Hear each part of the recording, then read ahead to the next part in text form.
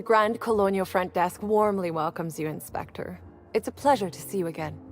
How may I be of assistance to you, Inspector?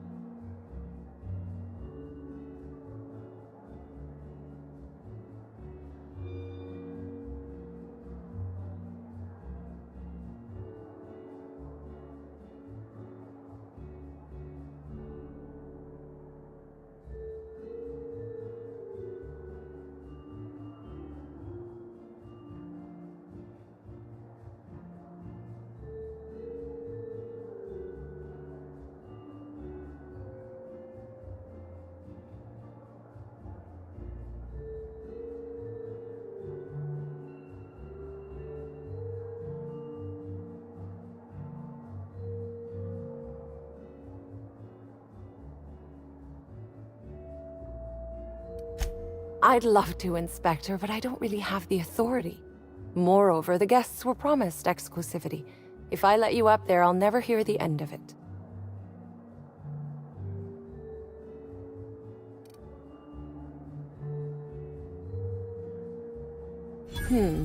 That's a good point. If they give me guff, I can just tell them that they're obstructing justice. That has a nice ring to it. Let me just set you up with VIP guest floor access. Done. You can now come and go as you please.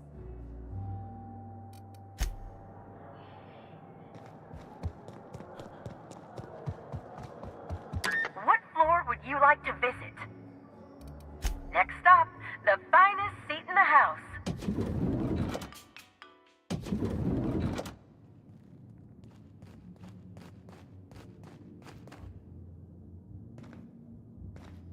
What floor would you... If you see Black Hole Birdie, be sure to get an autograph for me. Just joking. I've already got one.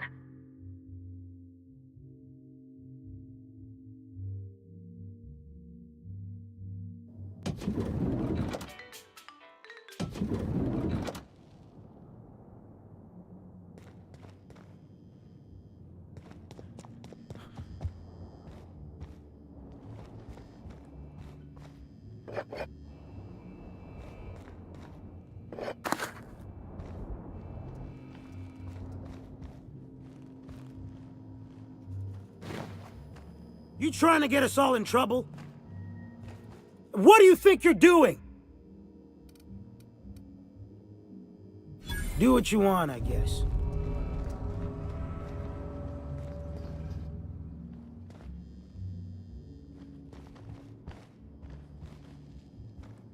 Is that a woolly cow? Why is there a woolly cow in the hotel? Also, why do I smell alcohol?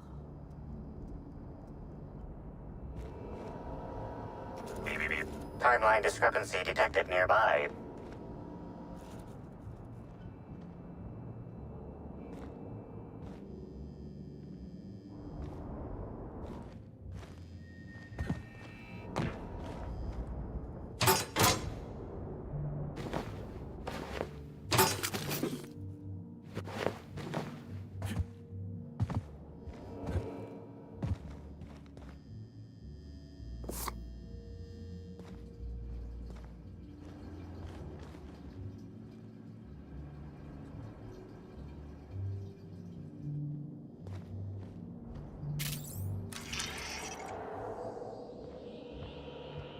Multiple discrepancies detected. First discrepancy. A woolly cow is present in this hotel room. Woolly cows are an import species for the Wilderness Exploitation Reserve and are incapable of affording upper-class accommodations. Second discrepancy. This woolly cow is dangerously inebriated with Rizzo Spectrum vodka. Alcohol sanguinization ratio exceeds recommended maximum.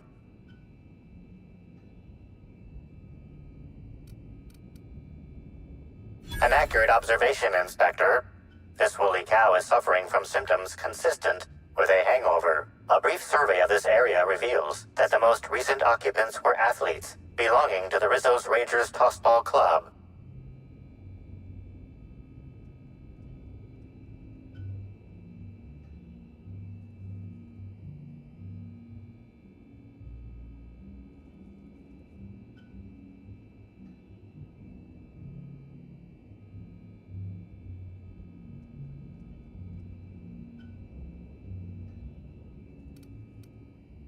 Insufficient data. A brief survey of localized property damage, divided by the area of this room, yields the following estimate. This unit was likely occupied by every member of the Rizzo's Rangers.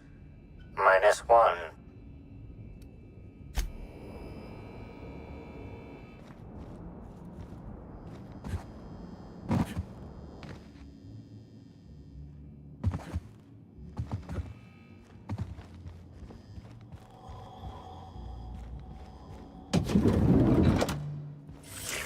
Timeline discrepancy detected nearby. The charred fragments of a letter lies at the bottom of this wastebasket.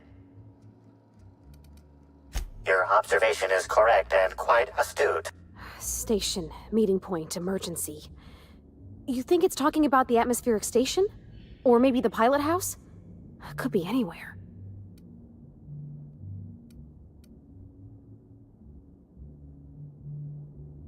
Someone burned this letter shortly after Halcyon Helen's death.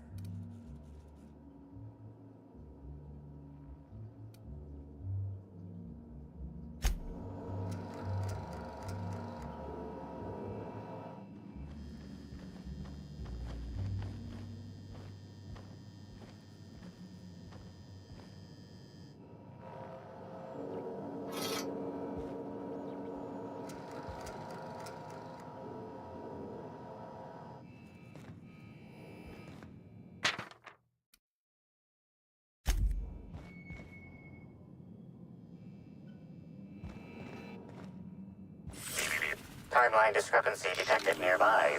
A single footprint, size 10, tossball cleat-sized. The soil in this residue contains a very high concentration of oxygen. Well done, Inspector. The weather monitoring station at the pilot house substitutes for a terraformer. The soil in his footprint likely came from there.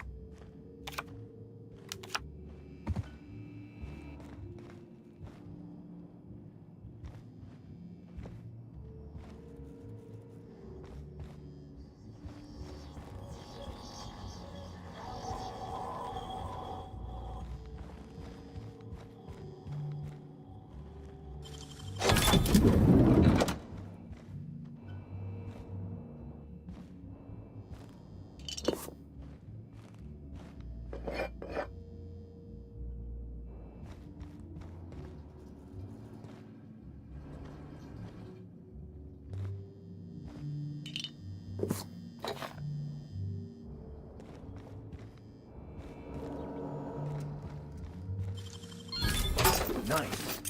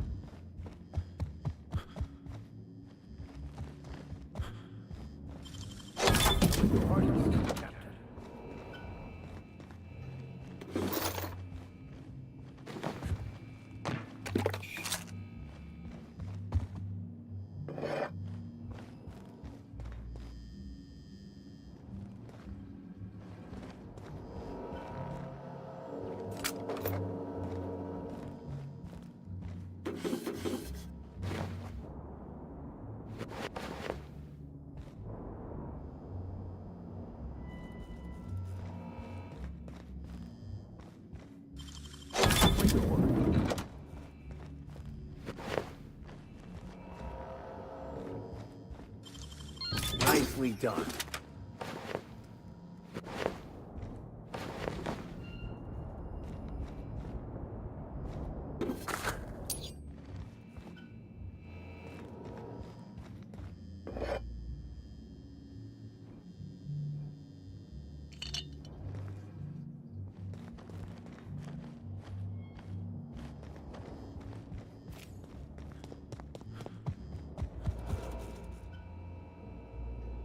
Zeke Hannigan, Rizzo's Rangers 16th back. Pleased to meet you. What can I do for you?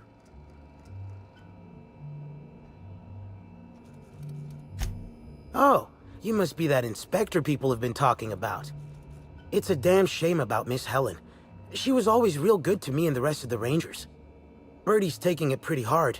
Miss Helen was the love of his life. So, what did you want to know?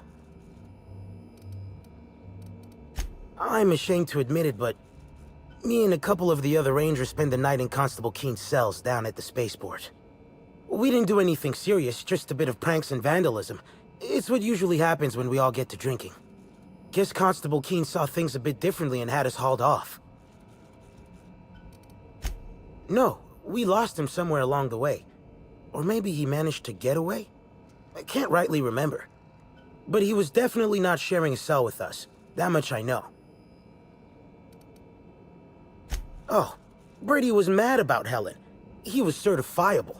The big galoot loved Helen about as much as he loved the game. Trouble is, Brady was not blessed with an abundance of temper. Helen kept Brady steady. If he lost his temper around her, it'd be because something broke between the two of them. What? Law, no. Birdie's got a fierce temper, but there's no way he'd ever have laid a finger on Miss Helen. Miss Helen was outspoken. She made her share of enemies on account of her expressing herself. Just between you and me, I heard rumors the Prophet never much cared for Helen's brand of blunt honesty. What can I do for you? About half my life. You know I was named third most profitable investment on 2 non-consecutive seasons? Ain't a lot of players who can make that claim. Except for the guys who came in first and second, I guess. I spent the last season injured and almost got sold to the Hephaestus Hammers, but now I'm all convalesced, ready to lay into some Cleo darlings, you know? Really break some legs. Since it's the off-season, we're helping support the launch of Rizzo's Spectrum Brown. Meet the fans, sign tossball cards, that sort of thing. Just between you and me, Rizzo's ought to cancel the whole event out of respect for Miss Helen.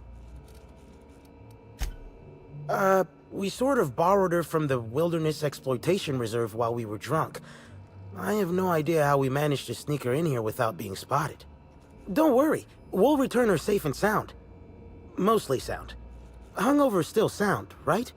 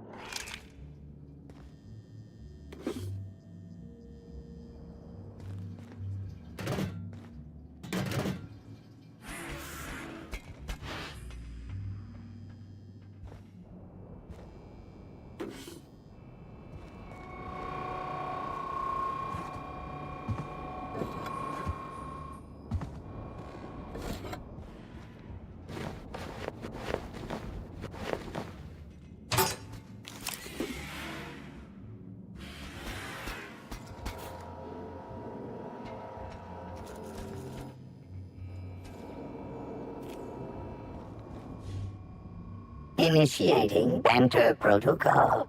Now simulating familiar and welcoming demeanor. Greetings, theater aficionado and or dumbstruck fan. You are standing in the vicinity of Burbage 3001, the latest and therefore greatest automechanical actor ever designed. Burbage 3001's programming is frequently upgraded to adhere to board-certified standards. The most recent upgrade was performed by Spencer Woolrich, Banter, Protocol exhausted, reverting to default behavior, grieving and despair. Oh, Halcyon Helen, may your atoms be commended to the Aether. Burbage 3001 was designed to disrupt Halcyon Helen's monopoly over the Aetherwave serial market. This unit's programming is based on Helen's most famous roles. Burbage 3001. Anything Halcyon Helen can do, this unit can do slightly worse. This unit has been programmed to simulate existential dread. Watch Burbage 3001 contemplate its mortality in the critically acclaimed drama, Waiting for Results. This unit has not yet completed its grief cycles, randomizing despair tables. Oh, Helen, is there no justice in the world?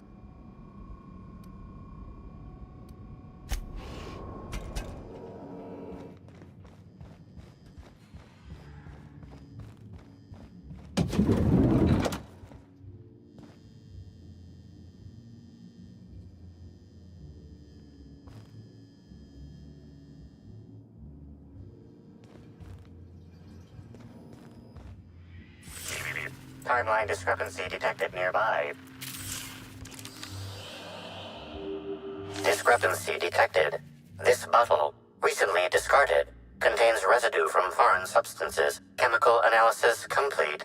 This unit has detected the following substances: oil, terrorray, blood, terrorray, unidentifiable biological fluids, terrorray. Yes, Inspector. Logical analysis indicates these substances were not present in the bottle's original contents. These substances cause extreme gastrointestinal distress in humans. Large doses can be fatal. This bottle contained Rizzo's Spectrum vodka. The presence of terrorray biological fluids may have significantly improved its flavor.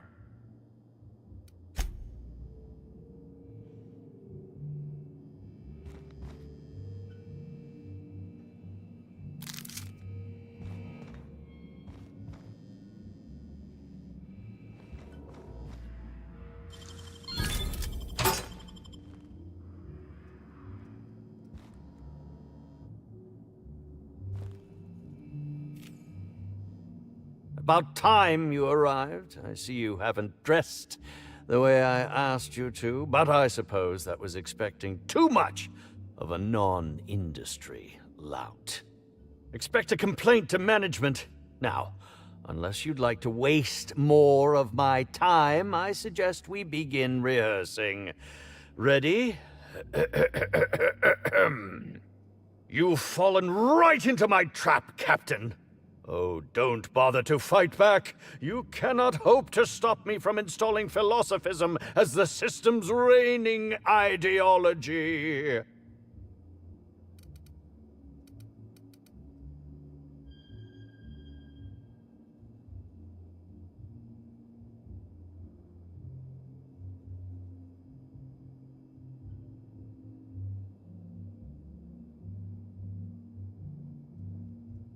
How does the scenery taste? Good, I trust? Wait a moment. You're not wearing a bellhop's ID, which must mean you're not Owen's understudy. That man can't even be relied upon to find his own replacement. Oh, no, this is curious indeed. Who are you, and how did you get in here?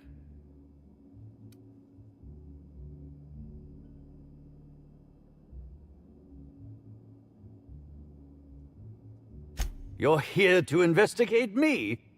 Oh, I assure you, I'm nothing special. Just an old crook with more money than time. That was a quote from The Retiree's Revenge, in which I played an ex-thief turned decrepit old man. But, of course, I'm certain you already recognized it. Now, what shall I sign first? Your weapon? Your wallet? Or perhaps something a little more personal? Undergarment signatures have been popular of late, or so I've heard.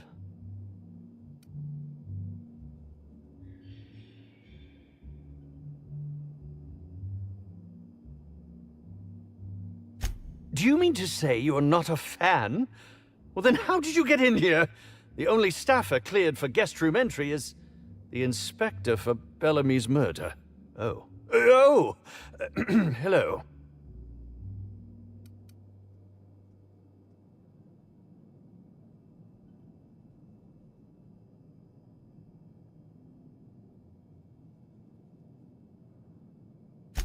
Terribly sorry, Inspector. I didn't realize it was you. Understand that I am beyond willing to comply with your search for the fiend that did Bellamy in. You know, now that I look at you, you're the perfect reflection of me, back when I starred in The Marauder's Bane. The absolute picture of justice. Ask me anything at all. I might even give you a straight answer.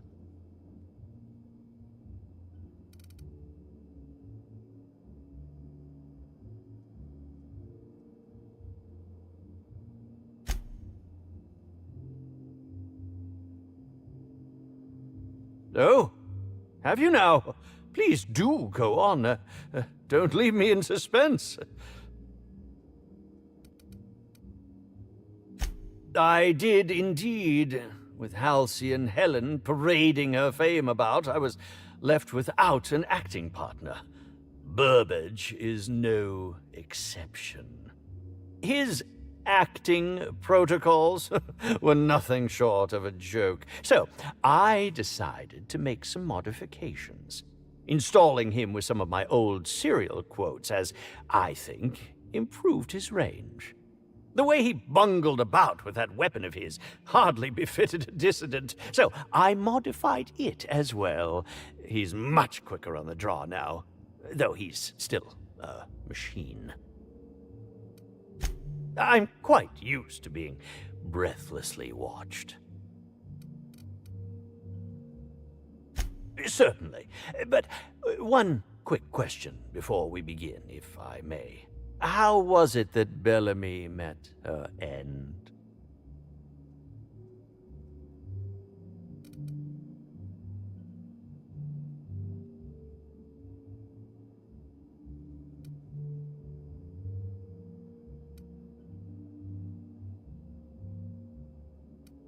Why, I'm merely worried for my own sake. Perhaps whoever came after her could come after me next.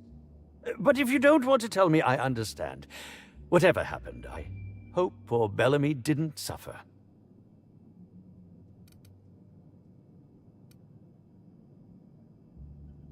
I was meditating, of course. That's how I get into character.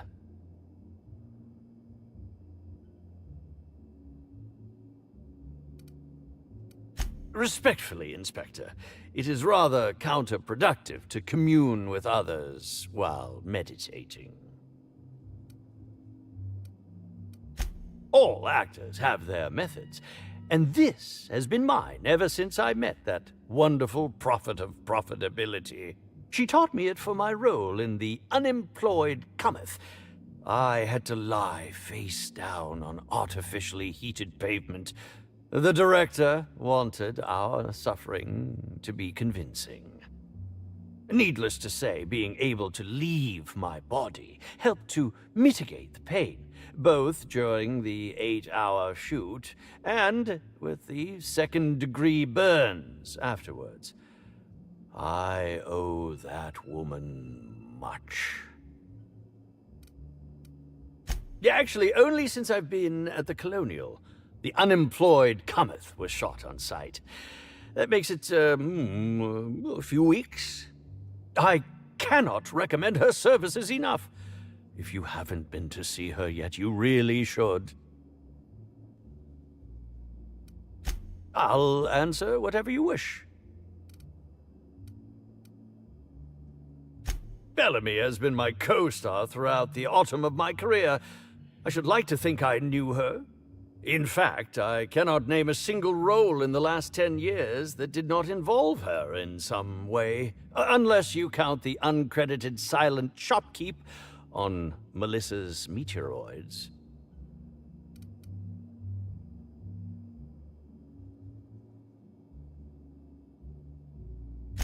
Oh, it wasn't. And don't think I haven't picked up on your tone. Resenting Bellamy is one thing, but killing her is another completely. It's also beneath me. Oh, come now, Inspector. What do you take me for? I'm an old man. I neither have the time nor the willpower to kill people for fun. Besides, I have my reputation to think of. I suppose that is enough on that grim subject. Indeed. The agonizing bowel pain was most undignifying. While I've certainly had no shortage of inadequate hotel meals, this was most explicitly pronounced. I suspect poison. And who would be most likely to poison me but Chef Anwar? Oh, we've clashed almost non-stop about his slop preparation. He must have tainted my meal in retaliation.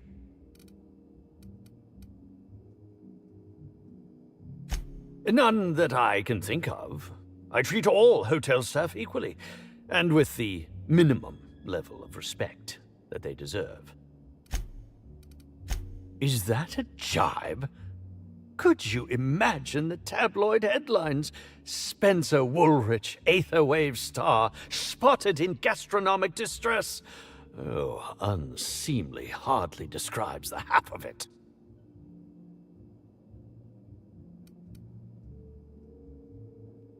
How alarming!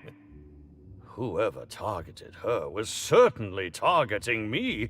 I can only thank my ironclad constitution that I'm standing here before you.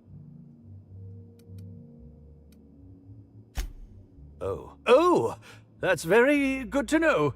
Perhaps the poisoner simply meant to incapacitate us both, disrupt the product launch. I couldn't say, Inspector. I'm merely an actor.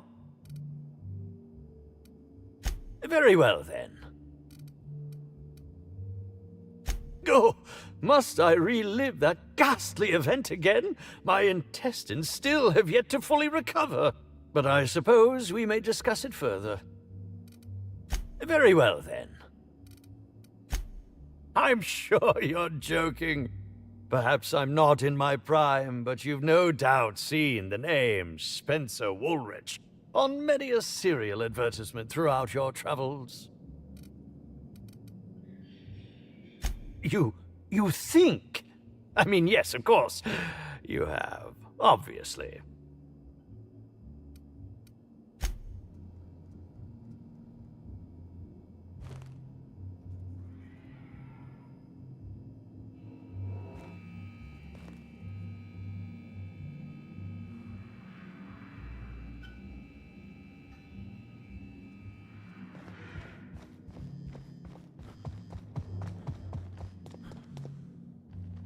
What floor would you like to visit?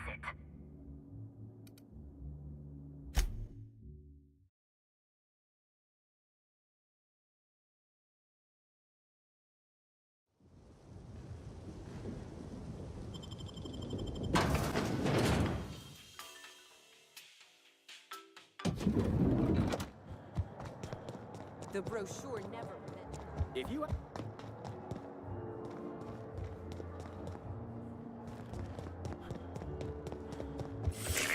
Timeline discrepancy detected nearby. This is a bottle of unreleased Rizzo's product. Helen appears to have attempted to use it to spell something as she expired, but all she managed was a sticky bee. This hypothesis is plausible, but requires additional information. Now calculating likelihood of Halcyon Helen using her final moments to endorse Rizzo's Spectrum Brown. Low to moderate likelihood. Mr. Bertie Holcomb is indeed known to frequent places of leisure and hospitality, as rare as they are in Halcyon. Correct. Bertie Black Hole Holcomb is a registered guest at the Grand Colonial Hotel. Accessing guest database B. The Grand Colonial Hotel is proud to serve the following VIPs. Bertie, Black Hole. Burbage 3001. This evidence has been recorded for later reference. Now generating pre-approved compliment. Splendid work, Inspector.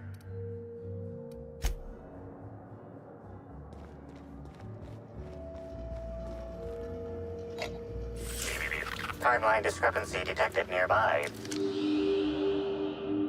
Analysis of this stovetop reveals an alarming degree of grease buildup, approximating proximity to volatile gases and chemicals. Chances of an explosive combustion upon next use currently at 92.9%. Searching slug work logs. No work log found. Creating conjecture. Slug has likely not fixed this issue due to a lack of responsibility on the part of their employees. Most corporations have regular cleaning procedures to prevent damage to company property. Slug, already unlike most corporations in a variety of ways, does not. That or the employees tasked with inspecting are shirking their duties. For shame.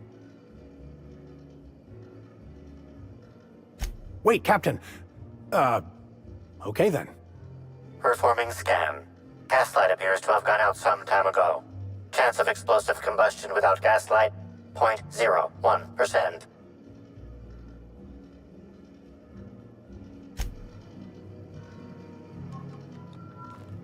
Yes? Are you here for the double rack of smoked sprat? Well, I'm sorry to disappoint you, but you'll have to wait. Oh, don't give me that look.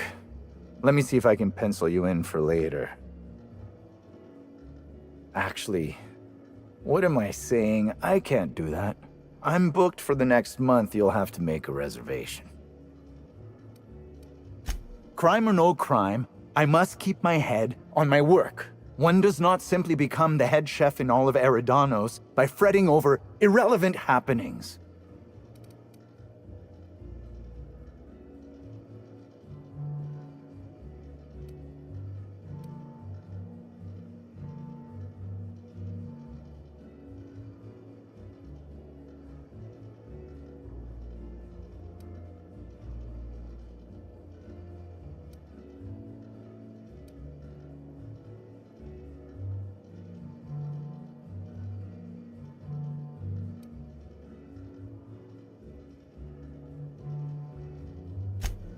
You're the inspector?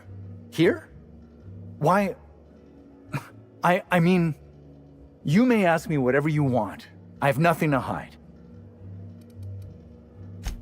Of course I did. I would never allow anyone else to touch the meals of so important a guest. Oh my law, this is the end, isn't it? My mother always warned me that the culinary world was too dangerous, but I didn't heed her warnings. Okay, I wasn't the one who did it, but I might have been mistaken when I said I was constantly watching Helen's food.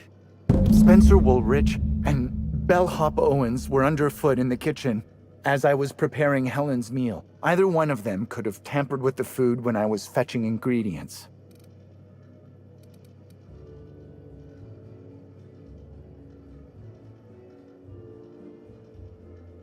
I understand your reluctance, but... Oh, I just remembered. The kitchen security camera. It'll prove I'm telling the truth about everything. Constable Keene has access to the security footage in her office at the spaceport. If you visit her, you can figure out what truly happened with Helen's meal. Well, it's a breach of professionalism, of course. Why else would I worry about it?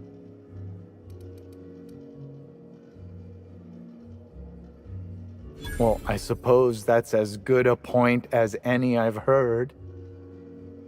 I may have taken some time to engage in a teensy bit of recreational drinking, and consequently, I may have been somewhat less than coherent after preparing Helen's meal. Yes, but not specifically. Owens often procures exotic ingredients from the creatures at the Wilderness Exploitation Reserve. Our guests can be rather particular. Let's not talk about the incident with the Raptidon pheromone glands. It's always hard to say when Owens might be back. If I were you, I'd make a trek to the reserve myself. Otherwise, who knows how long you'll have to wait. Mr. Woolrich often finds the hotel's meals wanting. He seems to enjoy complaining in person. While I could appreciate someone with a discerning palate for once, I believe that Mr. Woolrich simply enjoys the attention he gets from us. Though don't tell him I said as much. If you wish to speak with him, Mr. Woolrich can most likely be found in his suite on the VIP guest floor. He's usually there if he's not poking around here.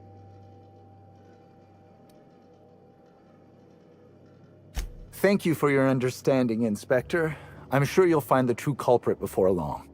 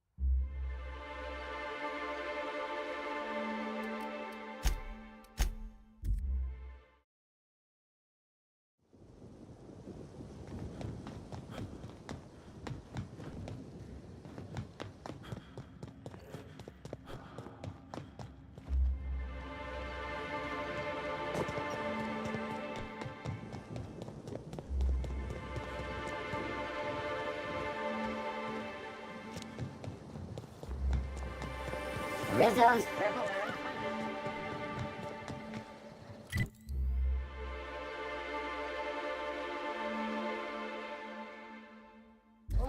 A fight. What was that? I just want to be your friend! Salvage the gear. Dump the body. Get it off! Get it off! Got 'em all.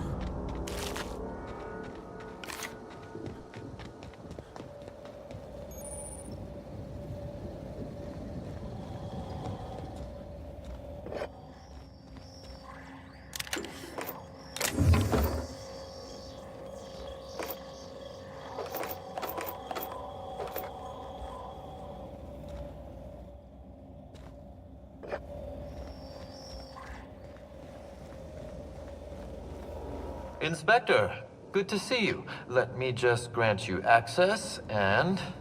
Welcome to the Piraeus Spaceport.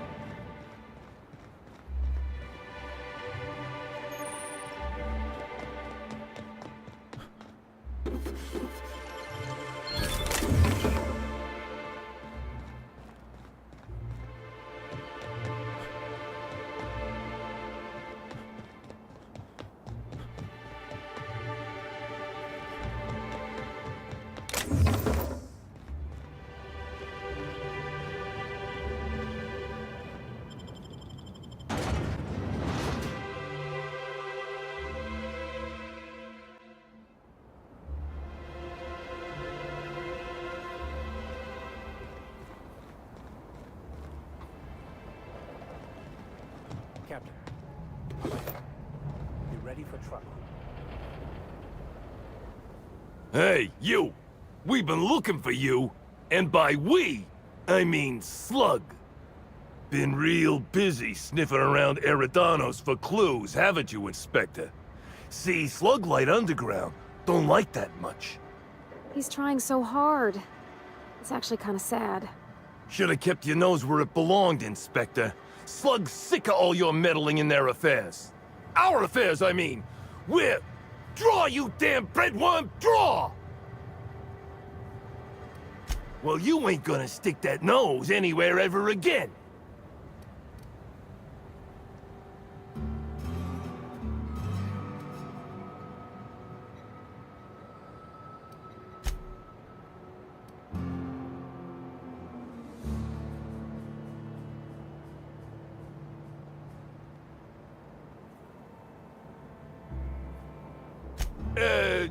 Quick, everyone! Get him!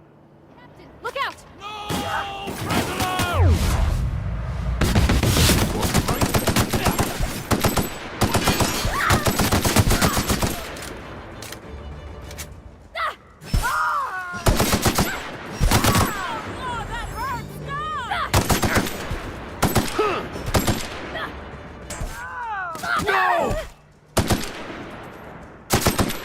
That's the last of them.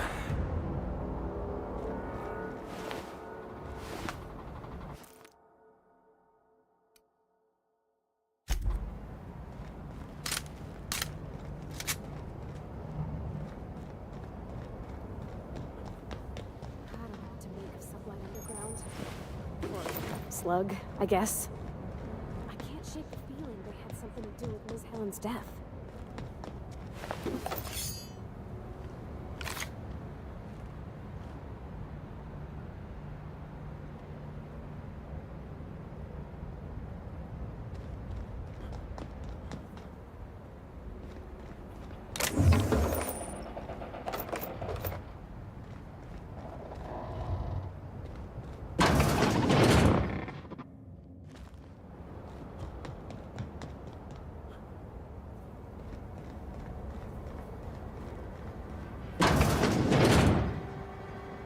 Reminds me of Moreau's.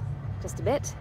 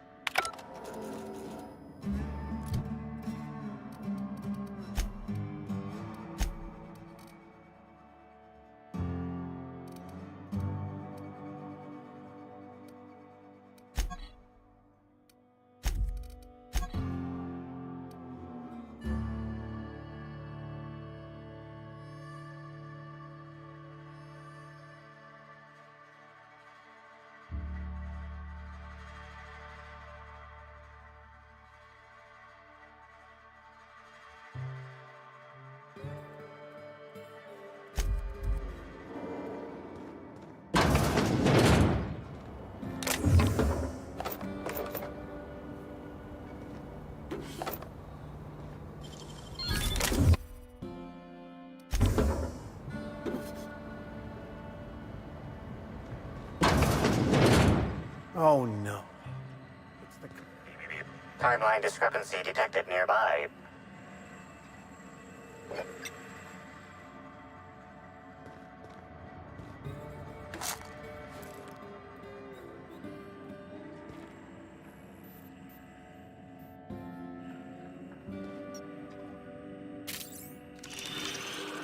An aberration in the expected timeline for this organic being has occurred. Behold, the body of Maria Keene, formerly the constable of the Eridanos atmospheric complex. No signs of life detected. Maria Keene is survived by no known relatives.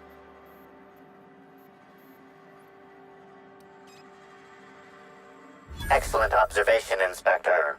Multiple wounds located in the frontal bone and between the clavicles suggest she was facing away from her attacker. Furthermore, the location and circumference of exit wounds suggest a firearm with unconventional ammunition. These casings are too minuscule for conventional small-caliber firearms. Each casing resembles a lancing needle used for medical and surgical purposes. High concentration of potassium chloride detected. Trace amounts of neurotoxin detected. These substances show the highest concentration near the entry and exit wounds. Cardiac arrest, rather than physical trauma, is the most likely cause of death.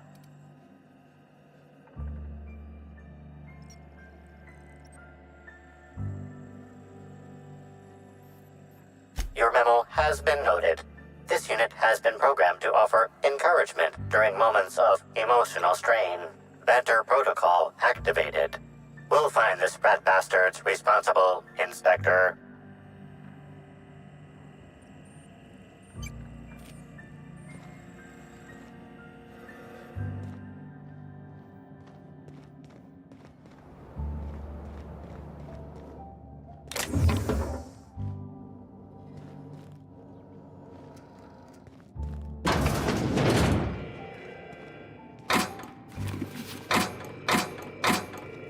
Greetings, criminal.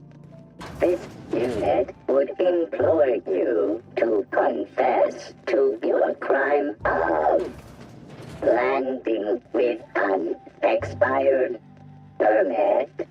Please explicate your defense into this unit's recording equipment.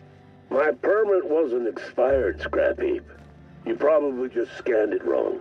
Error.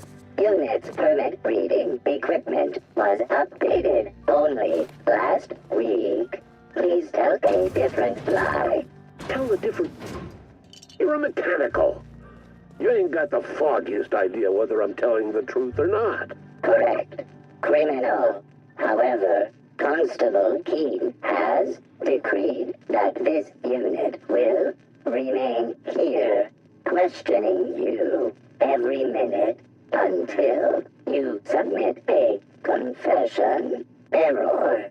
Information on recent exchange lost. Restarting conversation. Greetings, criminal. This unit would implore you to confess to your crime of landing with an expired permit. You know what? My permit was fake after all. Let me out of here.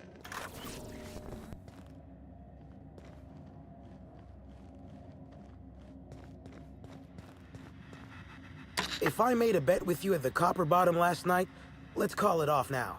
I can't stand the taste of life sprats.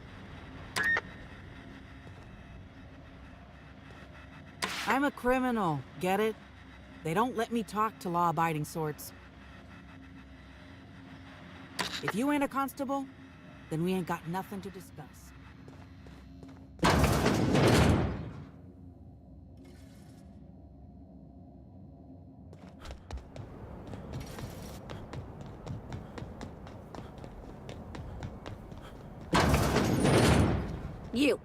You got an appointment?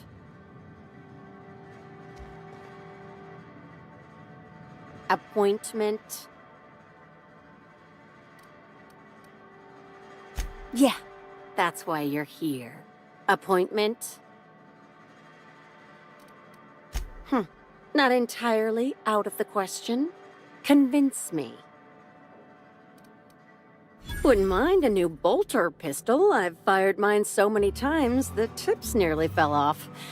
Let's give Mr. Kincannon a ring. Mr. Kincannon, got a person of interest here to see you. Think they've got business. That sounds like our inspector. Please, send him up.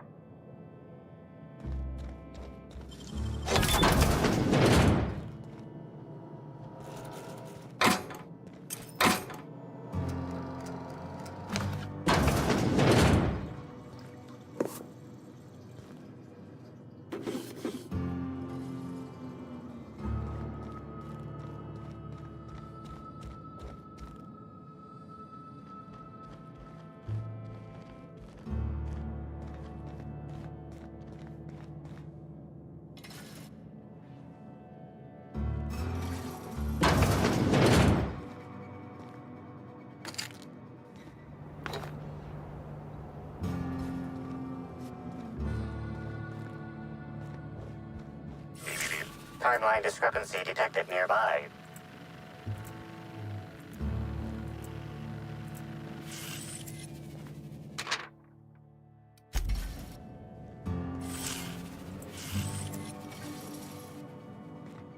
Why, if it isn't the inspector, I was hoping you'd swing by.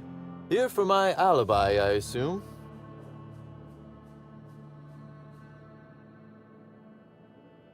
Another murder? Drunk Raptidons? Black Hole Birdie practicing his hacking in the middle of the street? Stop me if it's one of those, or I'll just keep guessing.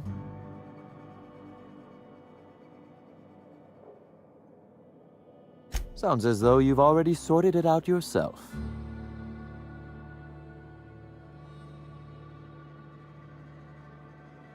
Slug uniforms do seem to go missing from the hotel laundry with impressive regularity. Easy enough for someone to nick a few. Now ask yourself this. Why would anyone give thugs slug gear and send them after you?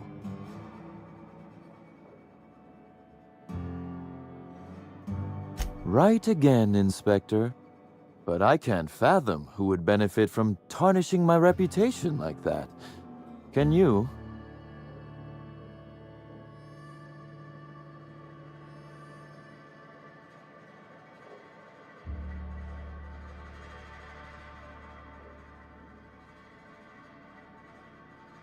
I'm sorry. I didn't mean to insult your intelligence. I'm used to working with Lou, you see? I hope you won't hold it against me. So, as you've deduced, I did not send anyone from Slug after you, nor is it likely they assigned themselves that task. Still, I am sorry for the trouble, Inspector. With that settled, I assume you'll want to know where I was the night of Helen's murder. Let's see. That night, I was... torturing Elliot Nasser for information on missing cargo. That was a messy one. Didn't break until nearly noon the next day. Can you imagine? An excellent question. I had his body dropped off the edge of the land complex. I'm not sure what happened to it from there, scientifically speaking. Maybe it dissolved? Ultimately, though, it doesn't matter. You'd be a fool to believe me, regardless of what I told you. People lie, and I am, incriminatingly, people. It's as I said. You shouldn't. If it helps, however, you might consider pursuing not my means, but my motive. Why in the name of the architect would I kill Halcyon Helen? She was making me a fortune. I'm considering a line of commemorative merchandise. Still, that's nothing compared to what Helen would have made us in the long run. I'd offer to assist you in your work, but I have a mystery of my own to solve, I'm afraid. You may very well want to. This particular trouble strikes me as not unrelated to your investigation. Items are disappearing from Slug's storage and processing warehouse. The thefts began a week before Helen's unfortunate death, and there have been more instances since. Before you ask, I know the difference between cargo going missing and cargo going missing. This is the latter. I'm not sure. I'm only confident there is one. That the thefts began mere days before Helen's untimely demise is an extraordinary coincidence. I'm not a man who believes in happenstance, Inspector. I do not trust it.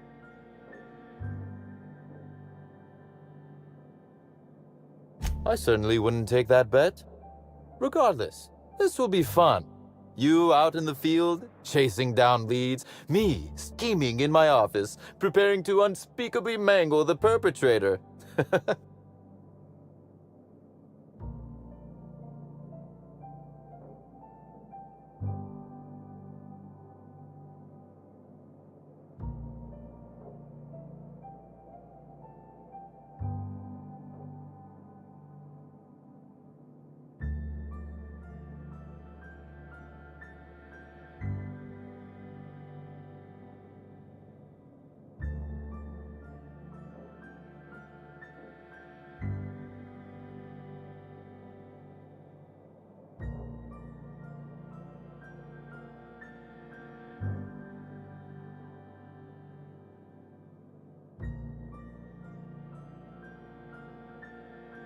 You do recall, Inspector, that I'm not to be trusted?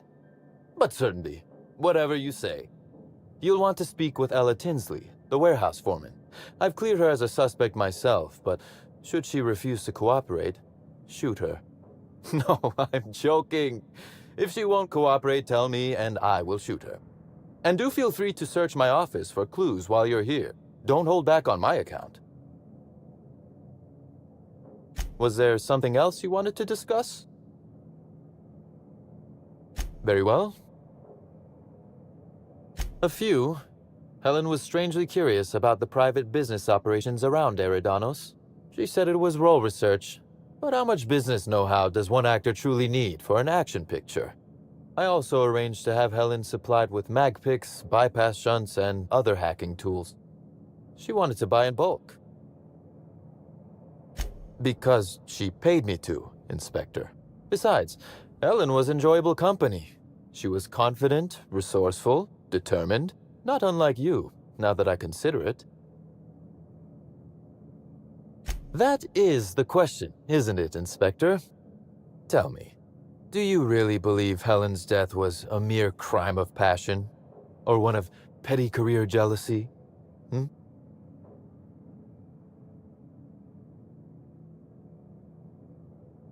A smart approach, Inspector. And yet, this murder is bigger than Miss Helen's personal life. Bigger than her latest moving picture. Indeed. I suspect Helen arrived on Eridanos with grander plans than promoting Spectrum Brown.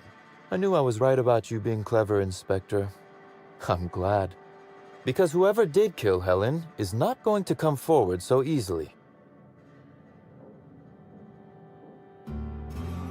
I might. I just might. Your point, Inspector?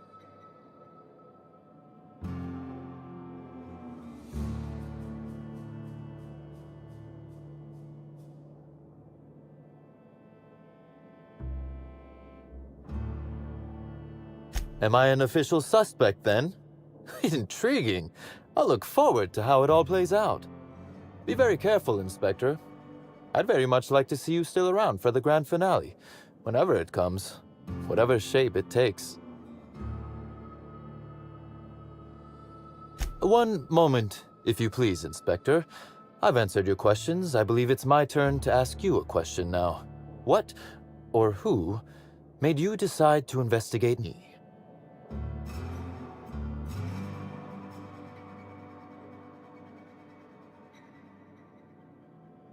Understandable. A man of my standing would naturally be tied up in all this, whether he wishes to be or not. Now then, did you need anything else? Constable Keene? Now that is a damn shame. Am I right to think this wasn't a workplace accident?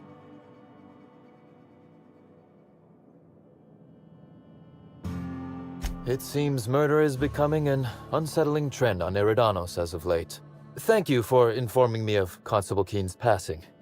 When you find her killer, please be certain to make them suffer. We may have been on opposite sides of the law on occasion, but we were not enemies. Perhaps it will shock you to hear her loss saddens me. Maria was a decent soul, and law knows those are in short supply around here. A little square, perhaps, in her dedication to the rules, but good nonetheless.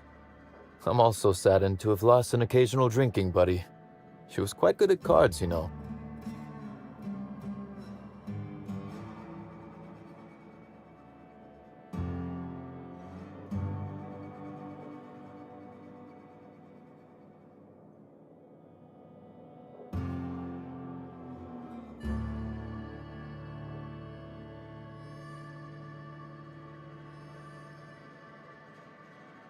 Indeed. But let's discuss something else. Do you have other matters requiring my attention? The original incident? Well, I made him an offer he should have refused. An excellent deduction, Inspector. Our combative relationship stems from paperwork, mundanely enough. Rizzo's contracted Sublight to construct the Eridanos atmospheric complex. Had Lou wanted Rizzo's to retain full control of Eridanos, he shouldn't have skimmed the revised contract I sent him. Lou's an administrator, for law's sake. I thought he would adore all the fine print I added. My power grab, as Lou called it, planted the seed of hatred. And Lou, obsessed with what should have been, has made sure to water it daily with his bitterness and anger.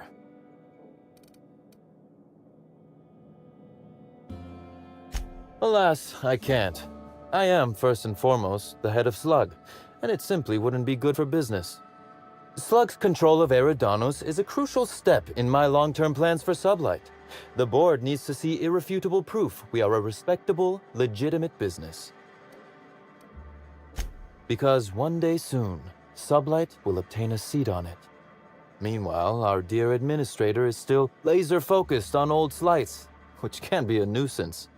He's grown increasingly desperate to catch Slug with our hand in the proverbial cookie jar as of late, convinced we're involved in less than legal business opportunities. I wish I could wink, but it always looks like I have something caught in my eye.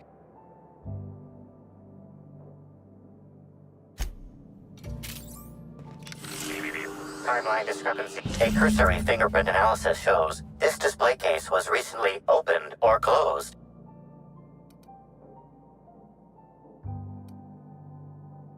Confirmed. The grip has been modified for a specific wielder, most likely the rifle's owner. Additionally, the plasma rifle sights appear to have been realigned to better accommodate a shooter with slight myopia in one eye. The fingerprints belong to Cedric Kincannon.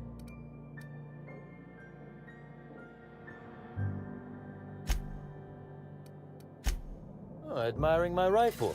Had it custom fitted by a woman on Monarch. Inspector, to what do I owe the pleasure?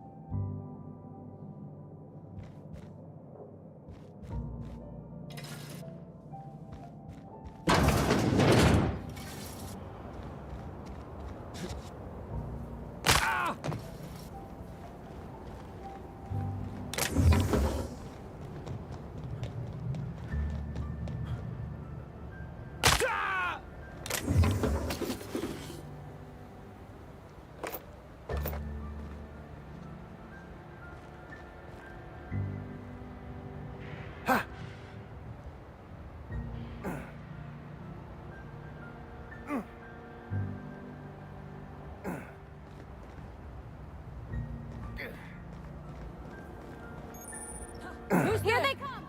Time to die!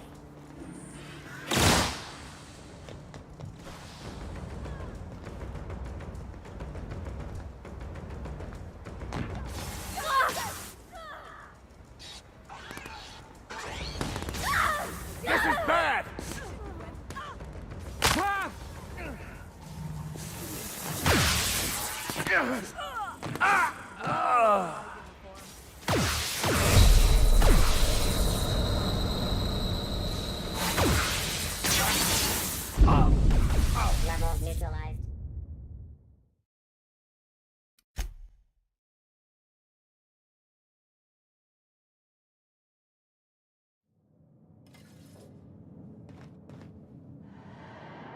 A cursory fingerprint. Confirm. Additional. The fingerprint.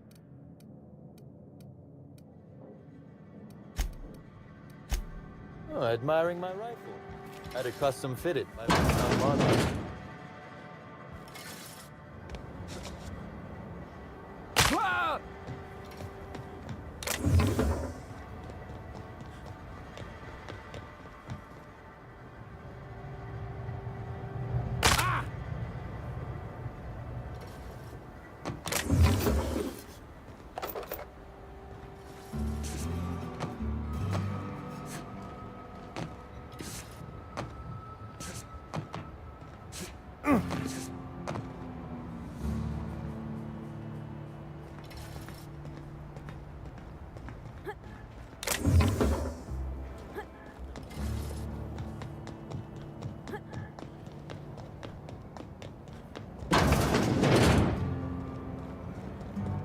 Hello.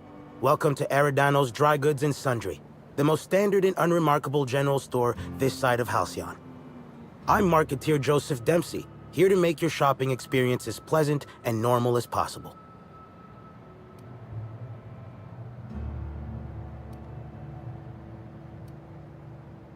Oh, I see you've read some of my poems. Very clever, Inspector. Yes, my pen name is The Marketeer, though I also use it in certain business dealings. Wait a moment. Why do you ask? Hey now, hey, let's all be reasonable here. I'm just a middleman. None of this was my idea. Occasionally, jobs requiring discretion arrive here from the hotel. Always anonymous and always lucrative. For a sizable cut, I set these jobs up and ask no questions. Somebody sent me a note telling me they wanted you dead. I don't know who, and I don't know why. I swear.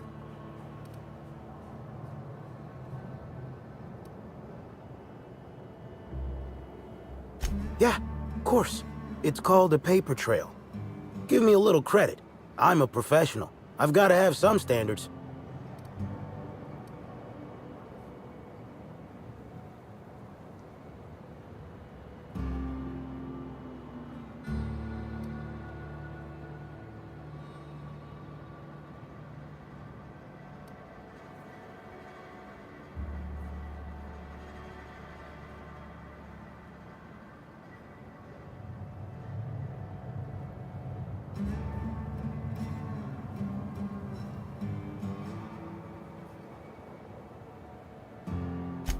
I understand your distrust, but look at me in my place of business.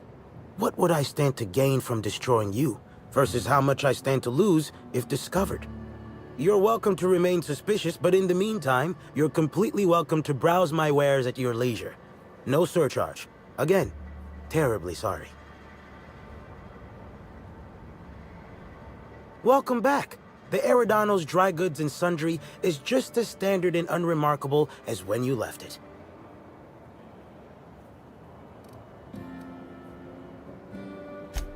Hey, folks take a lot of comfort in knowing their neighborhood general store is unchanging, eternal, like the land beneath their feet or the air in their lungs.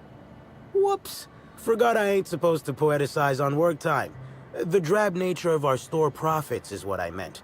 Now, can I sell you anything?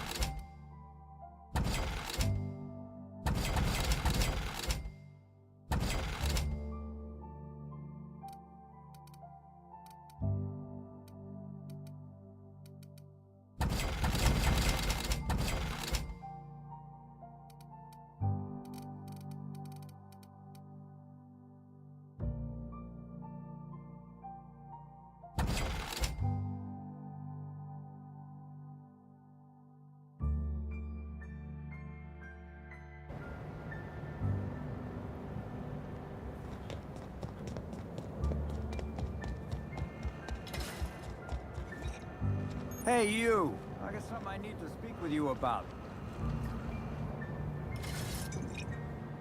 Hey there. Word around the spaceport is that you came in on the Unreliable.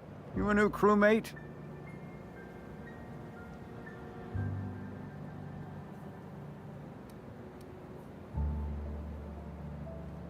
Cut the shit. I know Hawthorne's captain of that ship, and I know you ain't him. You want to try again?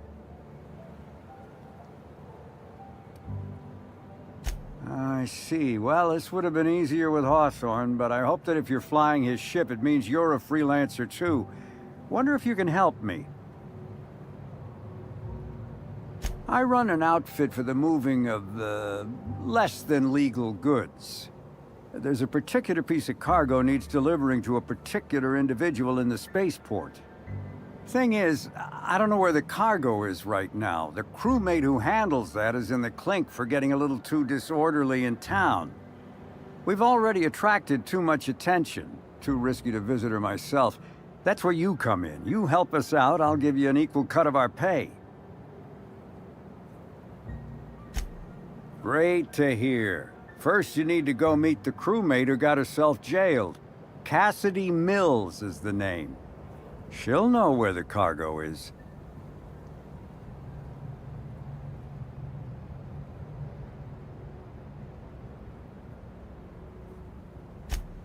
Oh, yeah, right. We have a secret phrase. I like boneless spratwurst. Say that and she'll know you're a friend.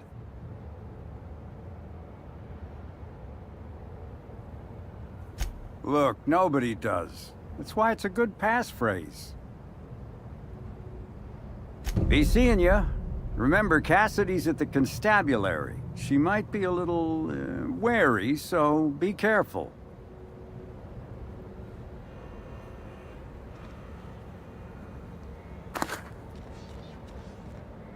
Housing people like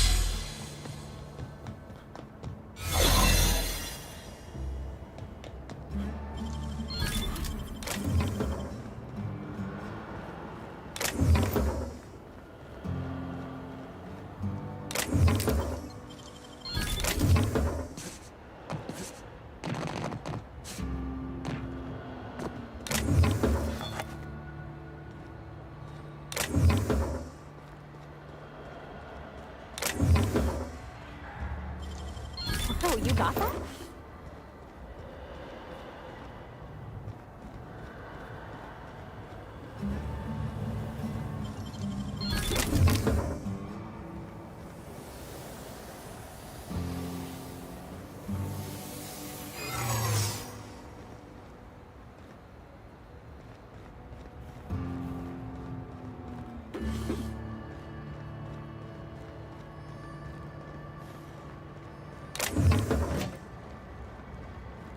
What the? Whoa, hold a moment. Who the hell are you? Yeah, you and me both. Right.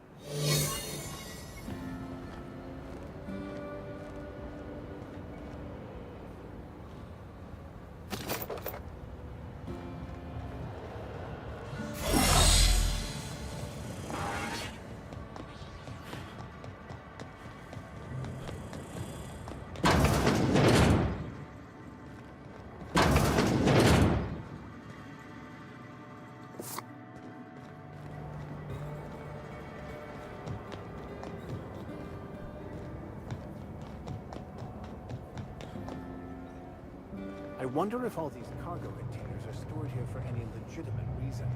Or just to give Sublight more opportunities for larceny.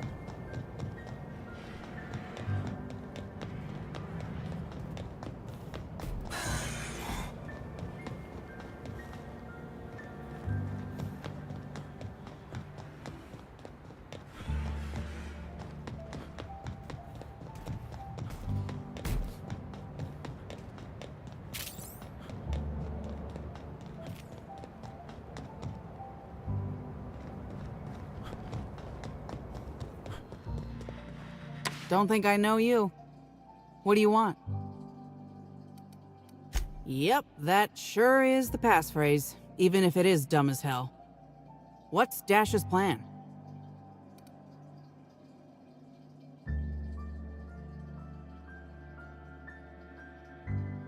You're looking for cargo from our ship, the Rat King.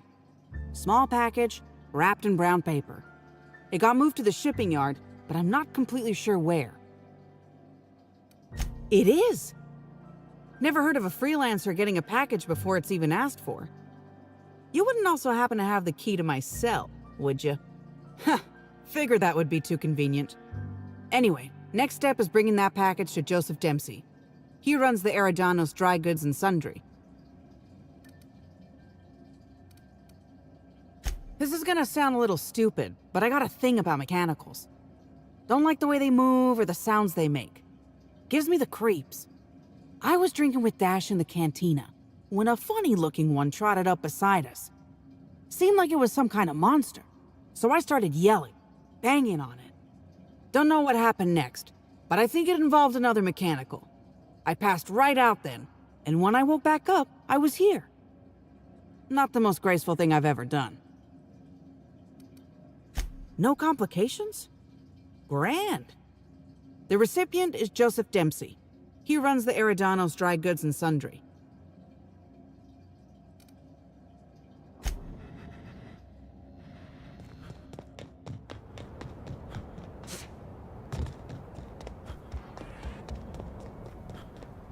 Welcome back. The Eridanos Dry Goods and Sundry is just as standard and unremarkable as when you left it. A shipment, you say? The only shipment I'm expecting is 100 pounds of salt tuna a week from now. And I certainly don't expect it to be brought by an inspector. Is that supposed to be some kind of code phrase? It has no nuance, no subtlety. Sticks out like a bent nail. A constable could detect that from the other side of Eridanos. I learn about secret codes in my off time, for fun. It's never anything that I actually need to use, mind. An independent, huh? Be a big risk letting you into my sanctum. Though if you're telling the truth, I think it'd be more than worth it. All right.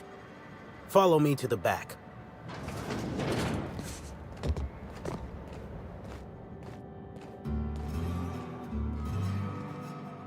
All right. So, as you can see, this actually ain't the most standard and unremarkable general store this side of Halcyon. Welcome to my black market. Whatever you're here for, weapons, information, contraband, cane and ointment, I've got it. Sorry for the frosty reception. Had to make sure you weren't with the constable. But seeing how you're a freelancer, I hope I ain't got nothing to worry about. Good. A worthy freelancer is hard to find. Since you're in the know, you can access my black market stocks, though you'll have to come by later. I'm waiting on my next shipment. Here's your pay. Good doing business with you, especially seeing how you didn't take this to the constable. Would have been a mighty pain in my tail end.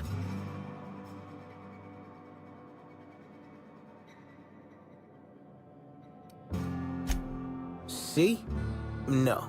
But I might tell you what's in it, so long as it's nothing proprietary, volatile, or breathing.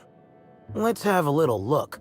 Contraband weapon parts, a few chemicals for the crafting of high explosives. All fairly standard. Oh, and a canister of trimethyl sulfoxide. Where dimethyl sulfoxide is good at keeping folks in stasis, trimethyl sulfoxide is nice for helping refrigerators run. Useful stuff.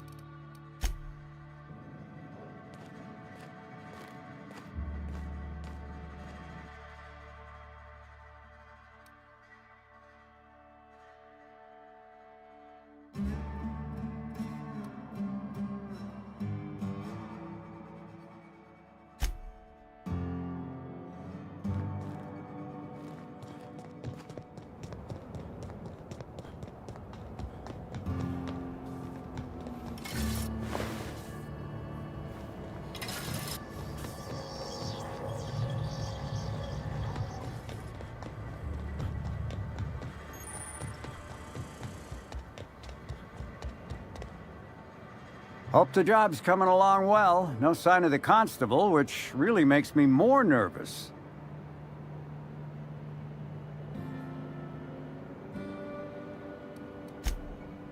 Excellent. Let's divvy up the payment 3 ways and we can consider this matter settled.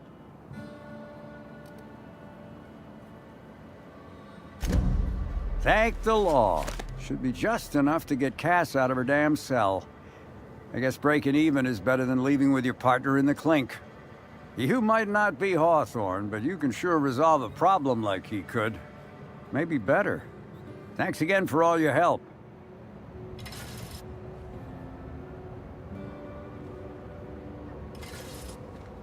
Haven't seen you around before, but that ain't no problem. All are welcome at the Copper Bottom Cantina, so long as their bits are good, huh? Can I get you something? Yeah, so you noticed that I'm a little off kilter, huh? Damn if it ain't been a while.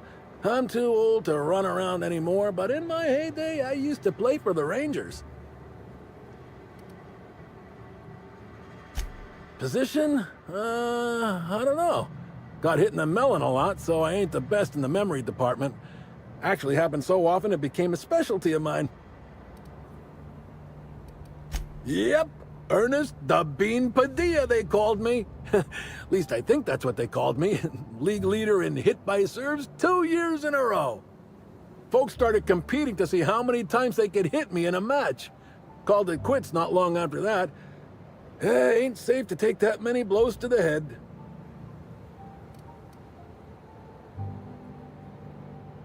I came out to coach the Rangers during training camp, but after a while, I had trouble remembering which player was which. Slug lets me bartend instead of recommending me for early retirement, for which I'm most grateful. I'd hate lying around like a deadbeat. Absolutely.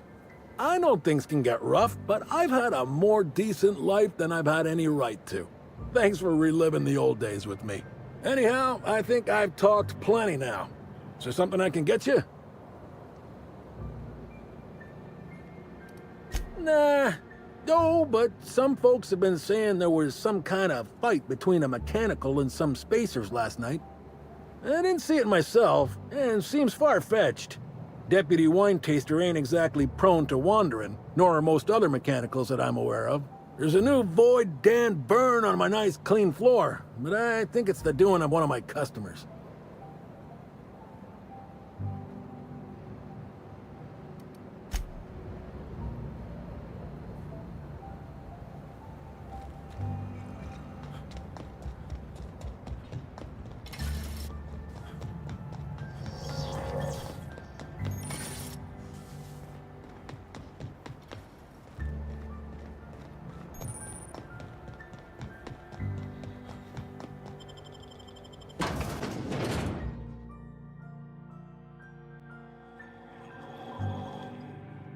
Hi there!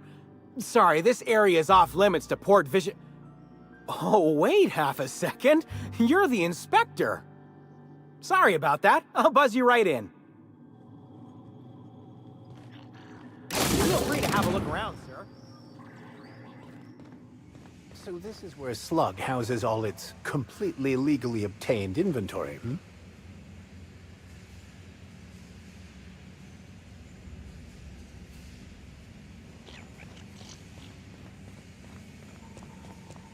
Is Fight Night still on there? Timeline discrepancy detected nearby.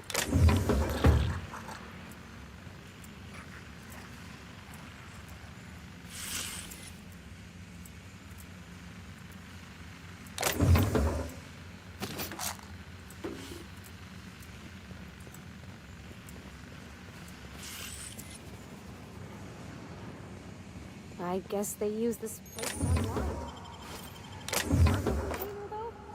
I think they'd get in trouble if they were caught.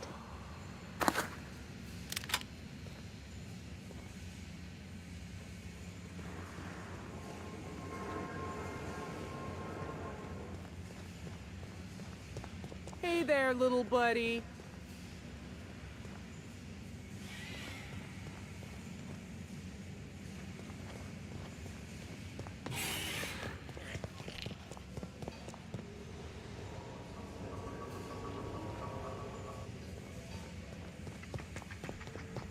Wait!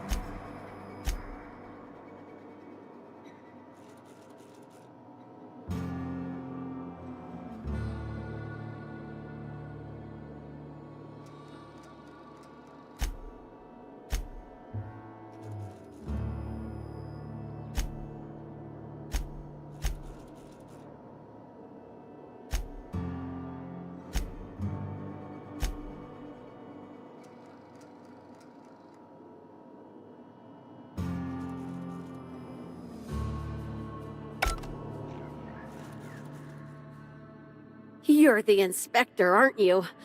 Boss Kincannon said you'd be by about the cargo that's been going missing. Gosh, this is so neat. A real-life inspector. What's that like? Have you solved any mysteries yet? Ever had to shoot a suspect? Right, of course. Just tell me how I can help. That's the weird part. There's no pattern, far as I can tell. The thefts don't make sense. I ask you, who would steal a handful of Spacer's Choice Sabers, so dull they can barely cut mud, but leave the spectrum black? Ugh. Who'd be desperate enough to want to steal a Spacer's Choice Saber, full stop?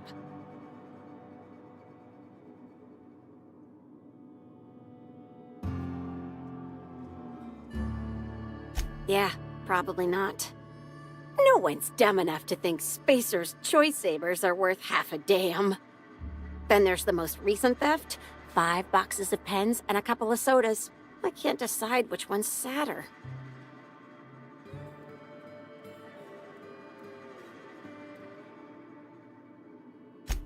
Well, I'm no inspector.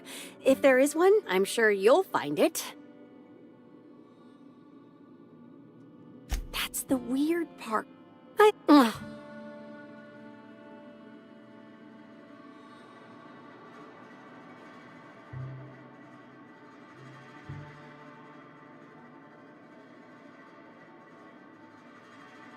No one's dumb enough to think Spacer's Choice Sabers are worth half a damn. Then there's the most recent theft, 5 boxes of pens and a couple of soda. I wish they hadn't stolen the blue pens. We can never keep enough of those in stock.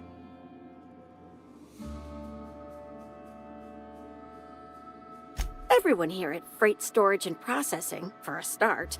Thing is, the cargo is going missing before the shipments even get to the warehouse. Best I can figure, it's probably getting lost in the shipping yard. As for who has access there, Benton Chan, he's the shipping yard manager, he told me it's mainly just the loading automechs that handle cargo.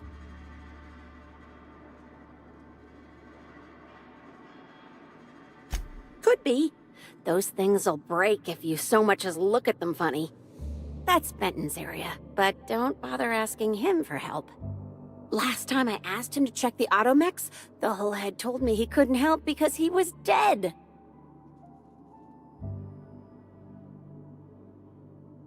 It won't bother him any if you have a look yourself, though. Hopefully, you're mechanically inclined.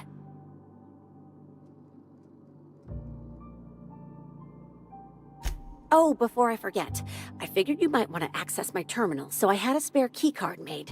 It's all yours. Oh no, I forgot to delete all of those incriminating messages I sent about which cargo to steal. Nah, I do have a list of cargo that's gone missing, though, if that helps any.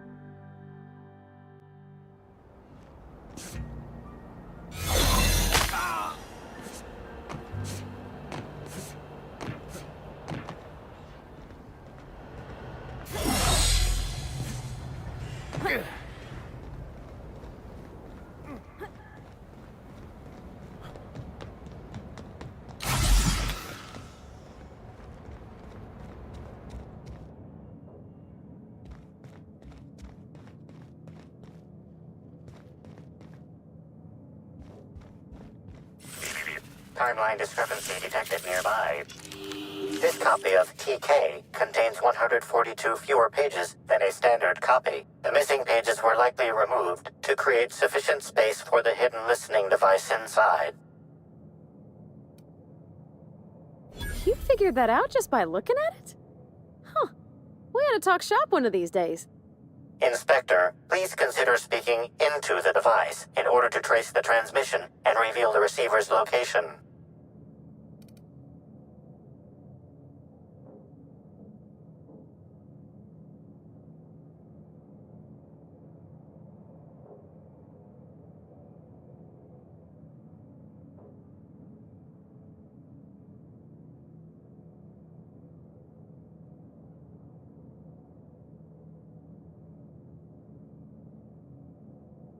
Ominous threat transmitted. Transmission analysis complete. While the precise location of the receiver could not be pinpointed, it has been narrowed down to a smaller, approximate range.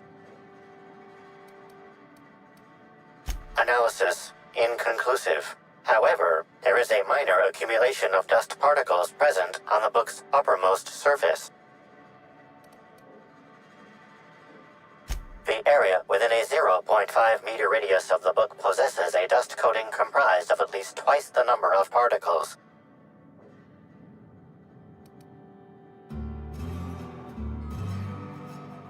That is highly likely, Inspector. What's that you found? No, wait, don't tell me. Let's save it for the big reveal once you've solved the case.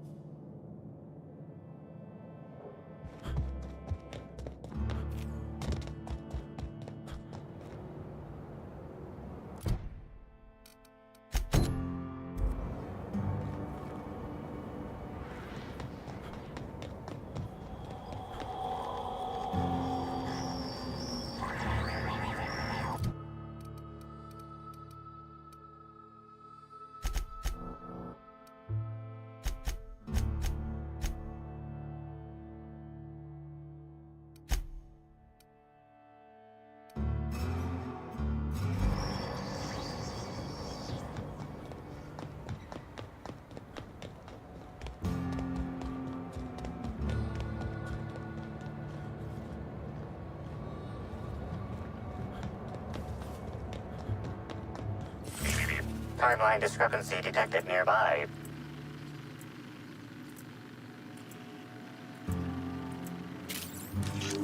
Transmission endpoint discovered. The receiver in this book matches the transmitter to the listening device found in Cedric's office. It's somewhat grime-covered. Due to the high level of foot traffic in this area, this unit is unable to determine who placed the device. Based on the accumulated mix of sludge and detritus, The receiver has been present since approximately a week before Helen's death.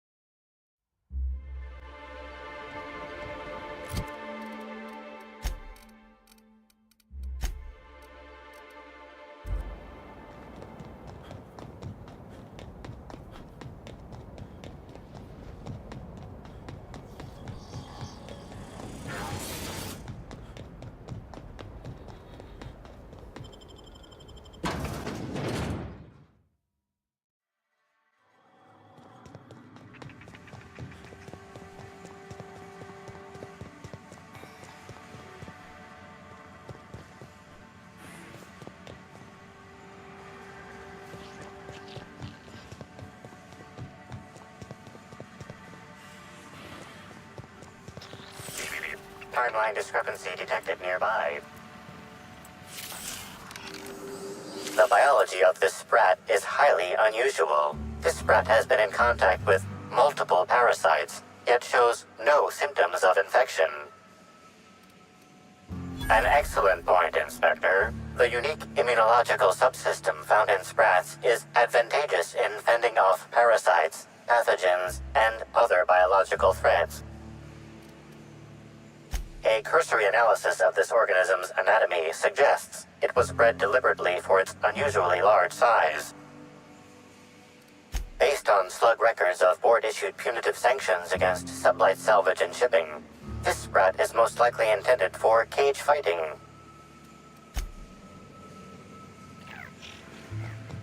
You're being absurd, Sprat.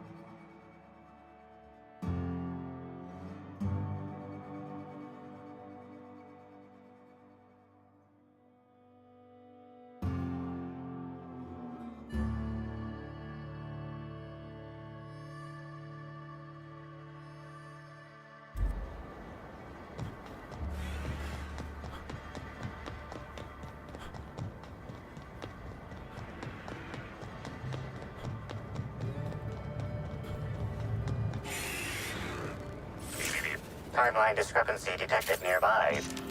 Inspector, this loading automechanical's programming does not match factory default settings. The standard defensive protocol has been modified to include an additional trigger. For Type K-19 cargo transport automechanicals, defensive protocol is triggered by attempted interference with cargo, or its transportation, or attempted destruction of the unit. Once triggered, defensive protocol targets the perpetrator and applies lethal force until the target has been deceased for a minimum of 3 minutes. There is a directive in place to initiate defensive protocol should an unsanctioned data log installed in this automechanical be removed. Slug automechanical maintenance records indicate this particular unit is frequently reported as out of position or missing for periods of time.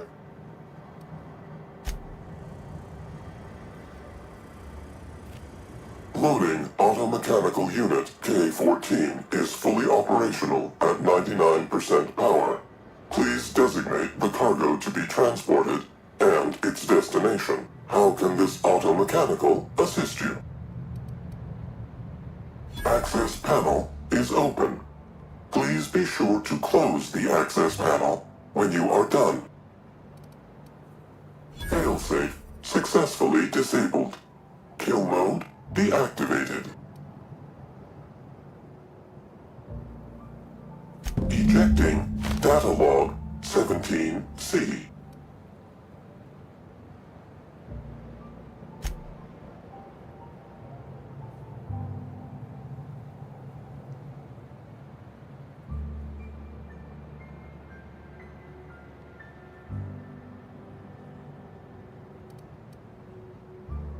Apologies. This unit does not have access to cargo inventory lists. Unit entering standby mode. Have a nice day.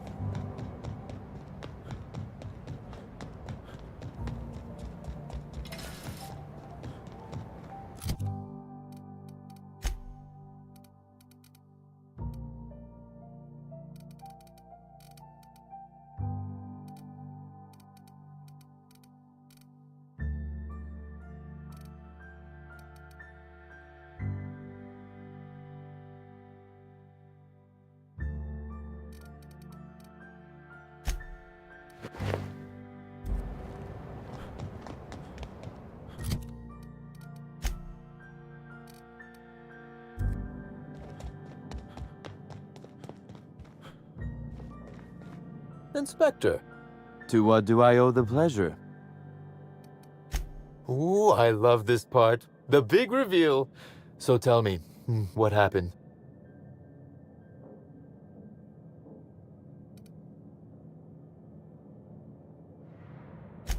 What makes you say that? Damn, you're good. Hacking the Automex. So that was our skimmer's game. But why? Everything that was stolen has seemed random. I certainly see no pattern.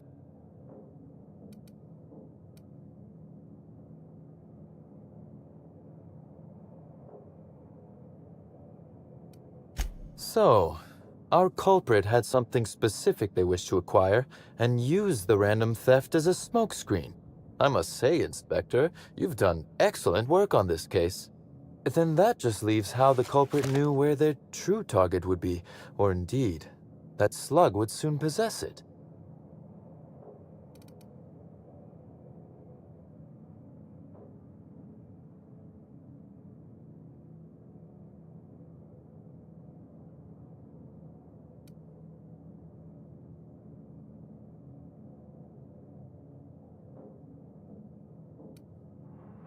Am I right to think what you found in my office earlier was the other half of this listening device?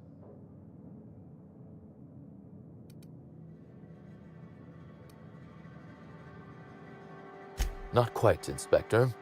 That listening device belongs to me.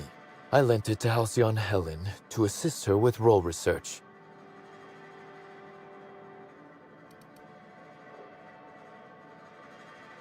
Unbelievable. I helped her. Gave her whatever she needed. I thought we were doing each other a good turn.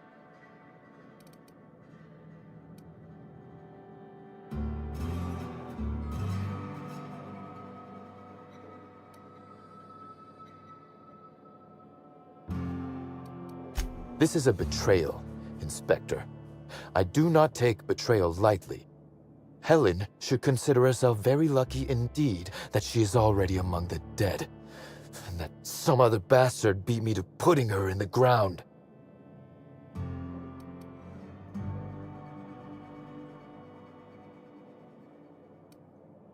Yes, I suppose we have. There is, however, a slight chronological incongruency to it. I now have a motive to kill Halcyon Helen, but Halcyon Helen is already dead. If I'd known Helen was stealing from me, I may very well have killed her, or had her killed. Alas, I did not.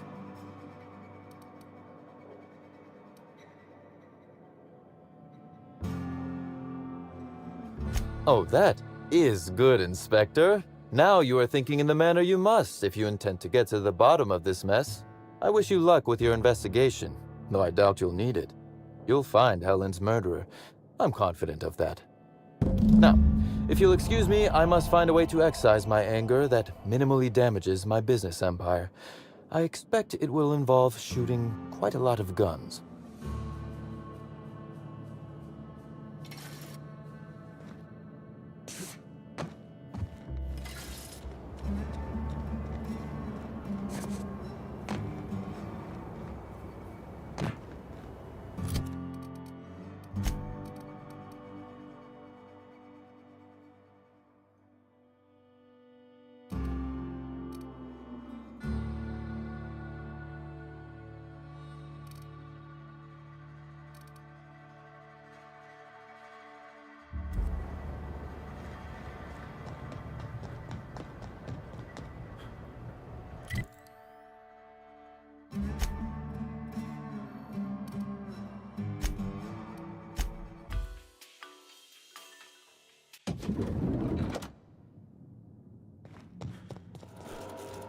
Inspector, I've just received word that Constable Keene is dead.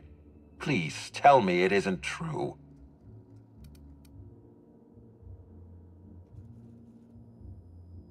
No, I can't imagine you'd be aware. It all happened so quickly. Halcyon Helen, Leora Blossom, Maria Keene. There's a murderer on the loose, Inspector. You must stop them. I don't have Maria to count on anymore, so I'm counting on you.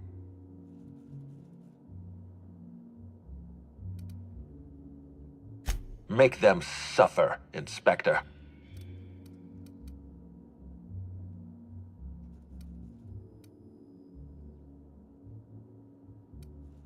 Why was there a suspicious-looking mascot in your room? I'm afraid I don't understand. Is this the lead-up to a joke?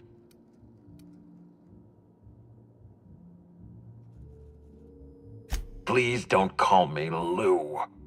I don't know why there was a mascot in your room. The Grand Colonial doesn't offer that kind of room service, I think.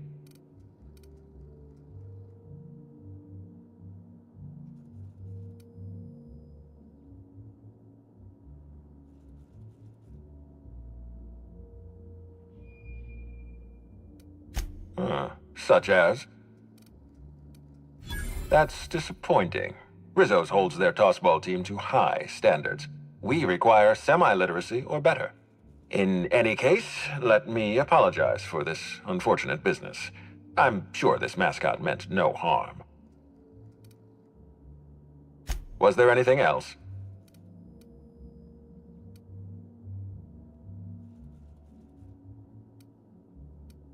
Closely, I trust. Tell me what you found.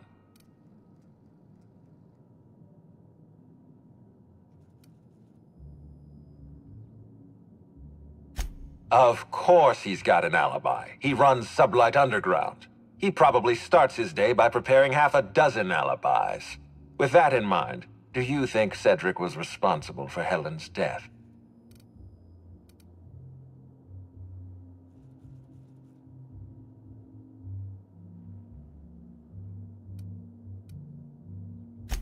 No motive. That's disappointing, because it's exactly the conclusion he'd want us to make.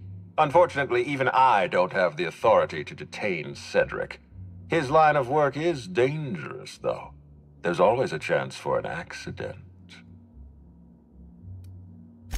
Well, I'm glad to hear that.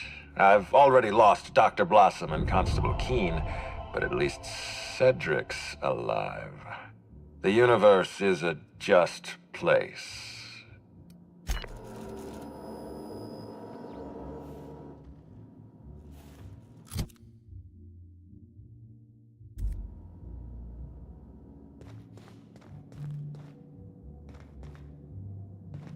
What floor would you like to visit?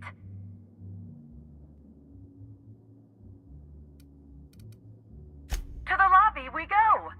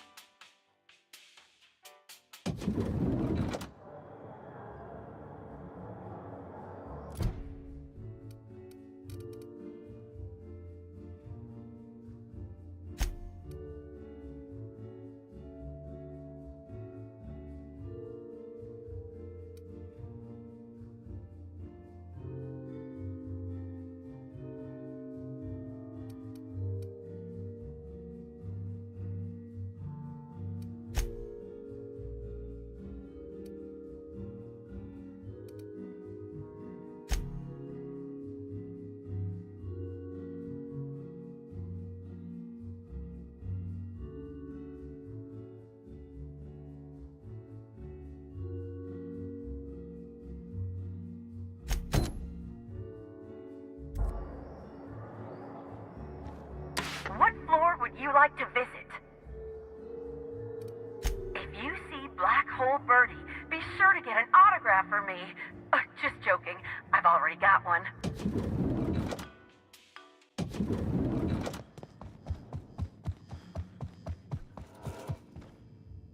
I could not have waited another instant for your presence. The Canes and the Canids, Act 2, Scene 6. I played a love-struck janitor. Ask me anything at all. I might even give you a straight answer. Oh, have you now? Please do go on. Don't leave me in suspense.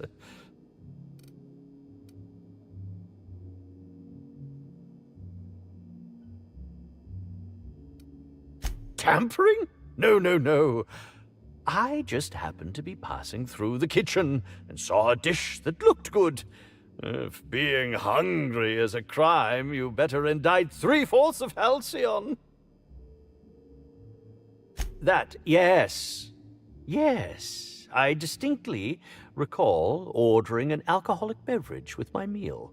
This hotel is certainly bringing a new meaning to the phrase rotgut. Management shall receive the complaint to end all complaints. I'm quite used to being breathlessly watched.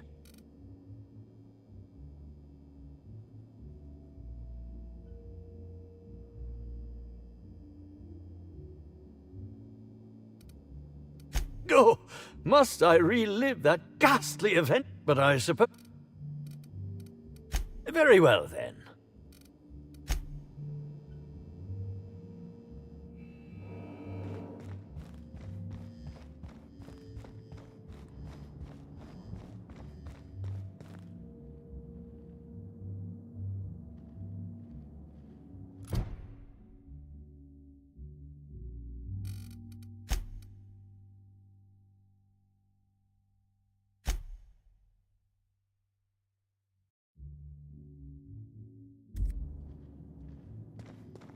What floor would you like to visit?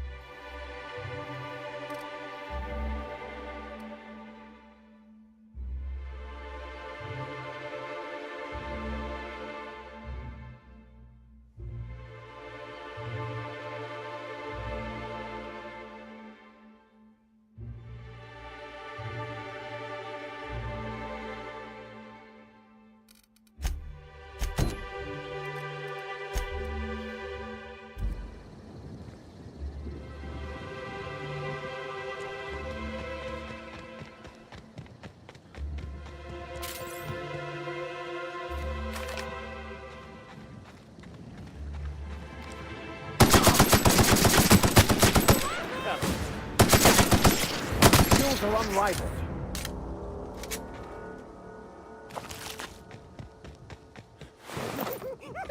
What could that have been?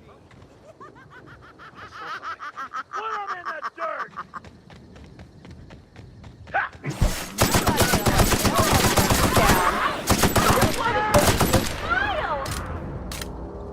Salvage the gear. Stop the body.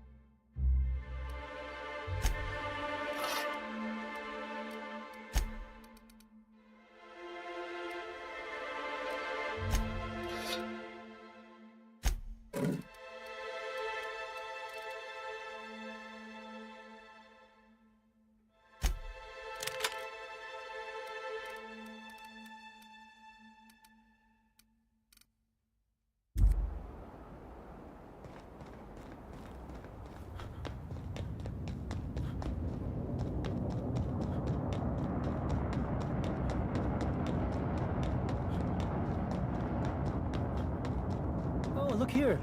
I could use a new pair of glasses. Can't imagine where you misplaced your old pair.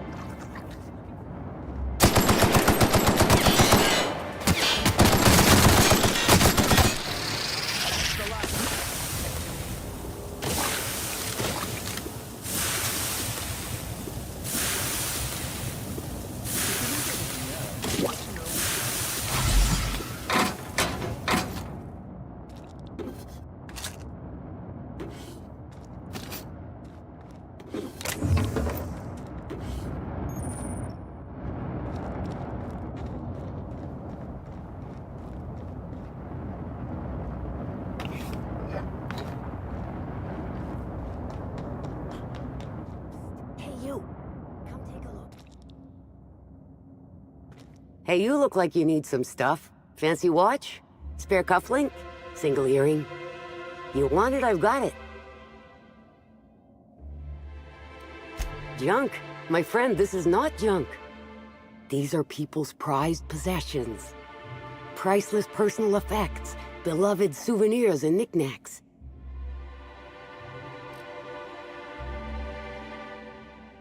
Huh? Oh, well, some of the guests left this stuff behind.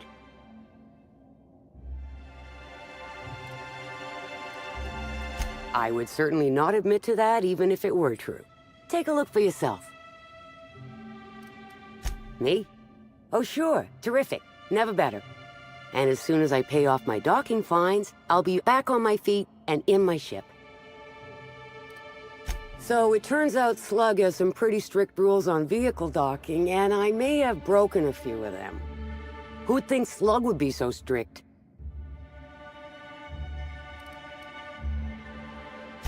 Let's see. There's docking without prior authorization, double docking, docking into adjacent vessels, docking while under the influence of alcohol, docking while under the influence of caffeinoids, and loitering.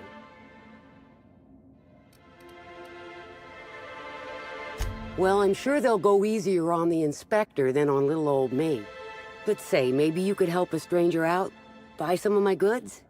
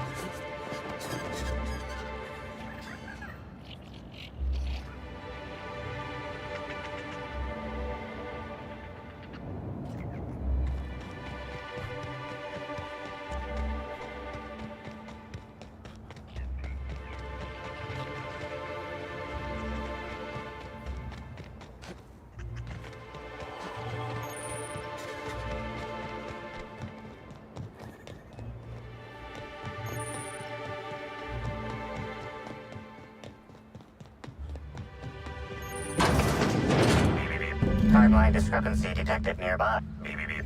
Timeline discrepancy detected nearby.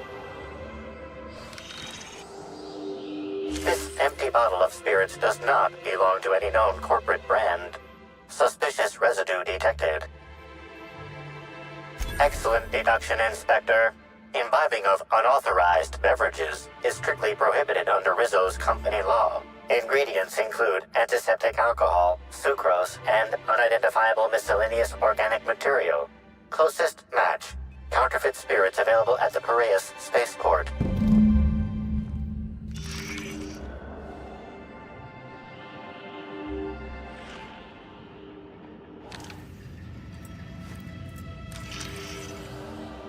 Discrepancy detected. Rizzo's company policy clearly states that all proprietary mascots must exhibit signs of physical life.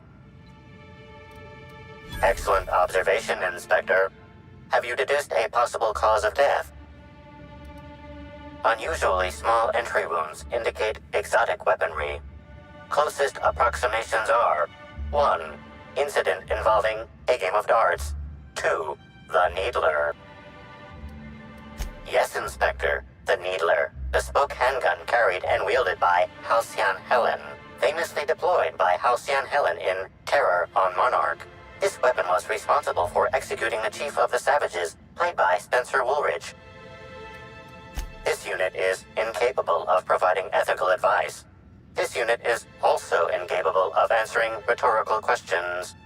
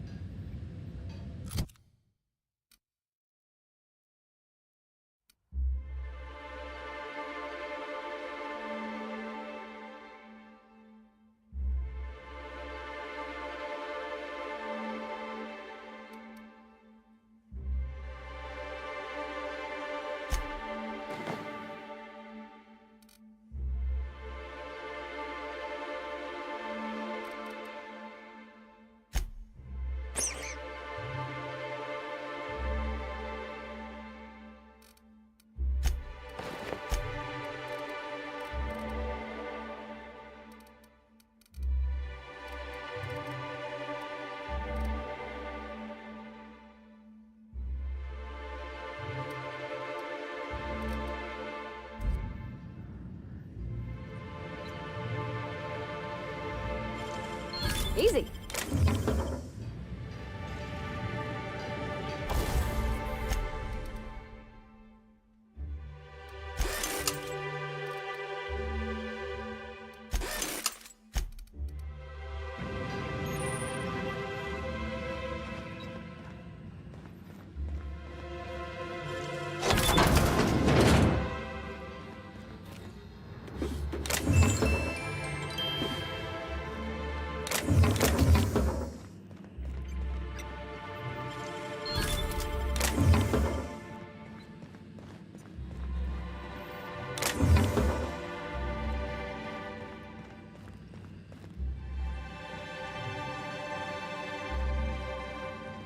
Wish I had a telescope like this back in the Vale. Of course, the company probably would have scrapped it for parts.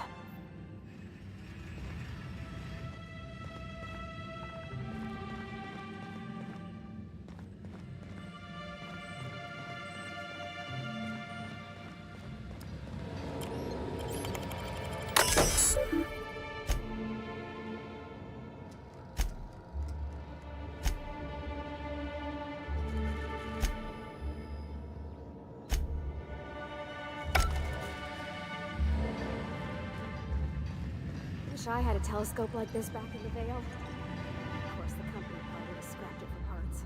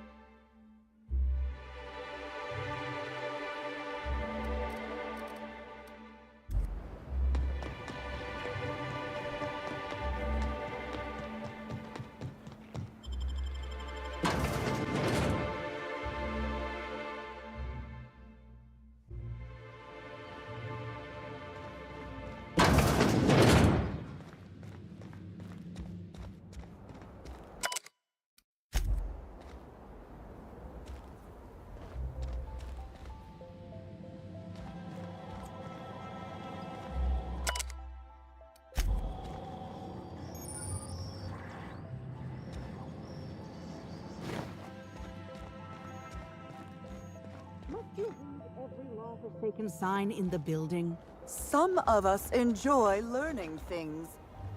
Oh, yeah? And what did you learn about Rizzo's arm for 2 hours ago? Stop, you're smoking.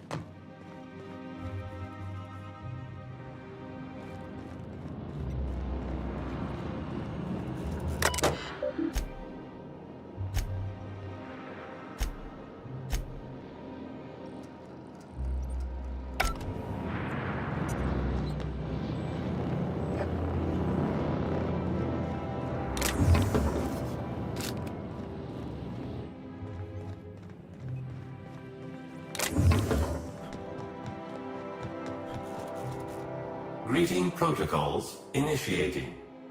Greeting protocols cancelled. Phaeton cannot extend pre-programmed pleasantries at this time.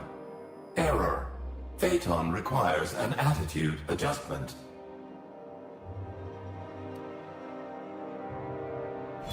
Affirmative. If Phaeton's internal gyroscope's off-center, it's gonna spell trouble for the whole complex. Affirmative.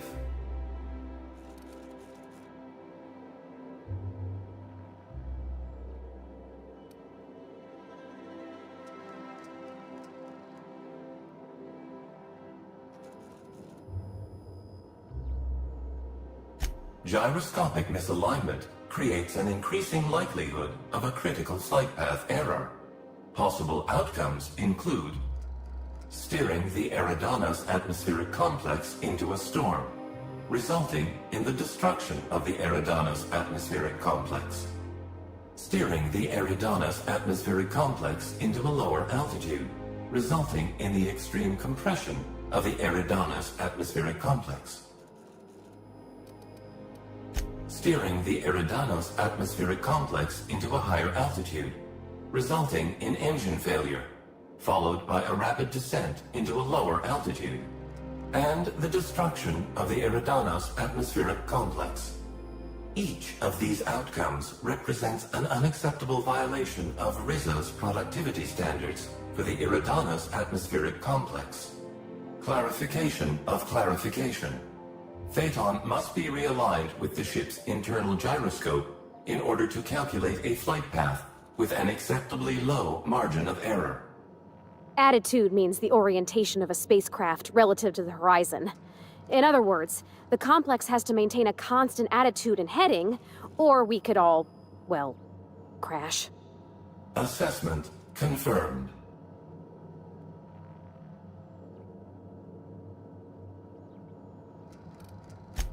To achieve attitude adjustment, acquire the Gyroscopic Alignment Key, or GAC, and convey it to the Gyroscope Management Terminal in Engineering. Utilize the GAC to interface with the Gyroscope Management Terminal and execute the Gyroscopic Axial Realignment procedure. This will achieve an attitude adjustment.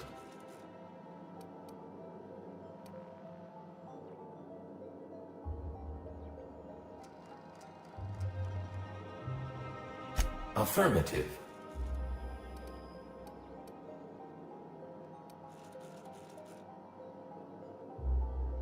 After all this time in Halcyon, you still have to ask. Captain Mabel Thompson is scheduled to perform routine realignment. Error. Captain Mabel Thompson is overdue to perform routine realignment.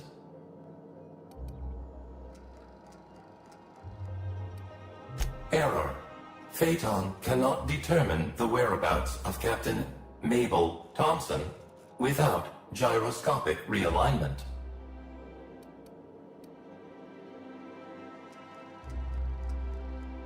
Reassigning gyroscopic realignment to the nearest available human. Reassignment complete. Rizzo's thanks you in advance for your assistance. Please note that Rizzo's does not pay for uncontracted labor, but a member of HR will issue a favorable remark on your permanent record. Access to engineering levels granted.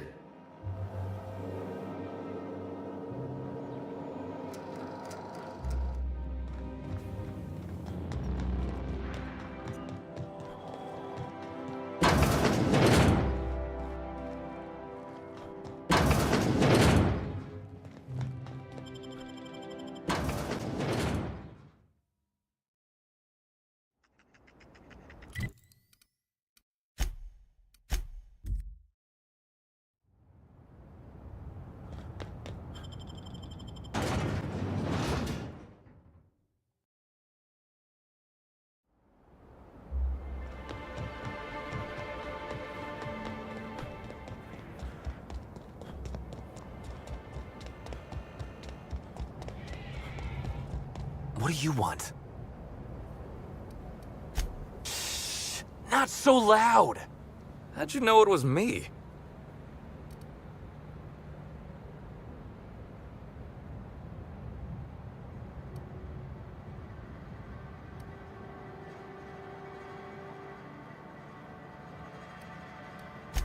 Yeah, that makes sense. You must be a good one to sniff me out. I'm in no mood to sign autographs, and I hate disappointing fans. So I'm lying low. You know, incompleto.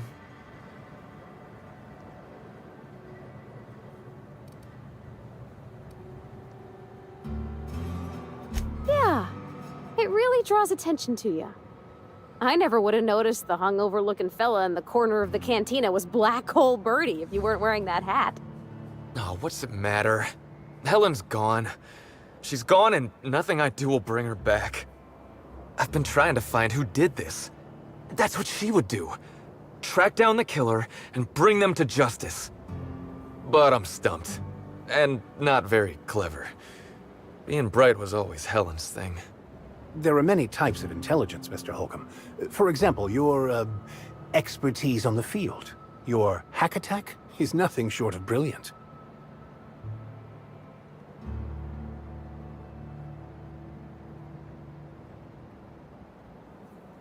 Oh, so you're the inspector! Hope you have more luck figuring things out than me. You probably want to ask me some questions, huh? I'm sure you're asking everybody questions, so you can find Helen's killer. So, how do I help?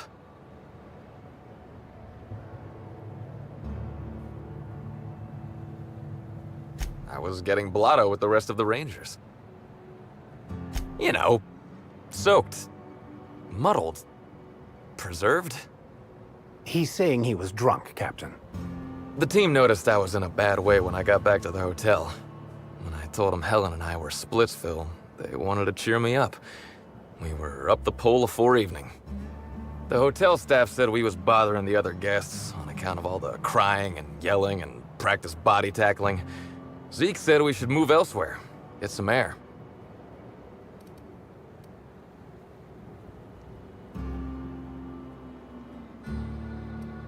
We ended up at the Wilderness Exploitation Reserve. I think somebody wanted to pet a woolly cow.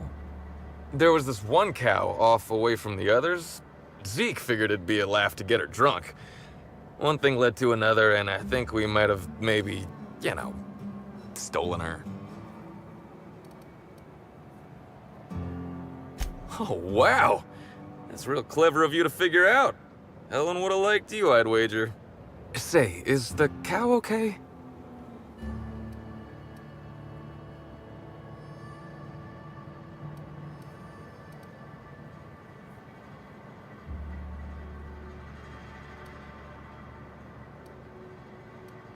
That's good. I hope she doesn't have a hangover or nothing. My memory's a little muddled after that. I guess me and the team got split up, because I know I was on my own at the pilot house for a time.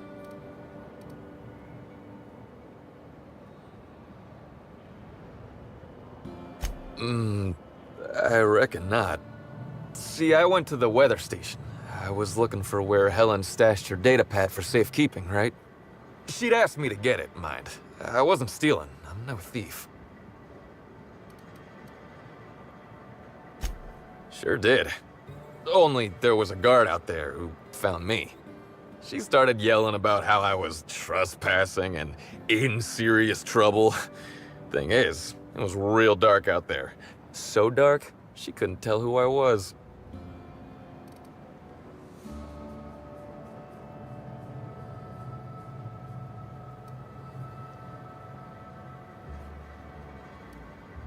Long story short, I got out of there. Ran like the Rangers were down by 3, and I just bronzed the toss ball in the Friday zone.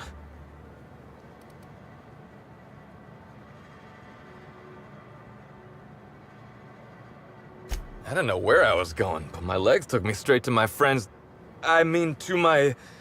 fridge... Raider. I don't want to tell you. I'll get in trouble.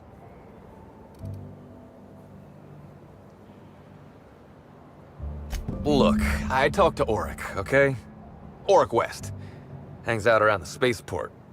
He's the one who taught me the breathing exercises I use to calm down.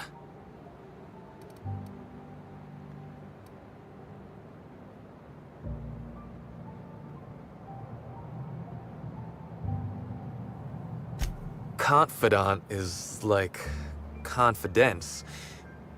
What's torrid mean?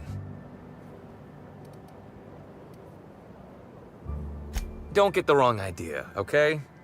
Auric's not a bad guy. He's just got an unusual job. So now you have the whole story. After I talked to Auric, I went back to the hotel. Woke up the next morning with Helen's datapad in my hand and the hangover to end all hangovers. Don't know if I'll ever drink again.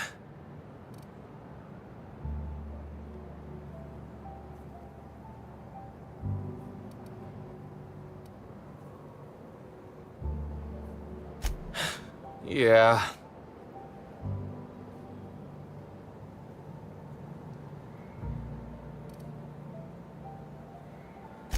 Oh, yeah, you'll probably want to... Yeah, of course.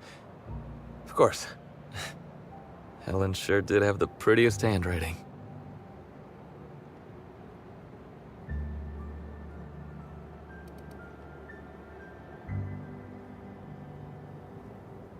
Yeah. Yeah, me too. Sorry. Here you go, Inspector. Hopefully they make more sense to you. I couldn't make heads or tails of them.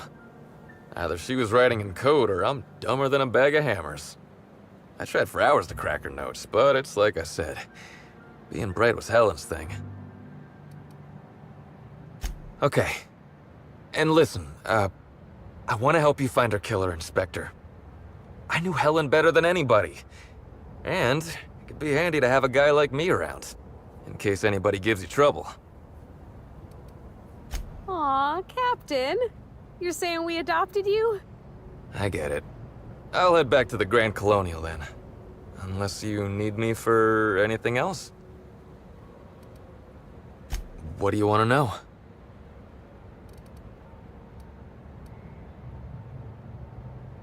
I remember sending her the recording, but...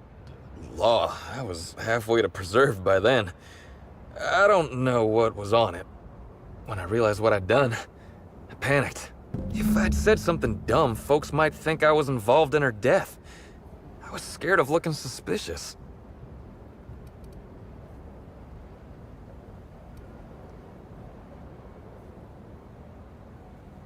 I wish that were the dumbest thing I ever did, but it's not.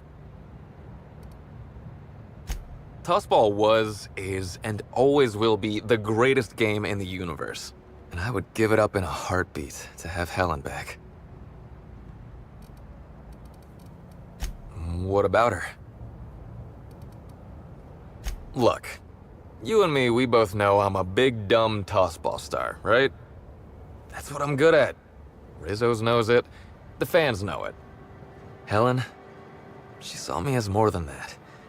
She saw someone who had more to offer than big muscles and a signature black hole stomp. Being with Helen was magic. She was magic.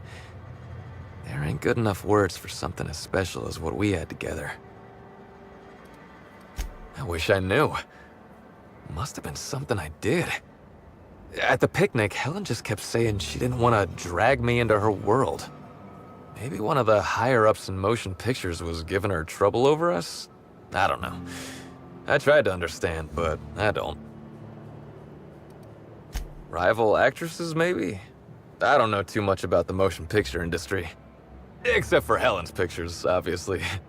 Those I probably know by heart. Seen them about 100 times each.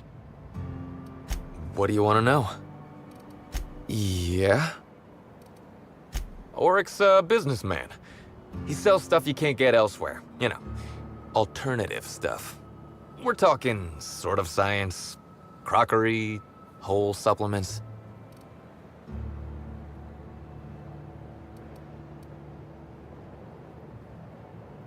Maybe putting effort accelerators in your body isn't always the right call, you know? Maybe there are other options. Maybe I don't take all the accelerators Rizzo's pushes on me.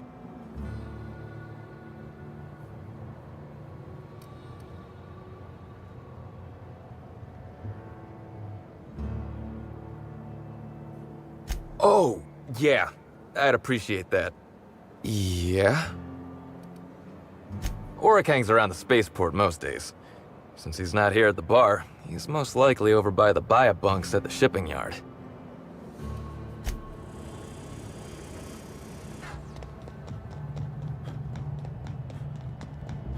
Hey. Hey there. You looking to unwind, friend? Maybe you're on your way to the bar for a good time? Maybe you're interested in something a little better than beer or Adreno?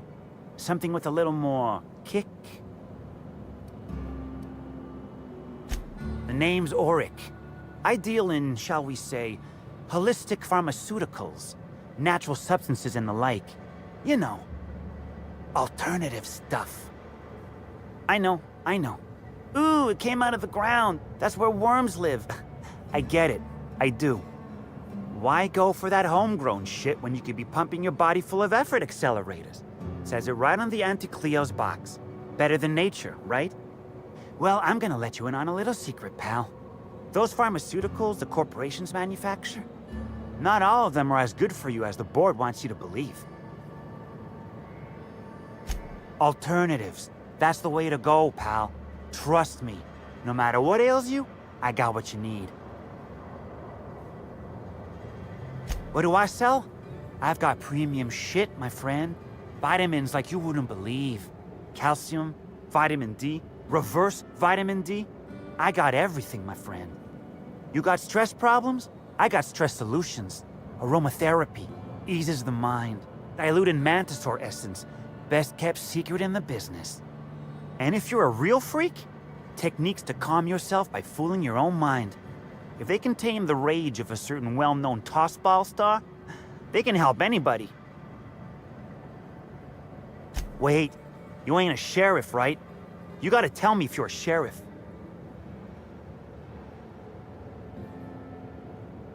I'll be honest, I don't really know where that puts us.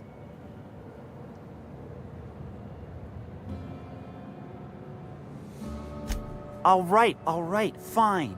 Yeah, I know Birdie. So what?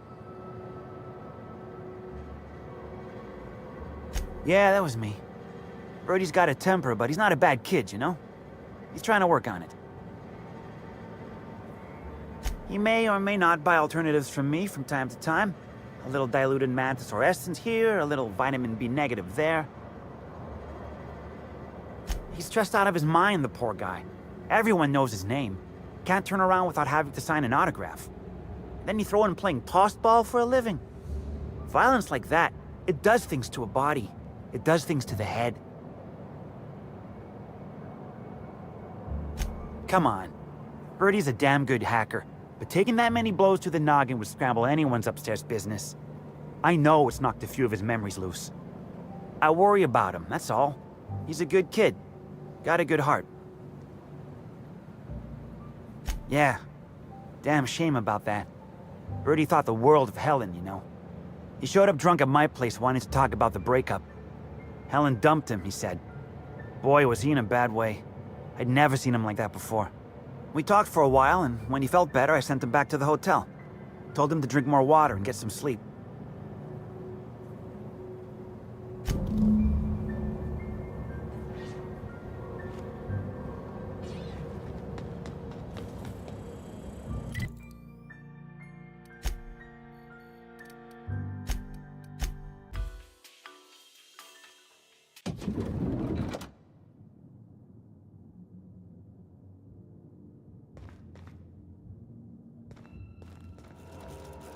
Inspector?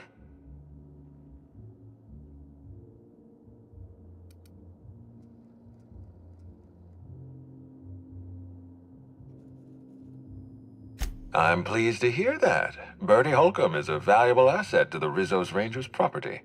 When Helen was murdered, Bertie was nowhere to be found. The timing of his disappearance is unfortunate.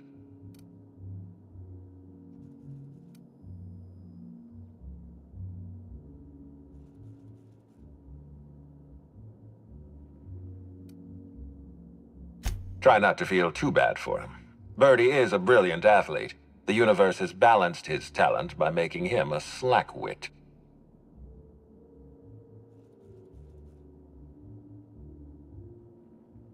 Yes, I know about the woolly cow. Constable Keene had Bertie's teammates arrested for unauthorized inebriation of livestock. Bertie himself was nowhere to be found during the incident.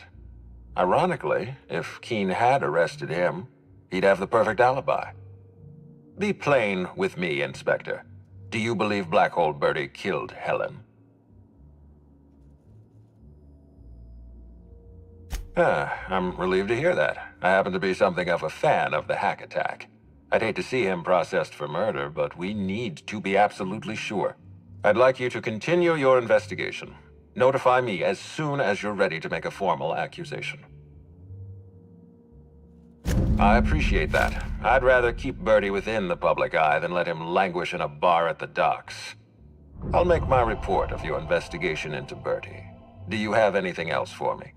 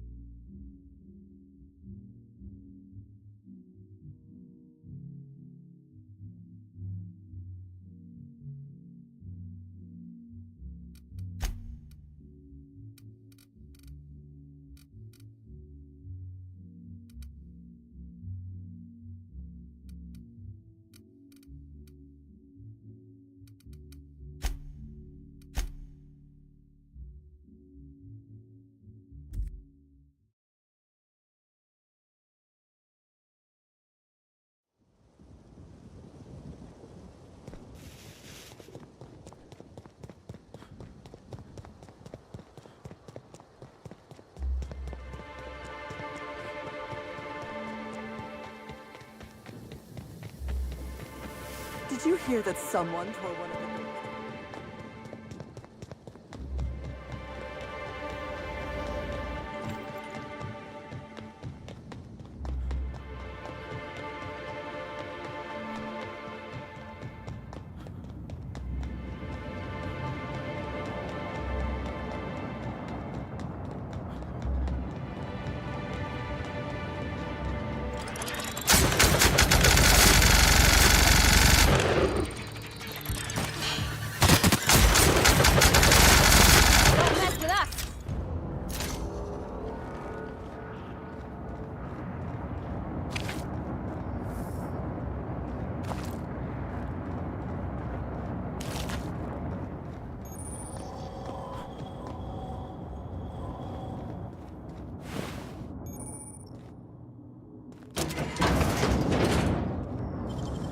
Dang, that's impressive.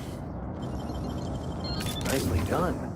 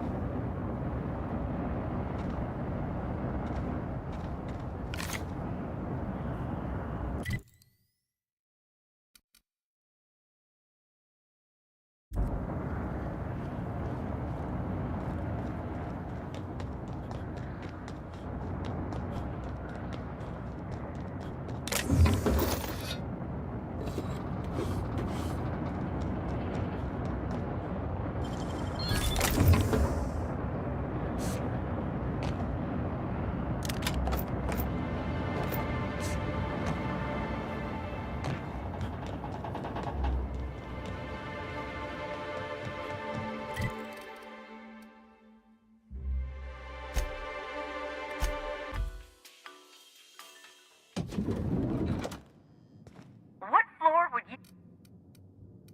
If you see Black Hole Birdie, be sure to get an autograph for me. Just joking. I've already got one.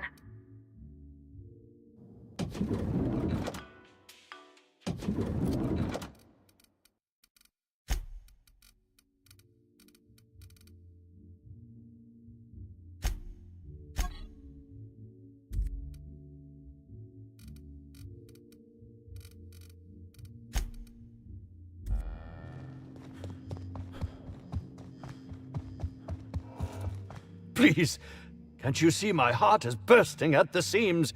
I absolutely must go out. A quote from the Sisty Cutlet. I voiced a Sisty pig aware that it was going to be slaughtered. Ask me anything at all. I might even give you a straight answer.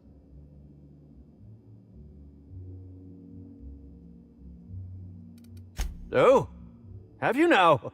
Please do go on. Don't leave me in suspense. What? That damned bellhop promised discretion. Well, if you must know, it's an appetite suppressant. How do you think I keep my form so lithe? Terror glands keep me from feeling hunger pangs.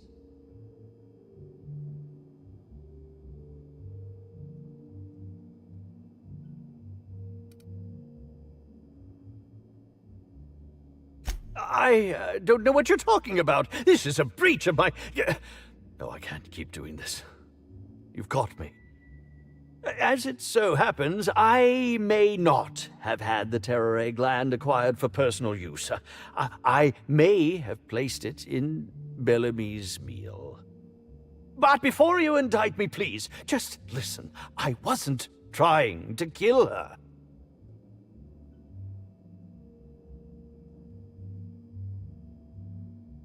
Lie is such a strong word, but even if I had chosen to poison myself, the danger should have been minimal. Terror ray glands aren't supposed to be lethally poisonous. They're supposed to cause extreme lethargy, as if you'd inhaled several quarts of Spectrum vodka. She would have had to eat 6 or 7 of the glands to die, and even then it would be an extended, arduous process.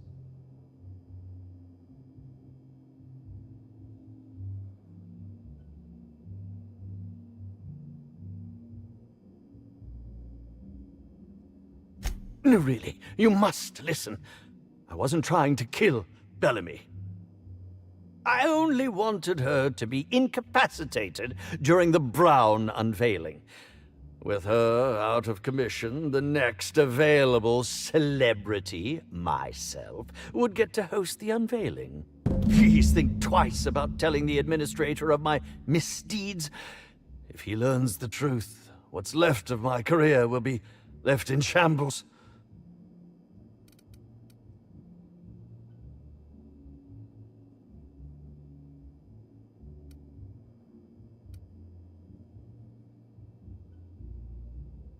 Tell him it was a poisonous mushroom, or a bite from some poisonous insect.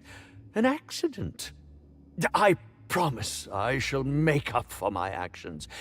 Pay to erect a statue in Helen's honor, or perhaps even dedicate a performance to her memory.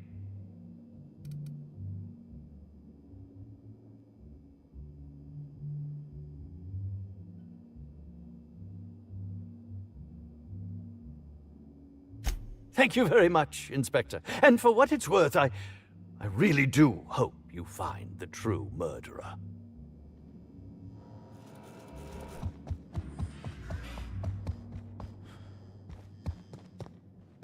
What floor would you like to visit?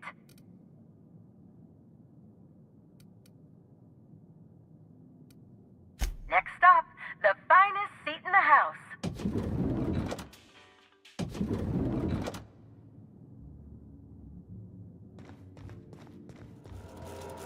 Inspector?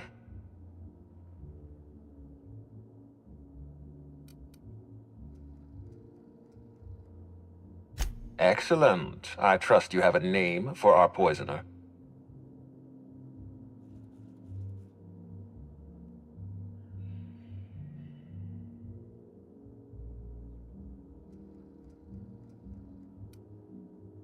Are you saying you were outmaneuvered, Inspector? Because that isn't what I want to hear. What I want to hear is, yes, Mr. Ludovico, I've discovered the identity of a dangerous anarchist. I hope you will redouble your efforts in pursuit of Helen's killer.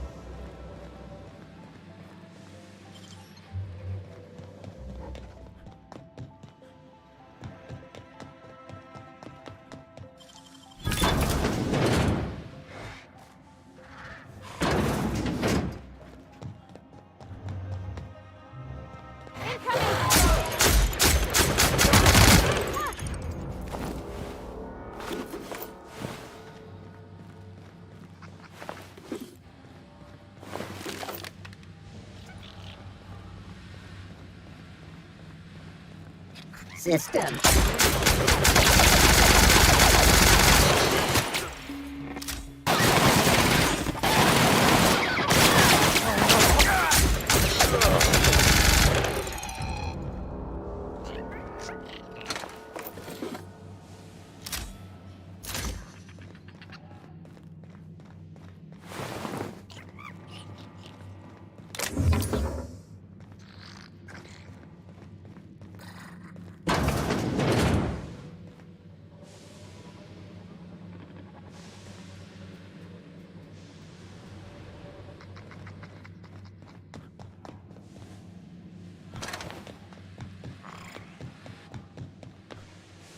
You there.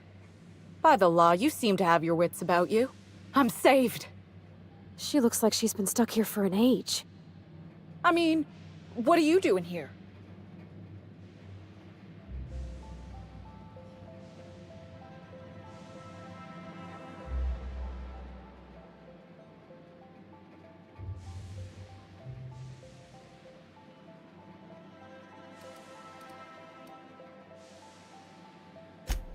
Nonsense. The captain of a ship is never missing. Sometimes she just doesn't want to be found.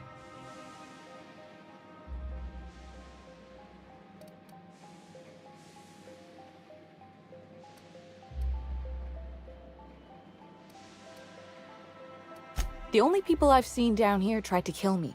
The automechs are shooting anything that moves. And then there's the canids.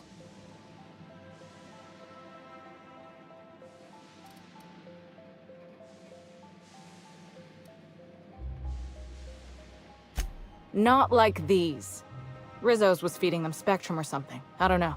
But whatever it is, they got mean. And big. Crashing into a storm, succumbing to crushing atmospheric pressure. Those are later problems. No need to trouble yourself. I'll handle the realignment. Later. Soon, even. I'm just not ready yet.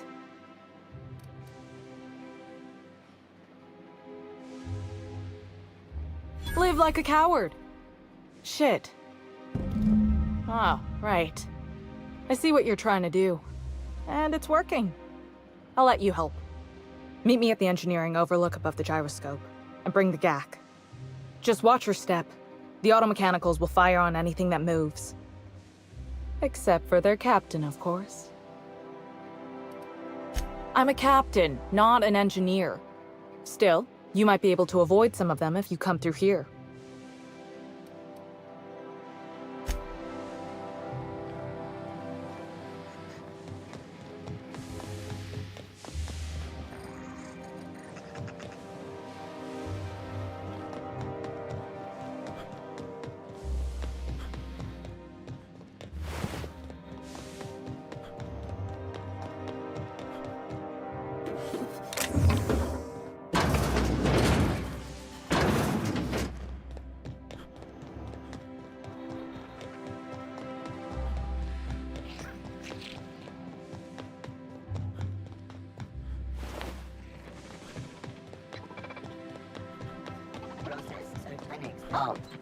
Incoming.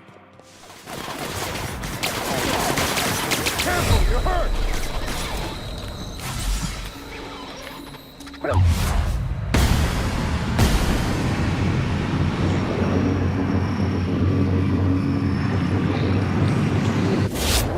One hit.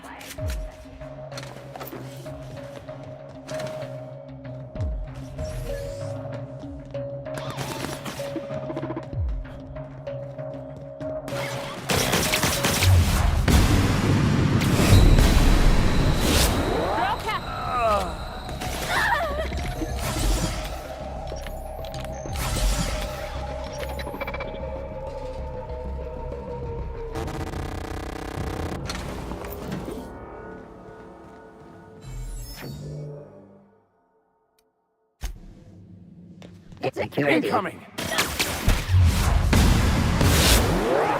Everyone all right?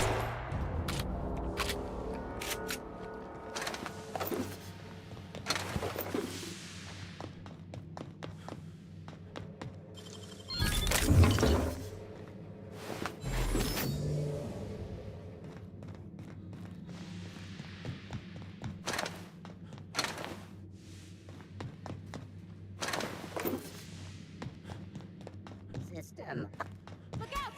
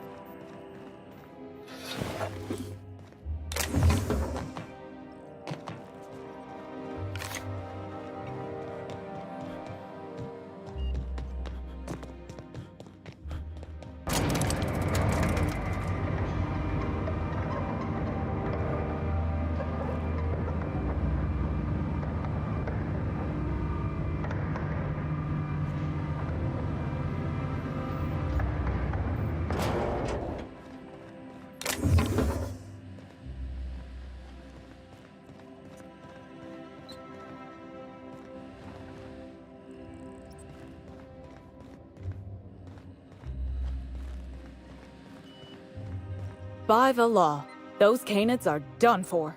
We did it, friend.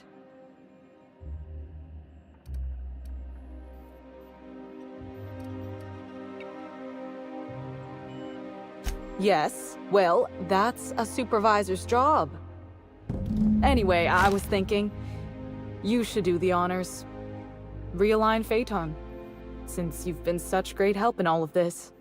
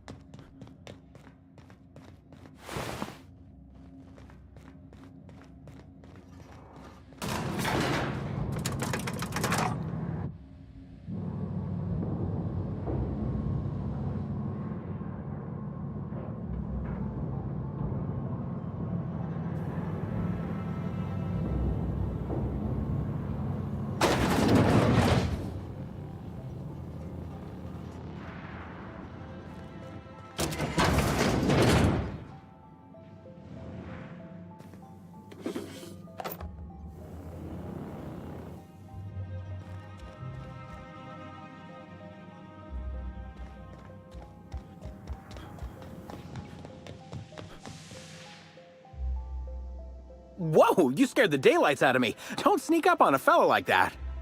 Say, you wouldn't happen to be the inspector investigating Halcyon Helen's murder. You look like you might fit the bill. Hey, I got it right. You must be a real top runner to be in charge of a case like this. Oh, wait, that's why you're talking to me. I'll help however I can. Oh, I hate to say it, but I never met Helen. Not even in passing. I've seen a couple serials, but otherwise, I don't know anything about her. But I do know a thing or two about traps. This here's my Terror Ray Grounder, and once it works, it'll zap those wing sprats out of the sky. Not yet. I'm missing a few parts before I can power it up. Actually, you seem capable, and I need some help getting those parts I'm missing. I can make it worth your while. This fella sounds way too happy at the thought of killing terror rays. You think we should trust him? I promise, it's perfectly humane. Their skin will be fried off their bones before they can feel a thing. I've got an incomplete list here, but I'm a tad on the scatterbrain side. You mind taking a look at my terminal to certify I ain't forgetting anything?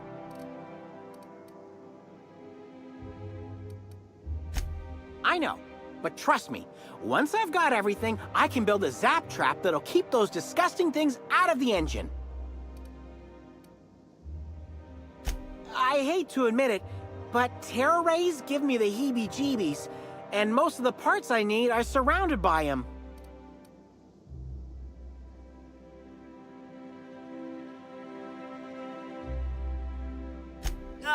It's their weird eyes, their horrible little mouths, the fleshy sound their wings make.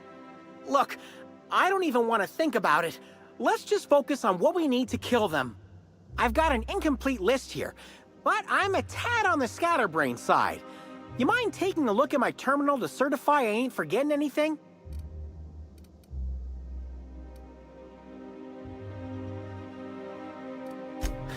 I should have figured, what with you being the big inspector.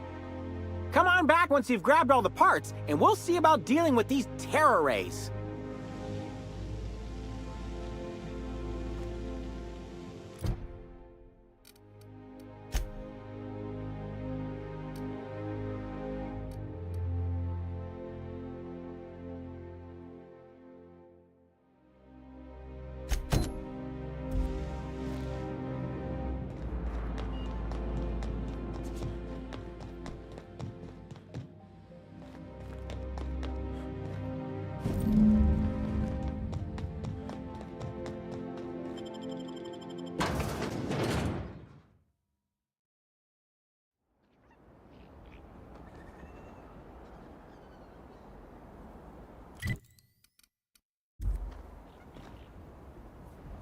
Practically blend.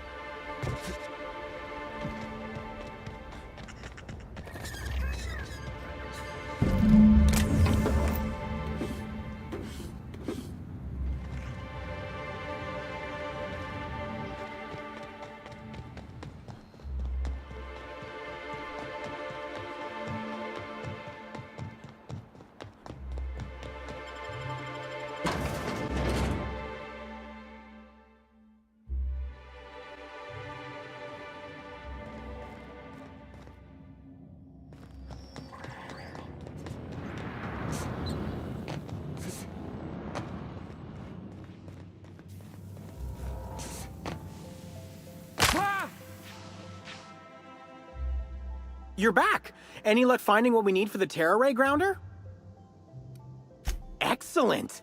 I should finally be able to get this thing working. Here, take this. It's the least I can do for all your help against those leathery abominations. Oh wait, there's one more thing. You don't happen to have a pinwheel, do you?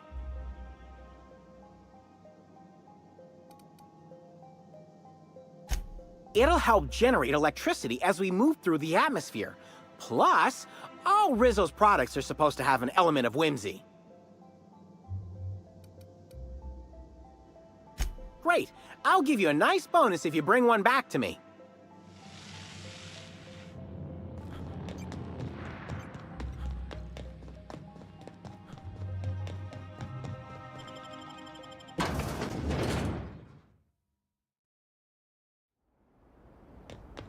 Okay, we'll spend.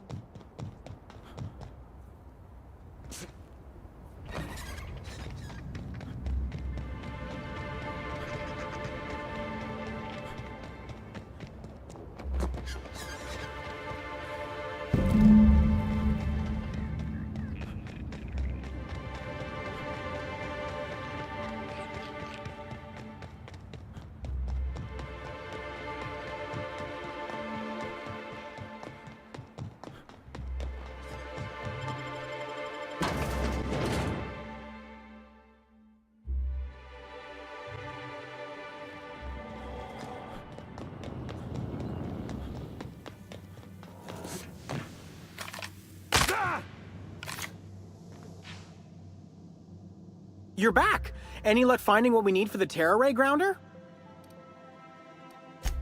It sure is. I'll finally be able to give those winged monstrosities what for. Here's your pay for helping me put the finishing touches on this thing. Me too. And if a few other bits keeps it safe, they're yours. Thanks again for your help, Inspector.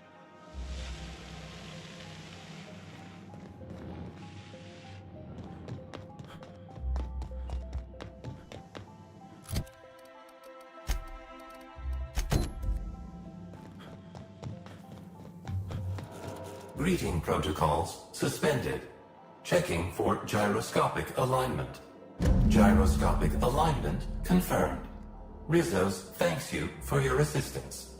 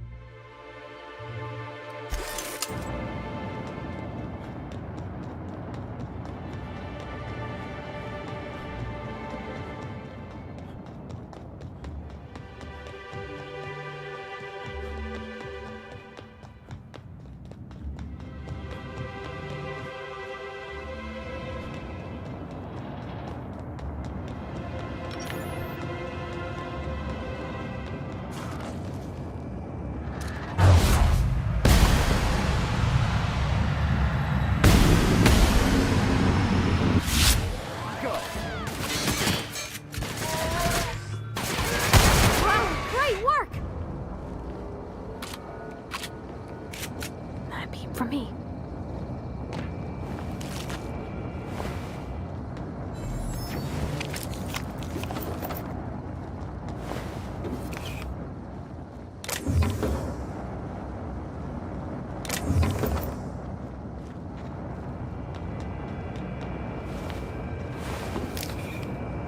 This is Silvio Tran, setting a new record for the Grand Colonial Bellhops Laundry Cart League. If you're listening to this, you're listening to history. And Daltrey, as we agreed, when I win, you're scraping terrorist shit off the windows for the rest of your contract. And you can stow the fear of heights routine, because there's no way you're weaseling out of that, pal. Here goes. That's... Move the box! No, not... No!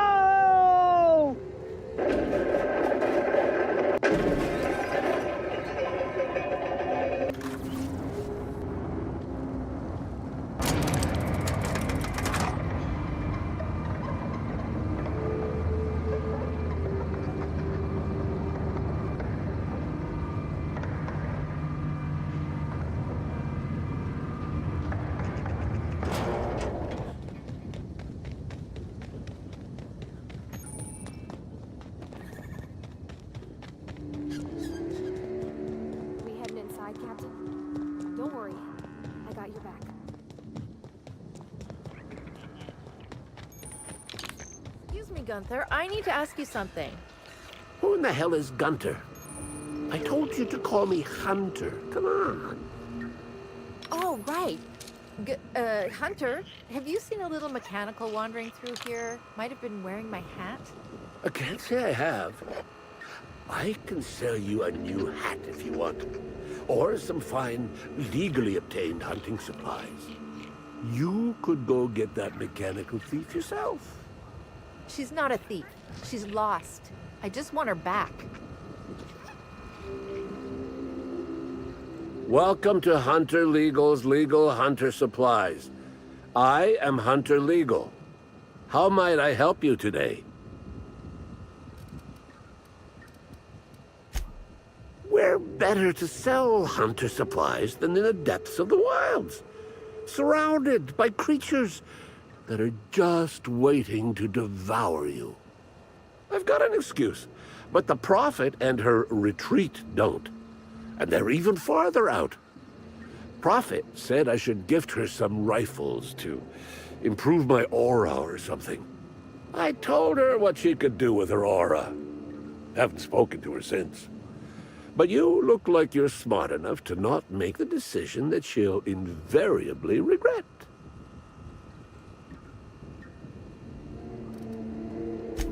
Hunter supplies. Get your hunter supplies.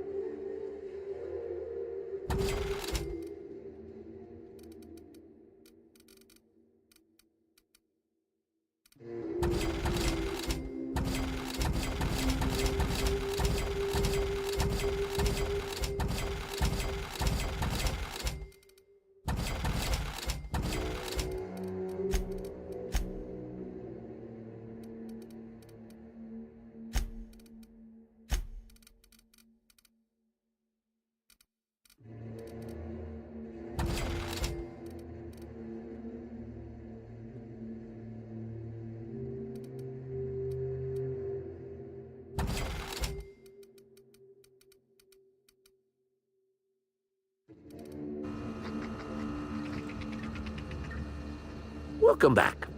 What can I do you for? Unusual. This whole land complex is a failed wildlife exhibition turned hunting reserve. You can't go 10 feet without stepping in unusual.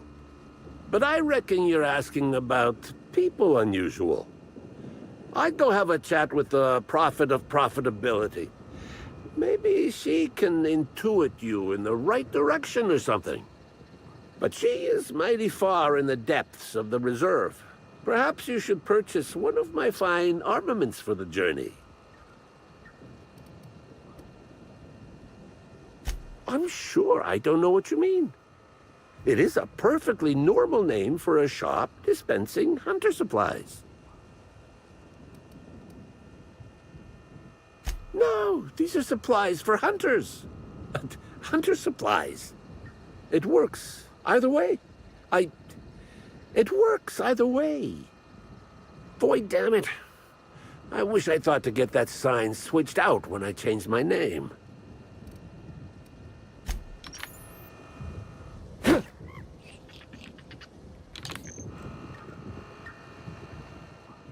Oh, hey there, stranger. Don't mean to interrupt your business, but have you seen a stray mechanical wandering about? 3 legs, conical body, wearing a worker's hat, woefully unsuited for combat.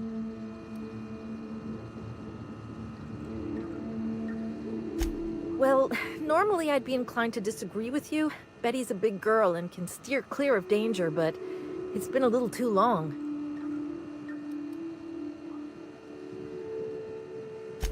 Oh, I ain't no hunter. At least not in the traditional sense. Wrenches always suited me better than firearms. A mechanical under my care up and wandered off, that's all. I gotta get her back before anyone notices that either of us are missing. The shopkeep says I should buy one of his rifles and go looking myself. But like my machine, I'm not combat inclined. We can help her out, right? Won't take too long if we're on the job. I know it's a pain, but I think I need some outside help. Job or no job, I'm not leaving Betty out in the wastes.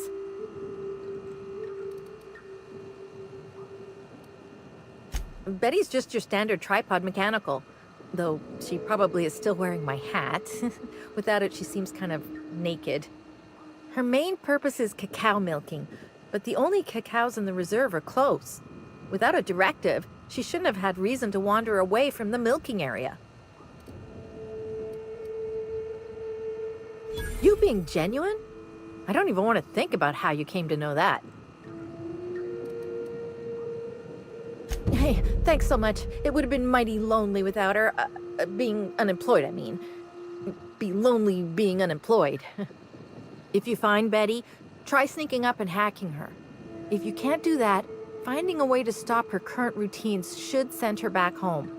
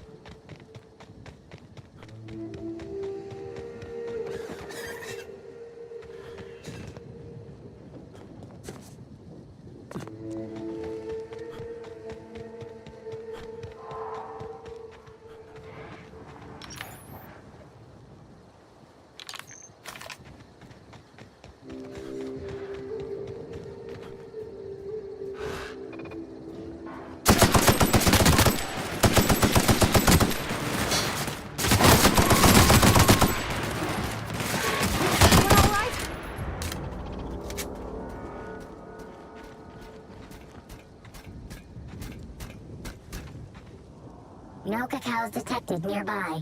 Returning to slug maintenance worker. Rebooting. No cacaos detected nearby. Returning to slug maintenance worker. No cacaos detected nearby. Returning to slug maintenance worker.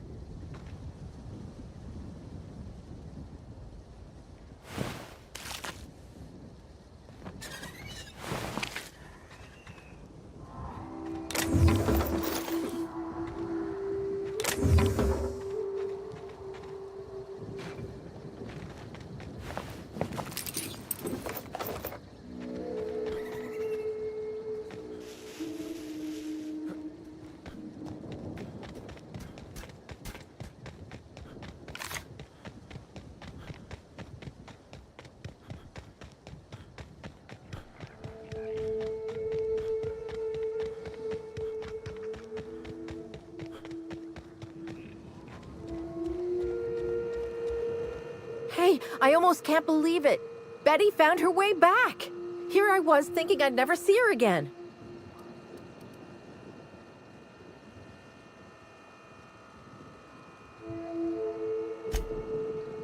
Oh, Betty, you big goof! What were you thinking in that little metal noggin of yours? You nearly worried me to death. And ain't you just the most reliable freelancer in the colony? Let me just take a look at Betty here and we'll talk about payment. Yep, that's right. Her parameters for movement and target acquisition are a mess. I'll bring her back to the garage and get her sorted out. Since Betty's back safe and sound, I'll be sure to let my coworkers know that you're a good one. Here's some money for your effort. Least I can do to show my thanks.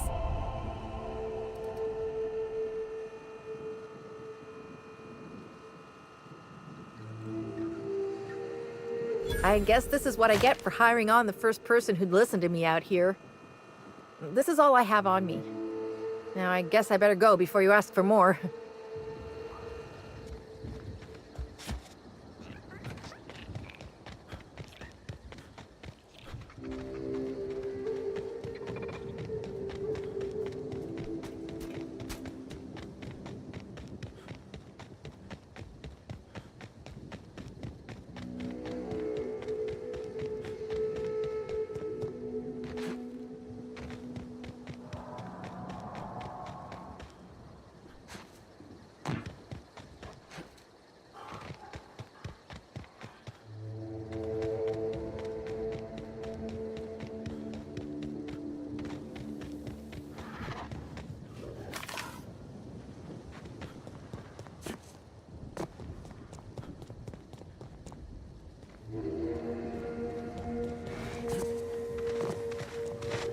Coming.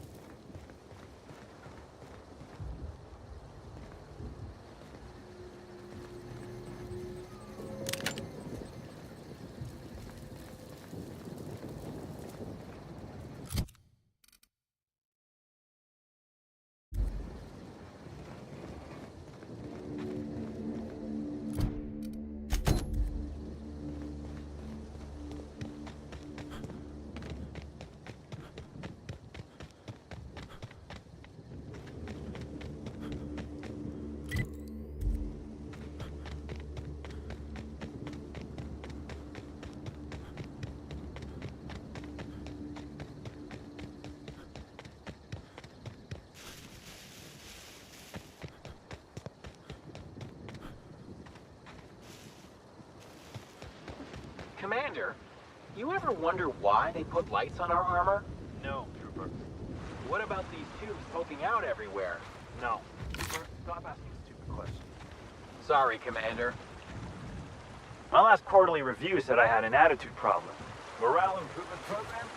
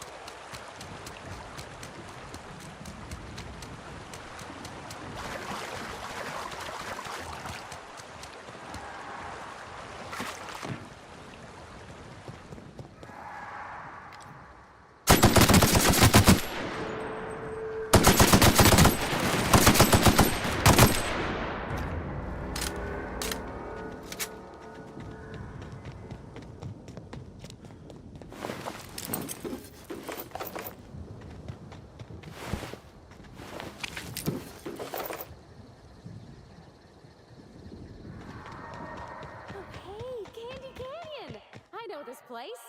It's where they did free-range fixer.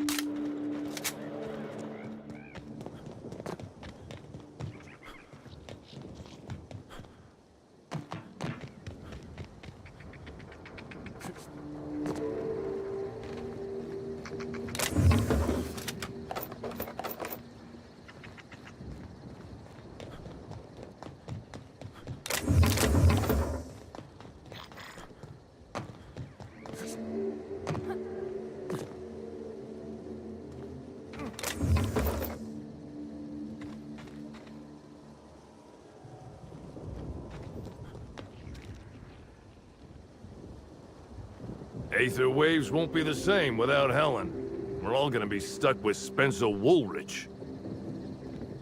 Bertie Holcomb is likely beside himself in grief.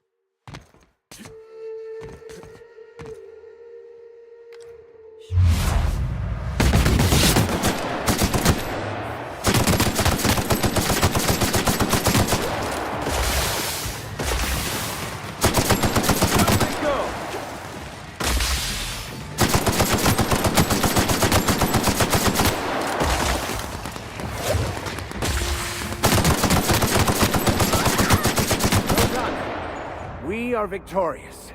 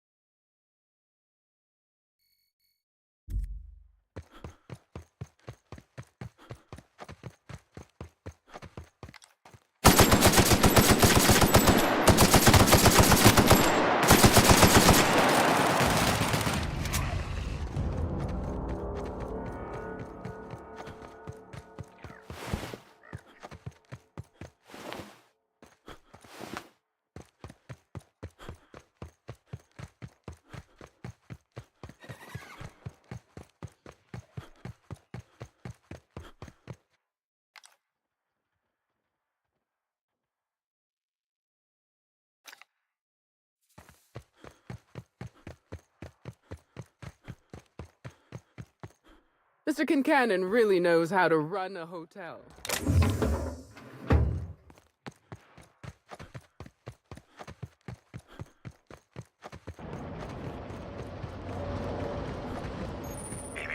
Timeline discrepancy detected nearby.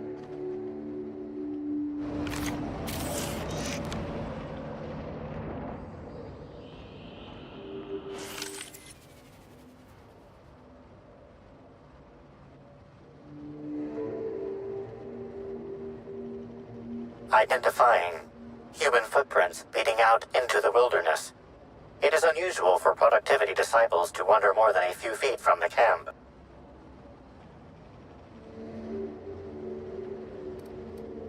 Scanning. No. No traces of aether dust, blood, or dimethyl sulfoxide found. Judging by footprint depressions and shoe size, these prints were either made by the Prophet of Profitability or Adjutant Sophia Akande. Error. Recalibrating. These footprints were made by the Prophet of Profitability.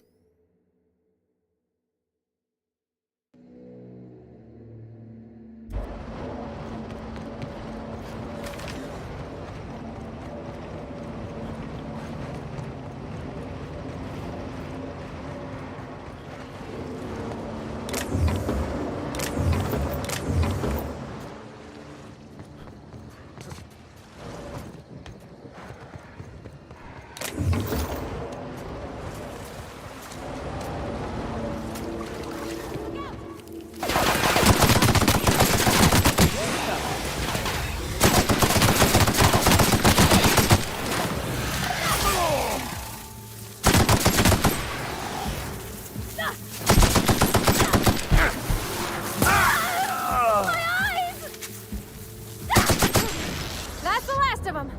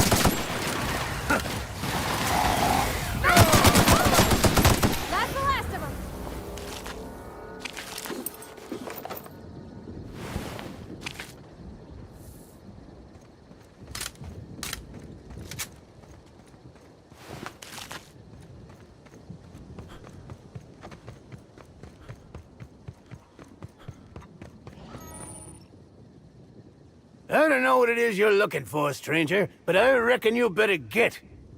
I've had about enough of you and your ilk coming by with your searching questions and expectant looks. I know you with those void-damned hunters, and I know what you want.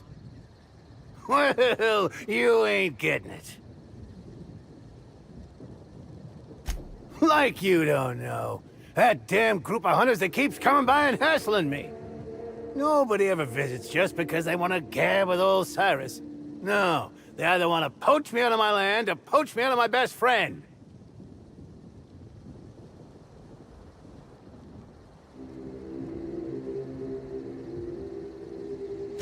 Damn straight there are. Wish I could go show 'em what for, but I'm old. And I gotta make sure I don't get Callie into no trouble. Two of us have lived on the reserve for years.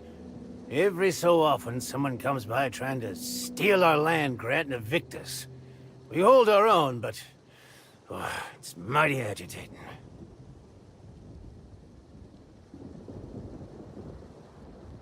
Then do what? Go back to Rizzo's? I defected years ago. Only thing to look forward to would be a summary execution. And I don't reckon Callie'd have much interest either. Nope. Out here's where we're meant to be. Really? Oh, that's great news. Cal! You hear that? We're finally getting some help! Well, this is quite the unexpected turn of events. Hey, I think she likes you.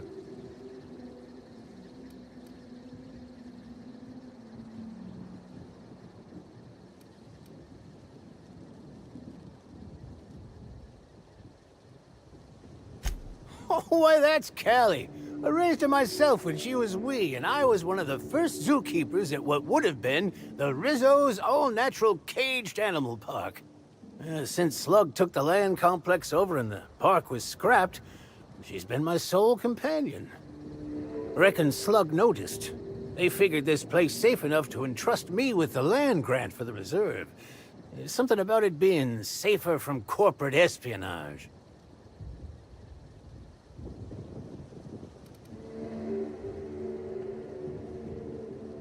Wouldn't expect a stranger to do an unsolicited kindness to a standoffish old man. You're something else. I suspect you'll find the hunters that have been after me beyond the hills, on the other side of the river from here. See if you can convince them not to poke around here.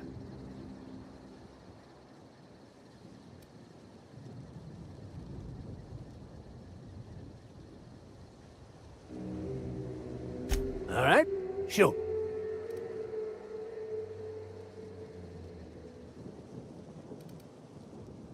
A lot better than spending your days with the Kana, that's for certain.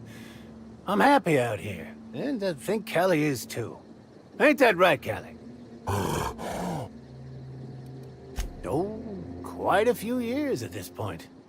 It'd be since a couple years before the Rizzo's Slug Complex ownership switch. And after that, well, I ain't sure.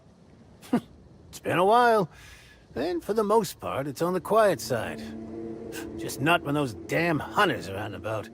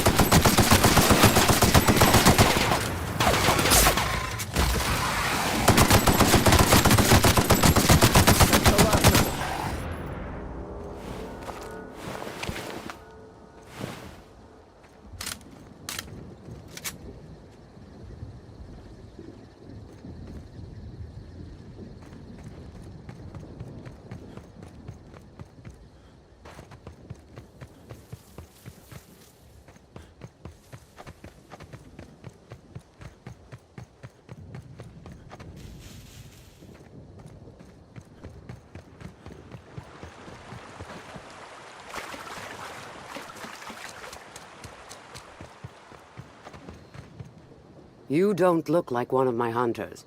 What are you doing here? Maybe I am, maybe I'm not.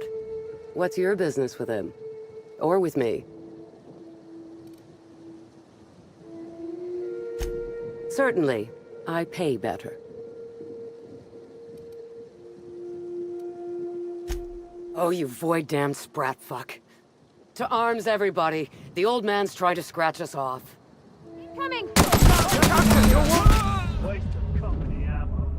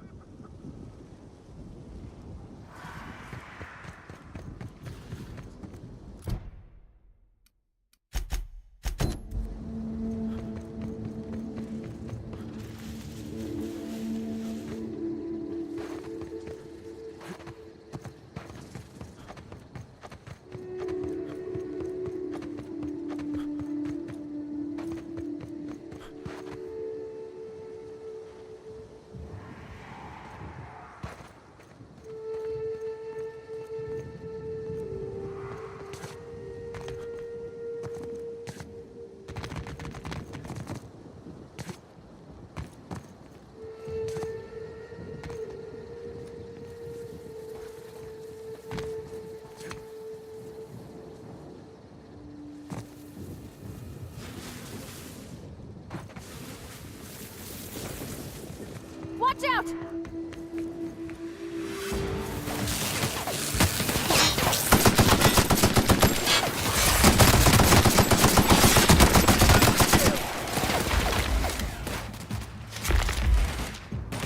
Everybody okay? Great.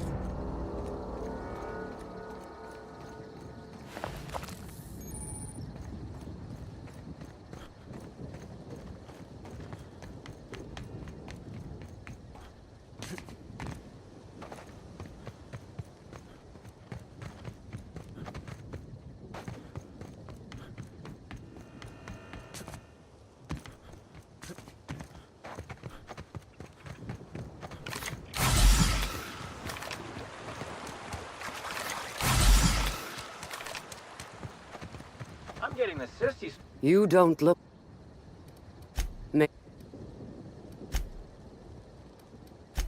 Oh, you... Incoming, Captain. Careful, you're wounded!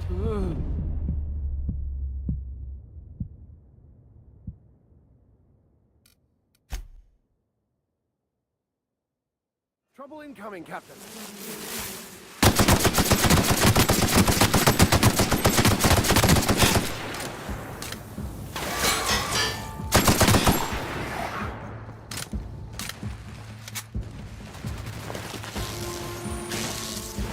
We are just that...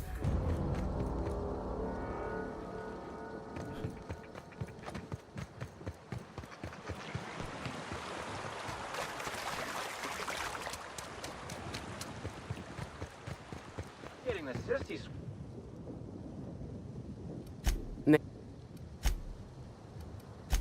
Oh, Coming! Waste of company ammo.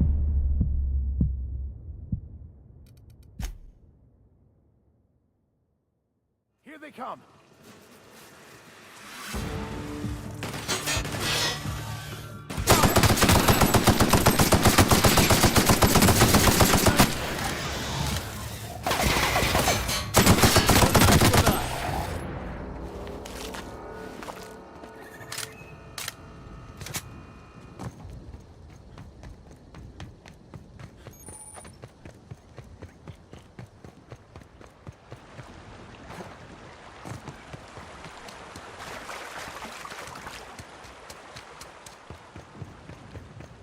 I'm getting the sissy sweats.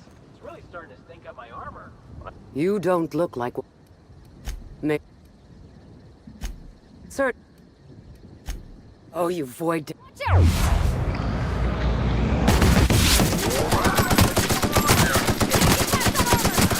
You're hurt, Captain!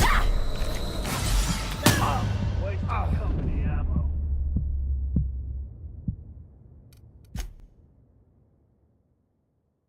Incoming!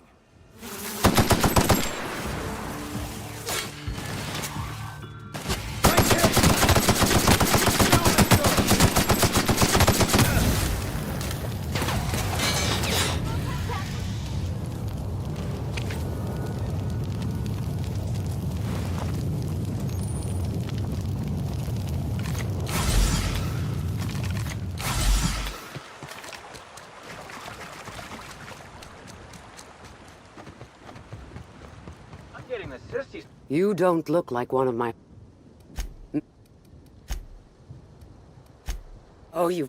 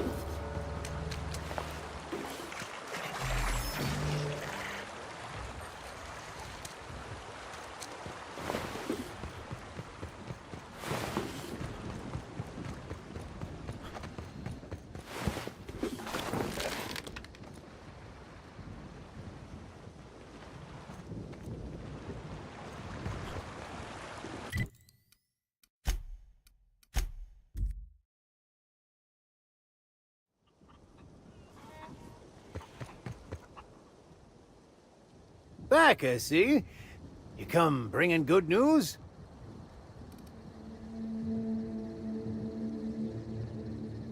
Ah! Oh, me almighty, you know how to bolster an old man's spirits. Oh, thank you kindly, stranger. Oh, you're right, Cal. How could I forget? Oh, here's a reward for your trouble.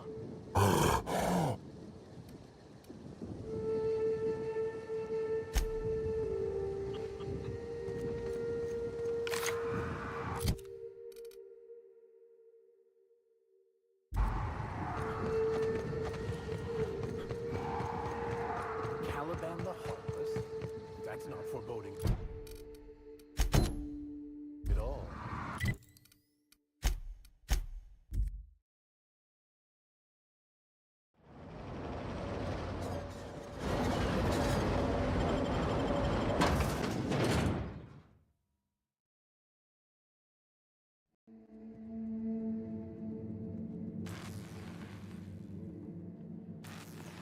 Captain, what is this place and why is everybody acting so strange? Oh, law. They ain't cannibals, right? You! Stop that! What do you think you're doing?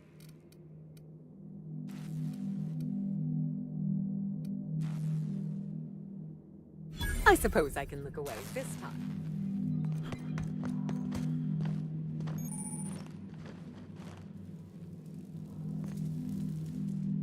Hello! Welcome to the Prophet of Profitability's Private Prosperity Retreat. Stay positive, and soon all your humors will be balanced. Least, that's what I keep telling myself. Anyway, I'm Aaliyah Mason. I work as the Prophet's right-hand woman. What can I do for you? If you felt imbalanced and unproductive, linger in your malaise no longer. We have all the amenities and practices for calming the ill humors strangling your potential. Sit for hours in our sweat house and sweat them out, or stand amidst burning coals and feel your productive inhibitions burn away. And remember, think positive. Positivity equals productivity equals profitability.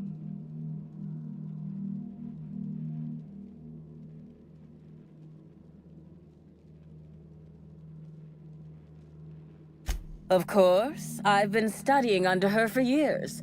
I know each of her techniques more or less by heart, and even have some variations of my own, such as the quintuple daily stomach purges. She's promised me that I'd be allowed to open my own branch of the retreat someday soon. Of course, I've been waiting on someday soon for coming up on 4 years now. I'm sure it's gonna happen anytime now.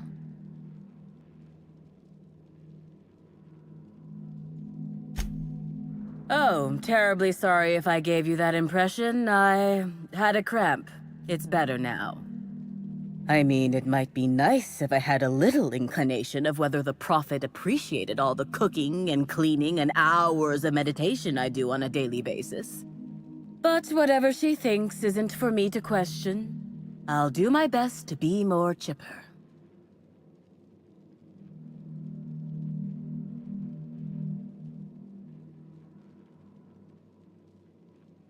Oh my. Yes, this is important enough for me to delay my bi-hourly self-flagellation. Ask away. Yes, the circumstances there are quite unfortunate. For a time, the Prophet was completely despondent. Even the hot coal walks weren't buoying her spirits as they usually do. However, we recently had a high-profile visitor whose presence seemed to alleviate whatever the Prophet's fears were.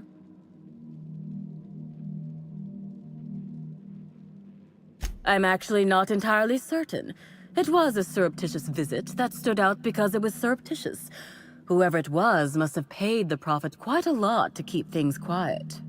At least that's the only reason I can think of for intentionally keeping things so hush-hush. Well, by and large, no.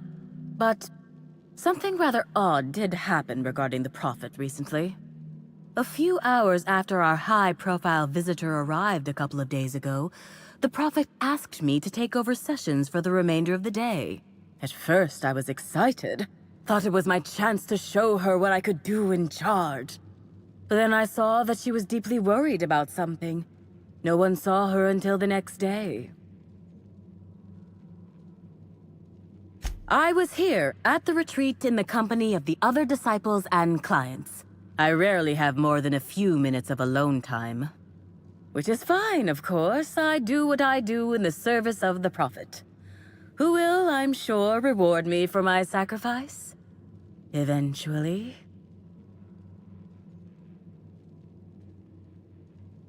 Certainly.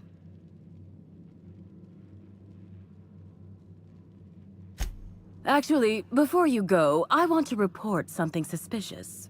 I noticed the Prophet dragging something, a bundle, away from the retreat after that high-profile guest arrived.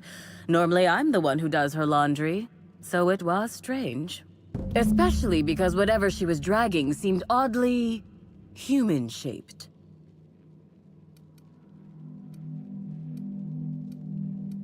I think so. Had the right size and shape. I could have, but I generally don't have the time or energy to leave the reserve to contact anyone. Plus, there's always the possibility that I'm mistaken. The Prophet hasn't been herself lately, but if I misinterpreted the situation and reported her improperly, I'd ruin my chances for opening my own wing of the retreat.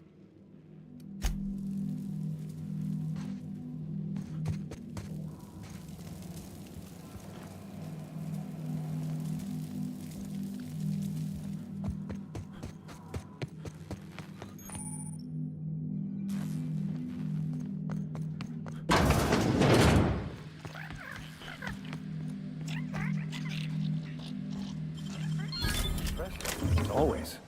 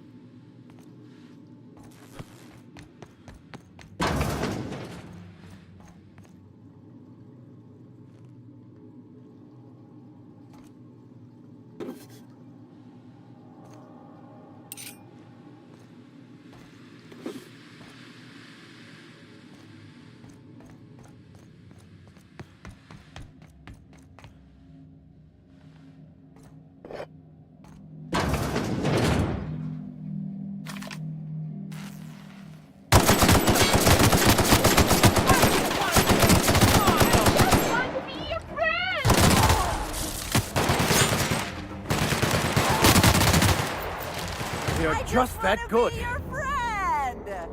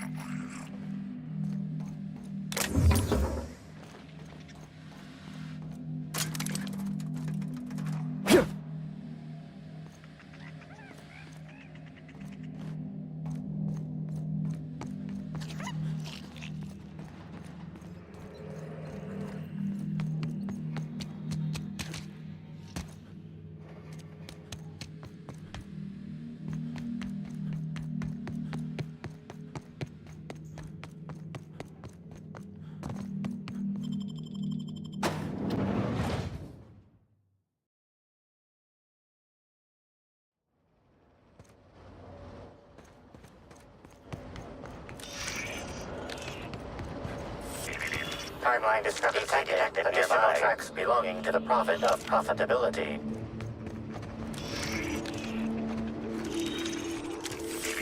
Timeline discrepancy detected additional tracks belonging to the Prophet of Profitability. Timeline discrepancy detected nearby. Timeline. Judging by the shape of this indentation in the dirt, a person of medium height and build laid here for a number of hours. Scanning for other details. Only additional signs of disturbance are a few marks in the dirt. Agreed. Likely theory. Individual injured was unconscious, not dead, and walked away after awakening.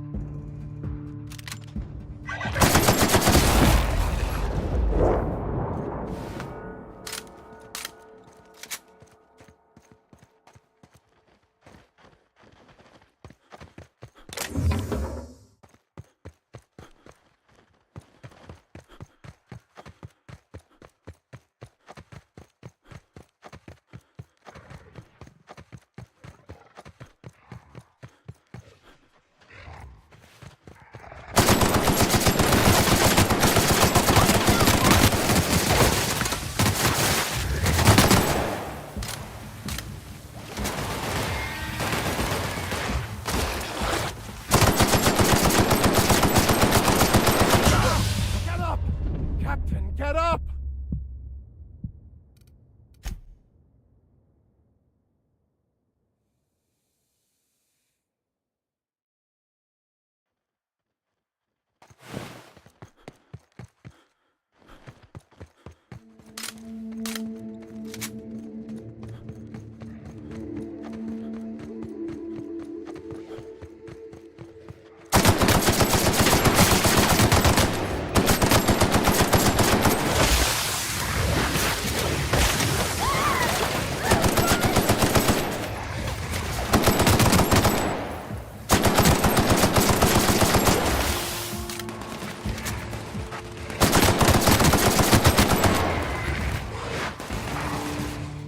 Everyone all right?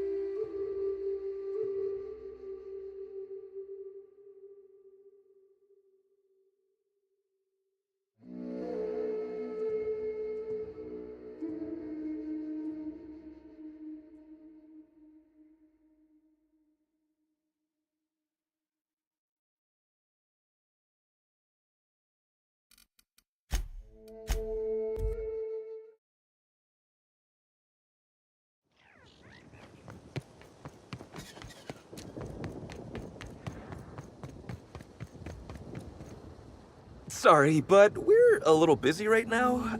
I'm sure one of the other guys would be happy to give you a tour. Lawrence, do you know who you're talking to? We always have time for the inspector. The inspector? That's you? I am so sorry. We didn't know what we were doing. We're so sorry. It'll never happen again. No, Law. It's all over. I told you someone would catch on sooner or later, Belle. Lawrence, let me do the talking here. Inspector, pay him no mind. I'm sure you've bigger saltuna to can than us. Don't pay him any mind, Inspector. His upper story's a little gap-toothed, if you know what I mean. But seeing as you insist on sticking your... That is, since you're so curious, I'll fill you in on what we're doing. We, misplaced some people on our last tour. Misplaced them in the maws of some local predators. Now we're stuck here wondering how to get their room keys. Oh, wow. You're already quite the explorer. But it looks like you're short a few. If you'd be interested in getting the rest, it'd make it a lot easier for us to make it seem like those guests checked out early. Wouldn't you? I mean, the dangers were all listed in fine print on the waivers they signed. Least they can do is not destroy our reputation when they get themselves killed. We knew sooner or later this was gonna happen. We've got some hush money tucked away. If you can get those keys for us, it's all yours. You kidding? You're welcome to. Our bosses would want this situation resolved, just like us. We're the real victims here. The dead can't suffer anymore, but we can, and we will if we have to pay for all these lost keys. Did I just hear that right? The inspector is going to help us, Bill! Thank the stars! We're not out of the woods yet. Let's just see what happens before we celebrate. We last saw the guests deeper in the wilderness, Inspector. That'd be a good place to look.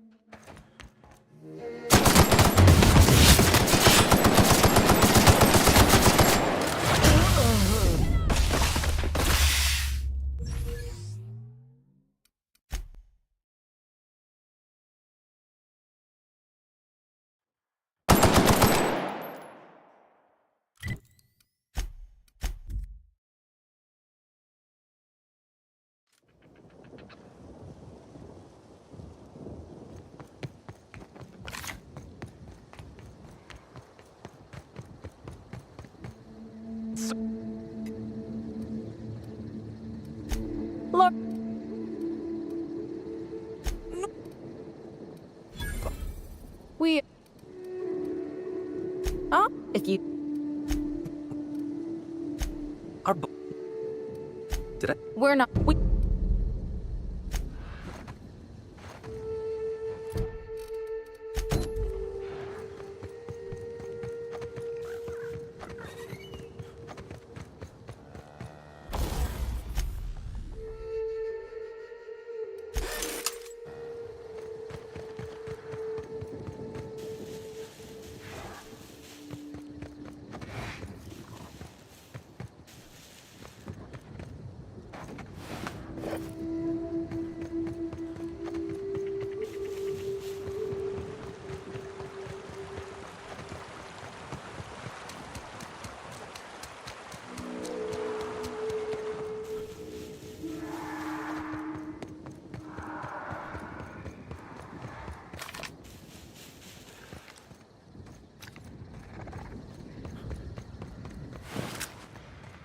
Get ready!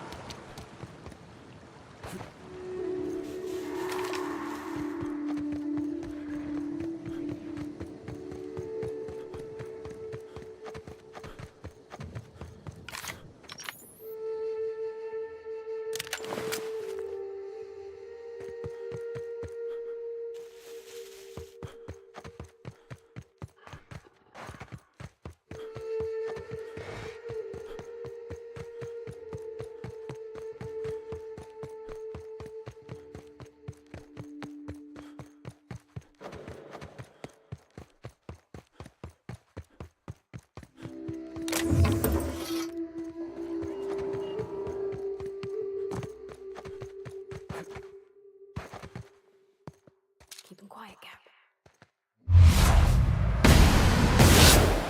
Fight on our hands.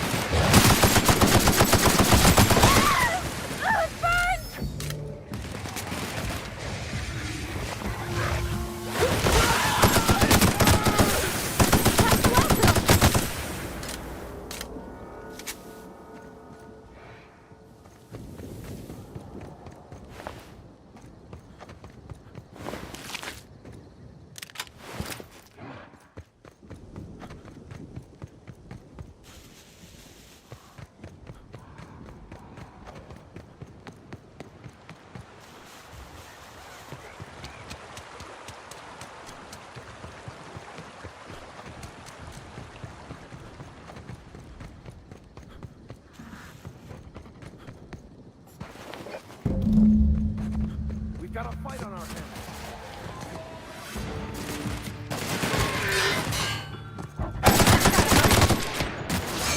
We're pretty good at this.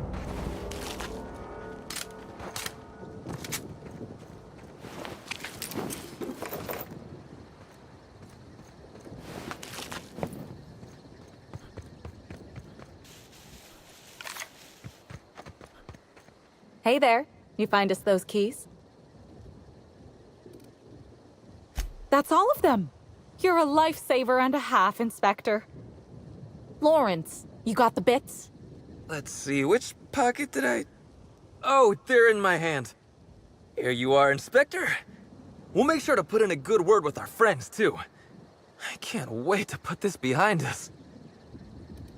We'll wait here a little longer, and start clearing out their rooms when the shift changes. Not sure what we'll do with their belongings. Lawrence, we talked about this, remember? What belongings? Anyhow, thanks again, Inspector. Good luck with your investigation.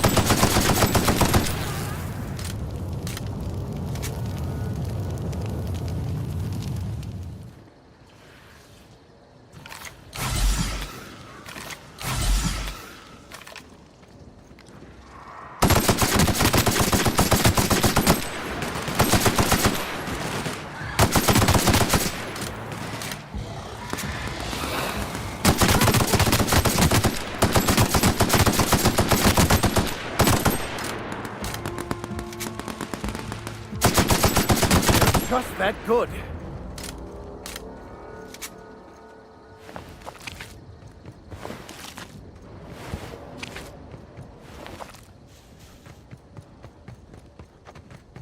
Wonder what they use this bunker for.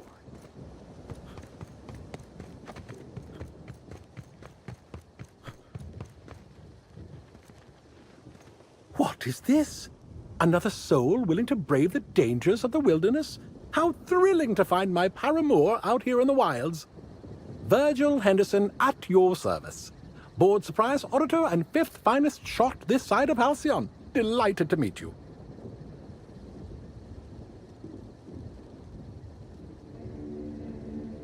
Of course I'm not. The Bureau of Creatures and Land Auditor was by last month. I certainly won't be encroaching upon her territory. She bites. I'm here to conduct a surprise audit of the local holy caves, Rizzo's lone leased property in the reserve. It is rather notedly empty. Worse, it seems the evacuation occurred without anyone filing the proper emergency paperwork. Tut tut. All Rizzo's facilities require consistent logging of work conditions. I suspect there will be information regarding the bunker during its prime, should I look into the right places. With all this in mind, there is a small issue. I actually conducted an investigation of this facility several years ago. Since my biometric data might still be registered, it's possible that my entering the facility would not be legally classified a surprise. It's a puzzle, to be sure. An uncertain suggestion. There are no shortage of legal loopholes for freelance work, but I fear setting my work on the shoulders of someone I've never met before. I may be able to hire you, but let me ask you a question to see if you're fit to represent me first. How much do you know about free market economics?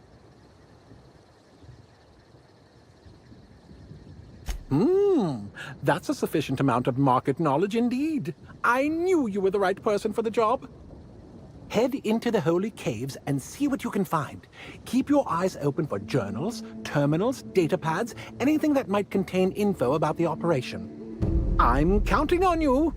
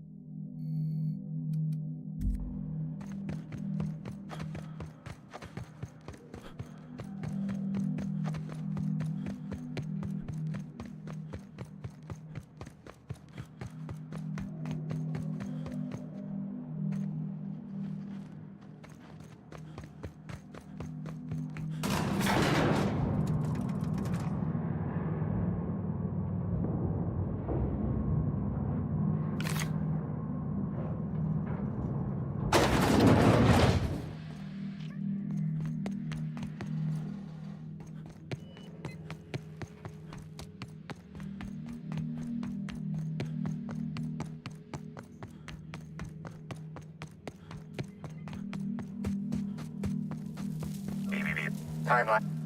Fruitful and productive welcome, brother. I had a feeling you would visit me. I offer a wide variety of productivity seminars. I hope you'll consider taking one. But I should remember my manners. To what do I owe the pleasure of the Special Inspector's arrival? My disciples come to and from the Grand Colonial, bringing supplies and information. Knowing what happens at the hotel affects my livelihood, after all. With that said, I'd love to involve you in one of my productivity seminars. We should clear you of all those nasty, nasty humors hampering your potential. Absolutely not. Any statements by Ms. Helen about us were blown out of proportion and altered by the media. In fact, she quite recently... excuse me. I seem to be remembering something that never happened. Whatever the case, I'm sure her speech about us was all a misunderstanding.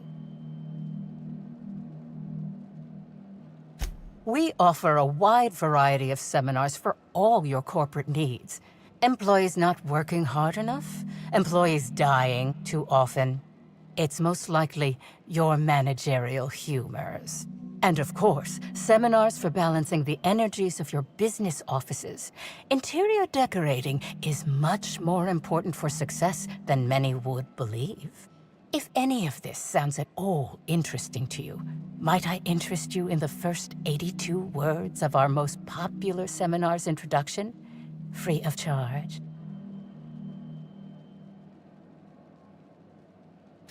Byzantines live lives fraught with competition.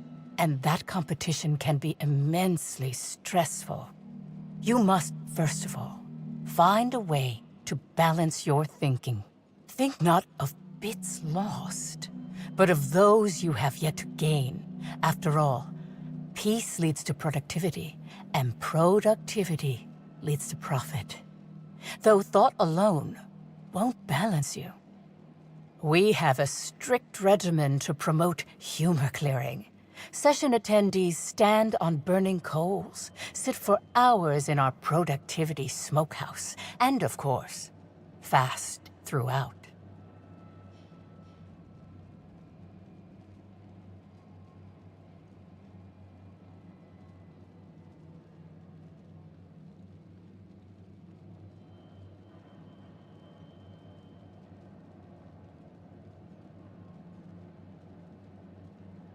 Precisely. The barriers within yourself will break down as your skin sweats and blisters, giving the evil humors the proper space to escape. It's my patented method.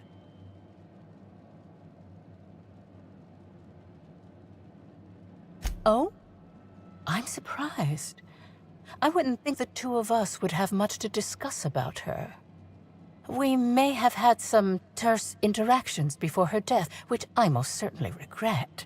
But beyond those, well, never mind. What would you care to know? I wouldn't necessarily say that. The media tends to exaggerate. I will admit that her remarks about my seminars were rather unfortunate. However, I certainly wouldn't sharpen any sabers over it, if that's what you mean to imply. I only do that when my clients skimp on their bills.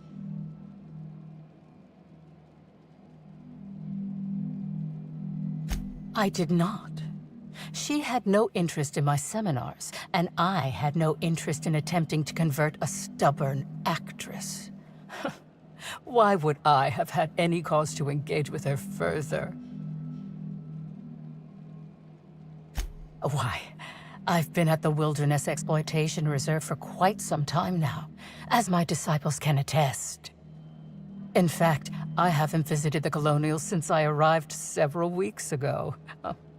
Bad energies, you understand. I hope you now realize that I had nothing to do with Helen's demise. Who said that? I'll be sure to give them a special seminar on not needlessly implicating the person who puts food on their table. It was a bundle of clothing, brother. Even productivity geniuses need to do laundry from time to time.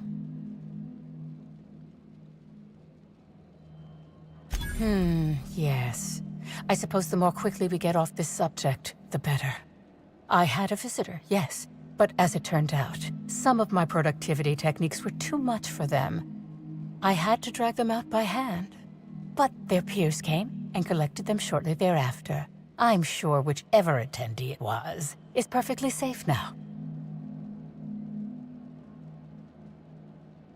Oh, really? What did you find there? What did I dump?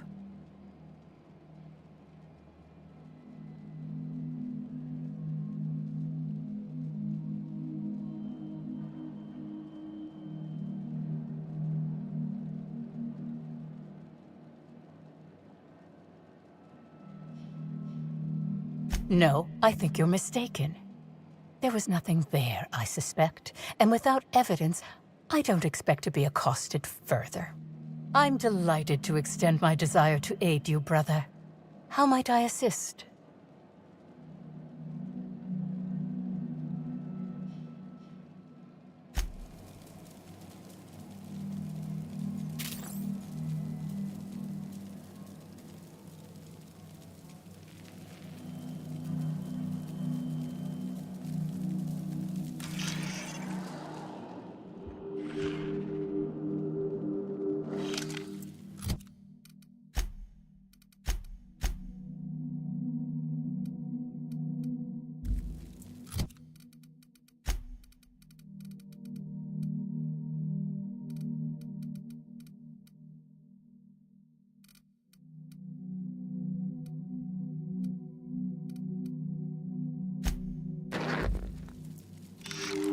Analysis suggests this to be a variety of herbs. Herbs have been uniformly treated with a pungent chemical mix. Warning: ingesting, smoking, or inserting non-corporation sanctioned substances into your ears may be harmful to your health. Side effects from extended exposure include dizziness, nausea, and unconsciousness. Additional likelihood of organ shutdown and/or death.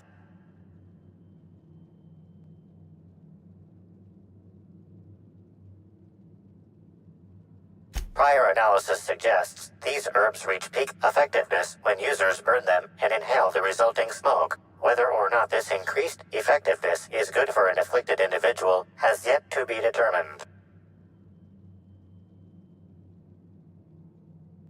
Analyzing. Complete. Substance appears to be a mix of industrial solvents and various essential oils. Substances include woolly cow dander remover, sprat oil, and starship surface wax.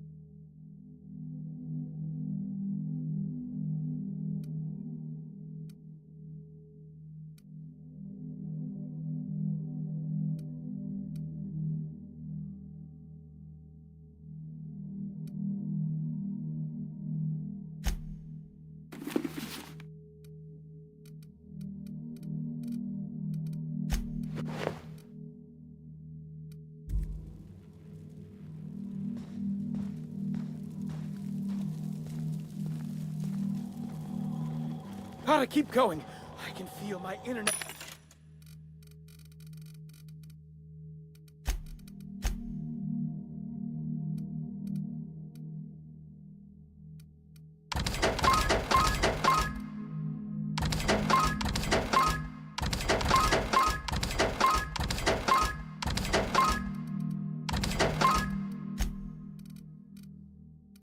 Negativity's seeping out of me.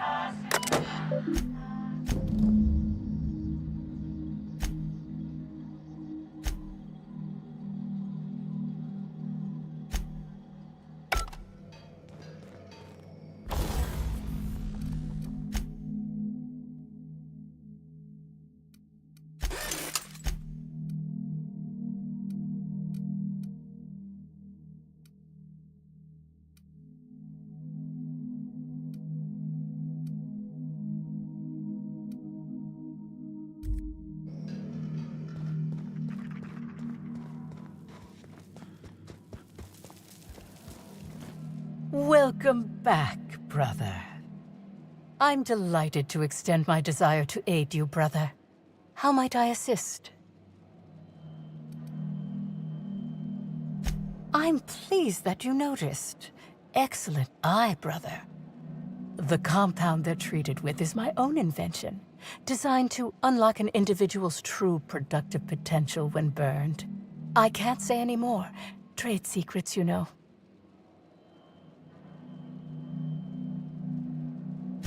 None of my clients have ever complained, so I'm sure they're perfectly safe. Is there anything else? Yes, that's correct. She made it clear that my seminars were of no interest to her.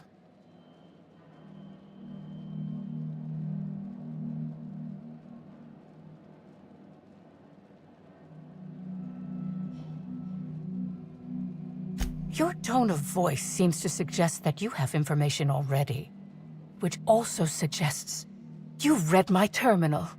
Clever work, Inspector. It seems even I can't slide my way out of the trap you've so intricately weaved.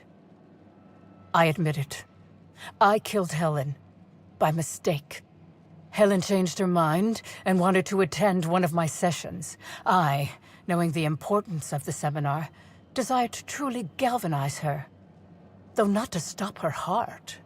So when it came time, I chose to double Helen's dosage of productivity-enhancing herbs.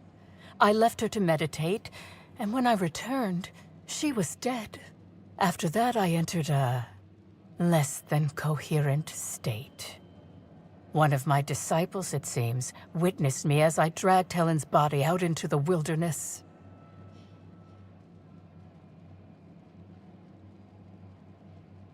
Laws, no. I hate guns. If I ever wanted to kill someone on purpose, I would have used a blunt weapon. Nothing quite like clubbing someone over the head.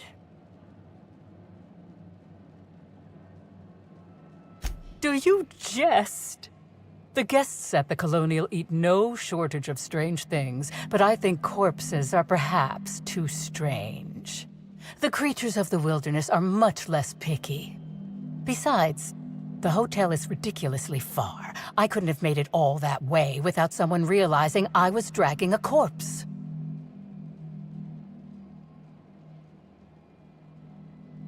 I'm no medical professional, but that certainly seemed the case. Usually my customers at least writhe or mumble after a session. My productivity-enhancing herbs typically do induce sluggishness, but I suppose they must have been enough to do her in, if her constitution was truly that weak.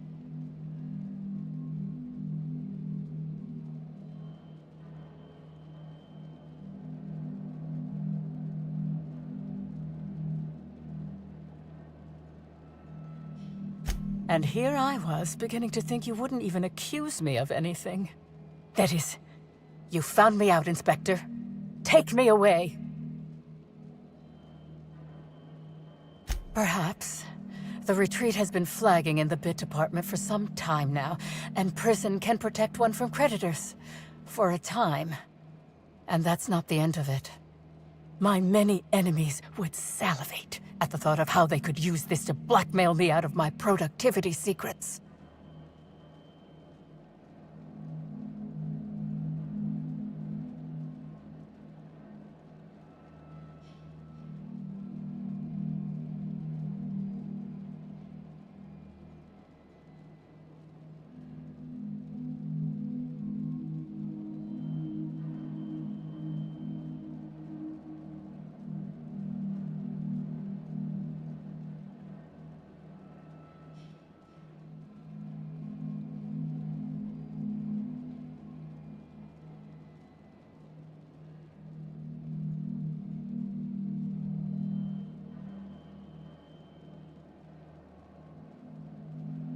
You monster! What am I supposed to do now? They'll be here soon. And once they arrive, I'll be powerless. Powerless! I just want to go to prison! Is that so wrong?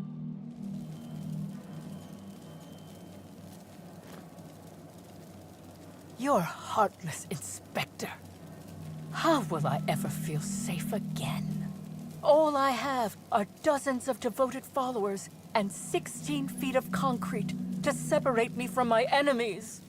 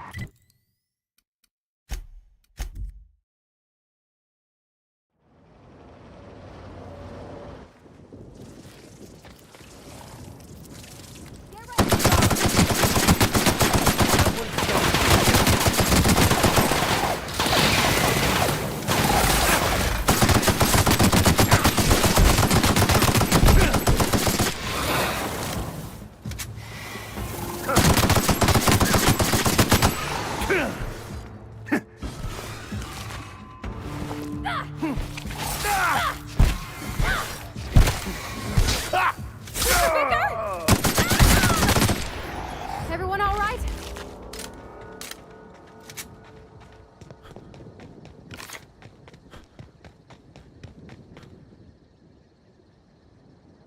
Excellent to see you again, my friend.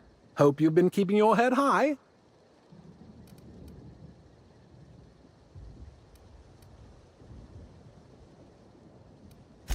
What are these? Research data pads? Not quite what I expected. Let's see what they say. Parasites, caves, thought control. He did what now? Well, it doesn't look like any of this is in violation, but it is disturbing. And disturbing a surprised auditor is as foul as failing to file proper paperwork. Rizzos shall pay dividends for my psychological damage. Here's your reward, my friend. Your contributions to the field of surprise auditing shall not go forgotten.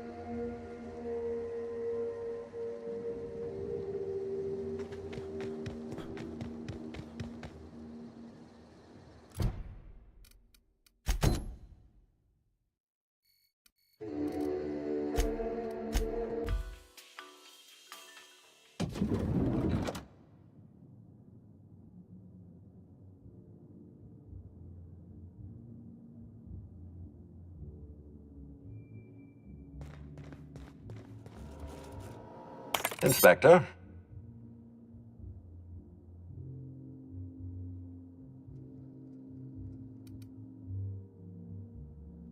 Ms. Leva earned that title, but not for the reasons you'd expect.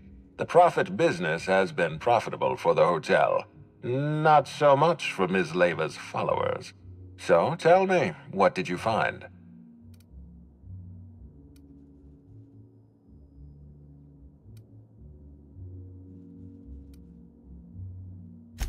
Really? What makes you say that?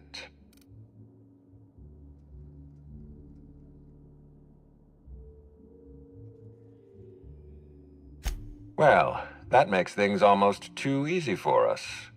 But I'd like your opinion first. Does the Prophet strike you as a reasonable candidate for Helen's murderer? I'll bear that in mind. Thank you for the update, Inspector. I'll include everything you've told me in my official report.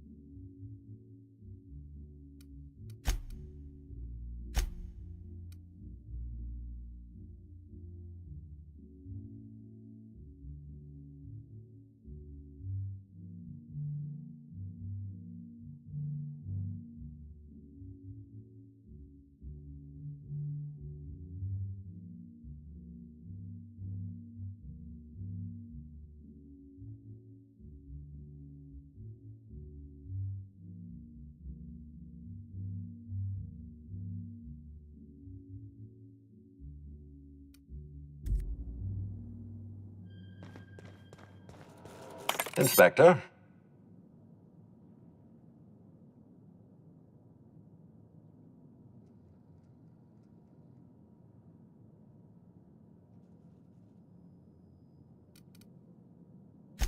I've been waiting for this. Tell me, Inspector, who killed ceann-feadhna?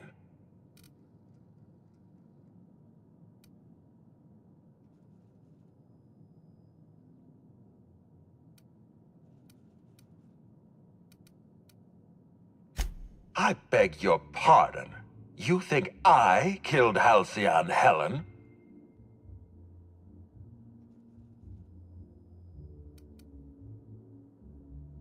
There's nothing to prove. I don't understand. Are you trying to make a mockery of justice, or are you really this incompetent? I expect you to deliver the name of Helen's killer. I expect you to deliver results, Inspector. And if you can't withstand the pressure, then I expect you to resign. We're done. Your services are no longer necessary.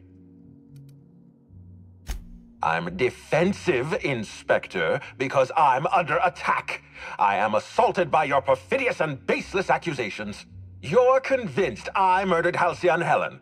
Fine. Show me some evidence. Are you insane, or do you take me for a fool?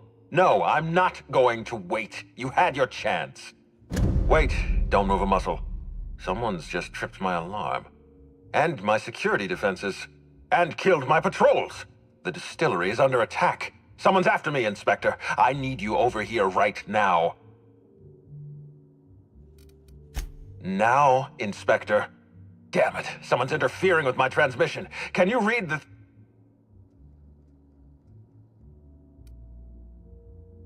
Whoever the real killer is, I got a feeling they're going after Mr. Ludovico. We need to catch up to him. Fast. I guess, if we have to. Getting kind of tired of kicking my heels up in the penthouse all day. All right. I got nothing going on. We should definitely go. As for helping him, maybe we take the wait-and-see approach? From the depths of Terra 2 to the heights of Eridanos, there's no mess that your SAM unit can't unstick, unclog, or unsully. Think of this as an opportunity to teach Mr. Ludovico the importance of compassion.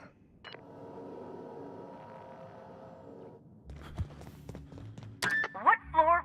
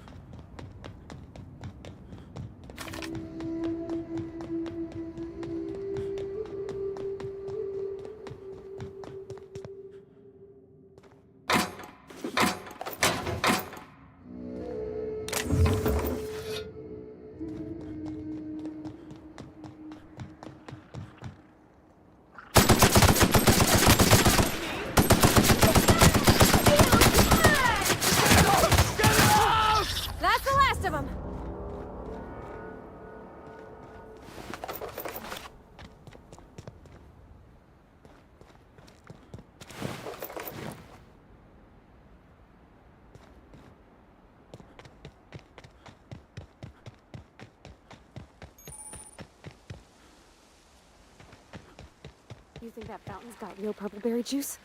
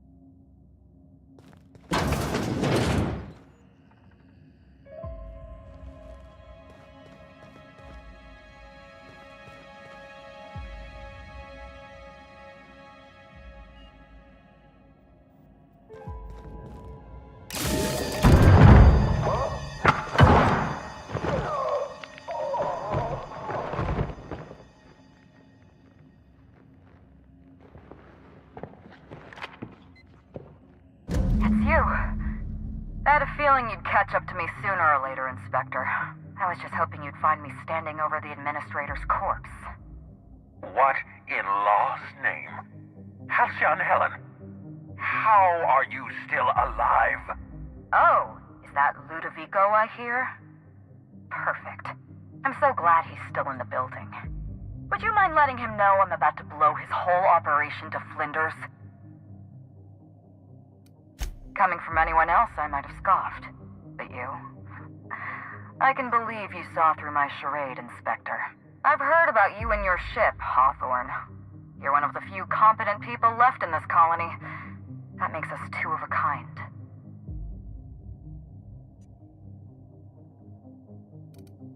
She was much more to me than a body double.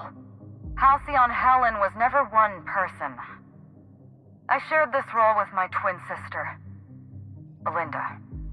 That must have been her sister in the ballroom. I can't imagine what she's going through right now. Two people inhabiting the same life. Existentially challenging, philosophically speaking. My condolences. Must feel like you literally lost part of yourself. Belinda and I were the best kept secret in the business. Nobody could tell us apart. And certainly not a peevish, petty, miserable little worm like Quentin Ludovico. So when I discovered the truth, when I realized what Ludovico was about to unleash on this colony, Belinda paid the price.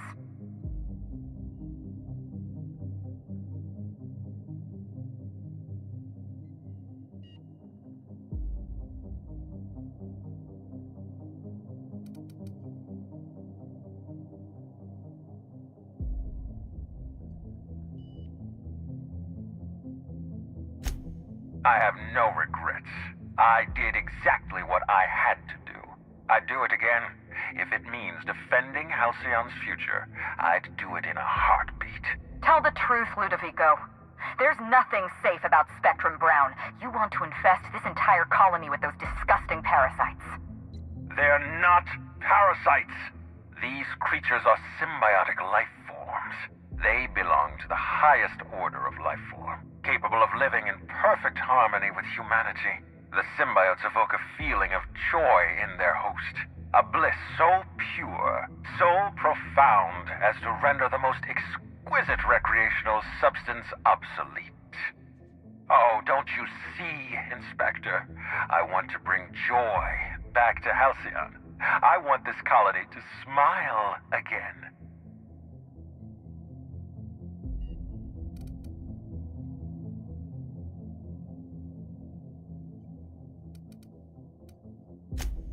Wait, hear me out. I'm not the only one with blood on my hands. I tried to defend Halcyon's future. But what about Helen? What about all the innocent people she's killed? No one I crossed off was innocent.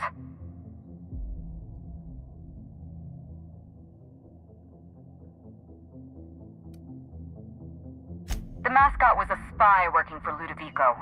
He was ordered to keep an eye on Belinda and I, and report back to his master. You're being paranoid. I barely knew the fellow. Don't try to deny it. Anywhere Belinda and I went, that mascot was there, just watching us with those cold, dead eyes.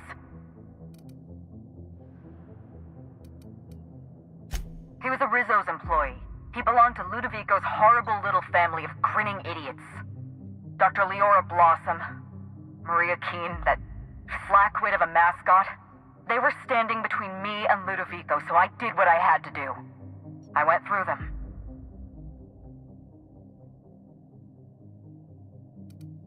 She was on Ludovico's side. When she realized I was alive, she refused to stay silent. I gave Maria a chance. I told her about Belinda. I asked for her help, but she turned me down.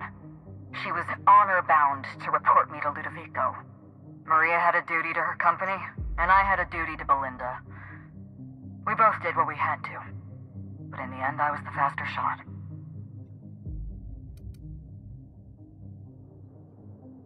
Have you met Dr. Blossom? She was practically a reptile. A cold-blooded psychopath who toyed with human lives in the name of scientific advancement. Leora Blossom wasn't a person. She was a weapon in Ludovico's arsenal. You call it murder? I call it disarming my enemy.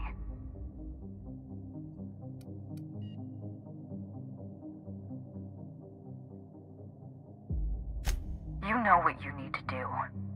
Help me avenge Belinda. Help me put a stop to this. Don't listen to her. Listen to me. Throw in with Helen and you destroy Halcyon's only chance at real happiness. Think of the future, Inspector. A lifetime of bliss and joy for every colonist in Halcyon. We can make that happen. It's a deal. A far better choice than Ludovico, though Ms. Bellamy does seem a bit obsessed. But then again, some of us may have had a few issues with that ourselves. We don't have a lot of time. We need to get out of here. Not so fast. I've sealed the bulkhead doors. You're staying right where you are. I'm sorry to do this to you, Inspector. Truly I am. If it's any consolation, Helen has brought some remarkably powerful explosives. Your death should be instantaneous. Goodbye, Inspector. Helen, we won't meet again. Damn it. He sealed us in, but I think I know another way out. Follow me and stay close.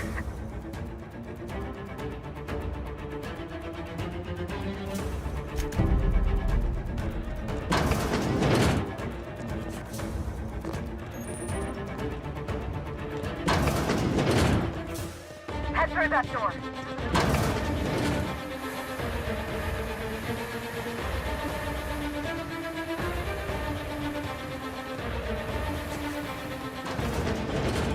Great work.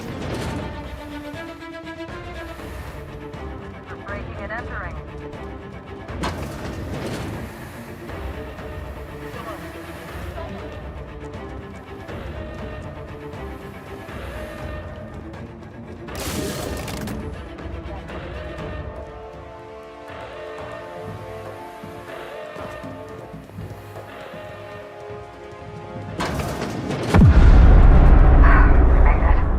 Nice work, Inspector. We may have put a stop to Ludovico's operations, but he's still at large. He's probably gone into hiding, so we're going to root him out. This entire complex has been exposed to those parasites. Law only knows how many they've infected. Most of them won't even know they're carrying a parasite inside of them. If they're showing symptoms, it's probably already too late. Boundless energy, insufferable joy, an almost saccharine attitude of optimism. Then just like that, parasites bursting out of their bodies, fat and wriggling with vital energy.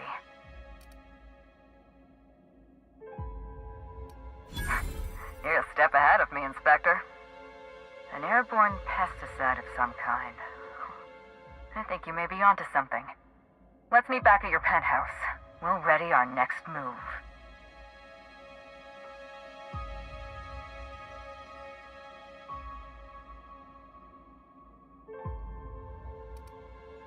See you soon, Inspector.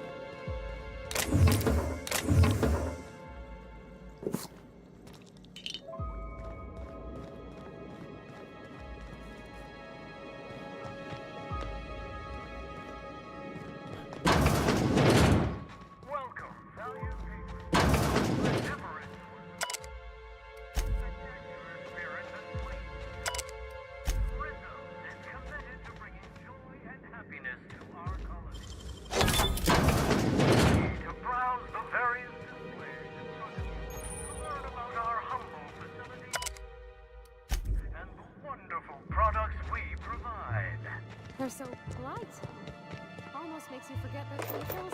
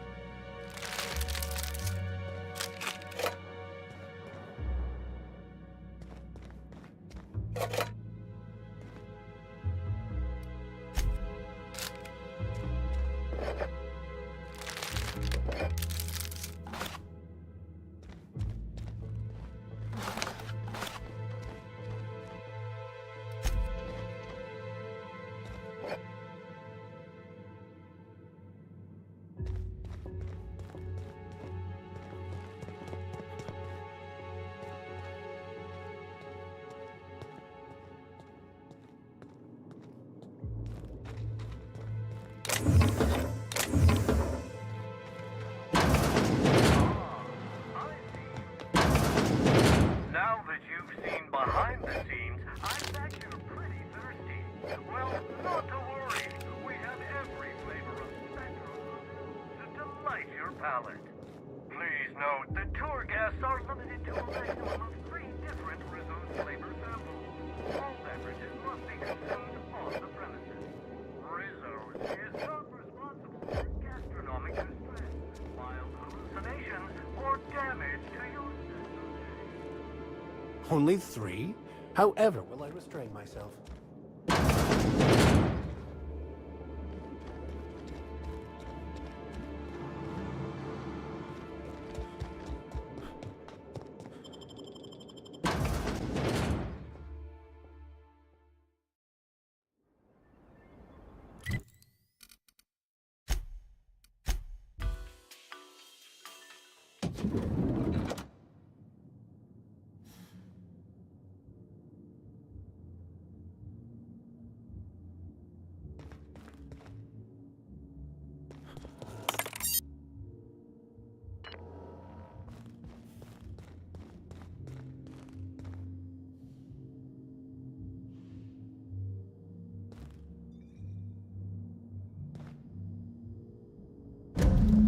It's strange. When you walk through that door, I half expected to see Belinda. Belinda and I practically shared a life. Losing her feels like losing a limb. She's conspicuous by her absence. Thank you, but no. I can't grieve properly while Ludovico's still breathing. So let's see if we can't solve that problem first. We shut down Ludovico's distillation plant, but he's not gonna sit idly by. If he can't use Spectrum Brown to infect the colony, he'll resort to some kind of backup plan. I stole this formula from Dr. Blossom, a failed prototype of Spectrum Brown. Look at this. The prototype had the opposite effect, and actually made you immune to the parasites.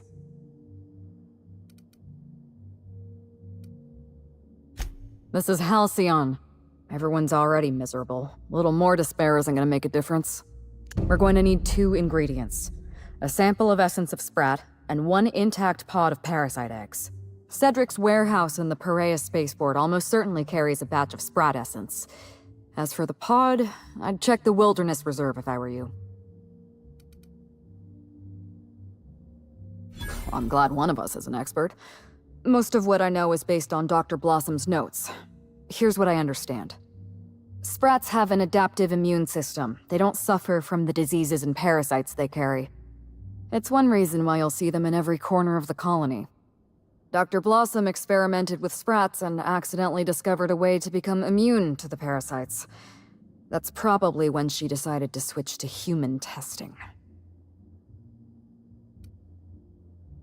You're a scientist and an inspector? You really are full of surprises. I borrowed a centrifuge from the research lab. Used the ingredients to synthesize an antiparasitic. I'm glad I could count on your expertise. Once you're finished, head to the pilot house. We'll hijack the control system and disperse the cure into the atmosphere. That should kill off most of the parasites. Are you worried I'm gonna shoot you in the back?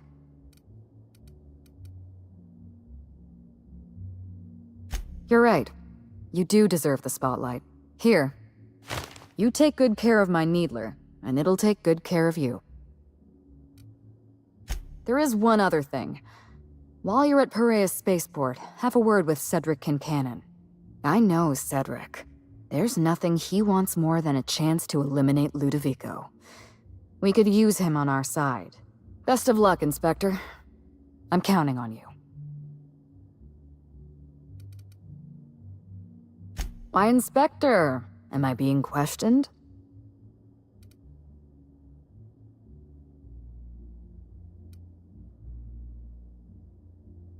All right, Hawthorne it is.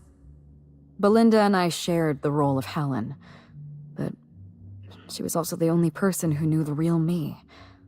To the rest of the colony, I'm Halcyon Helen, but to my sister, I was just Ruth. I could be myself around Belinda, and she could be herself around me. She was my only sister, but she was also my only friend.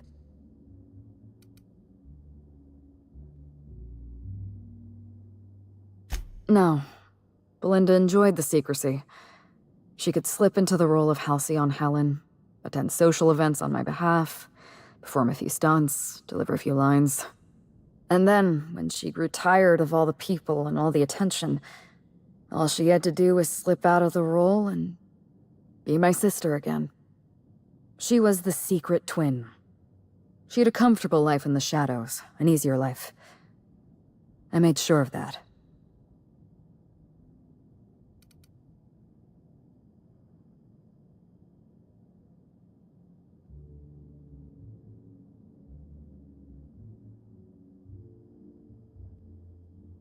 What I want is my sister back, but I'll settle for killing Ludovico. Parents, naturally. An agent, a couple of directors. None of them had any reason to reveal the truth. To them, Helen was a brand. Revealing our secret meant damaging that brand. Damaging that brand meant losing money. Nobody in this colony wants to lose money. Belinda and I saw Helen as an act of theatric sleight of hand. We enjoyed the deception, the challenge. We wanted to see how far we could go.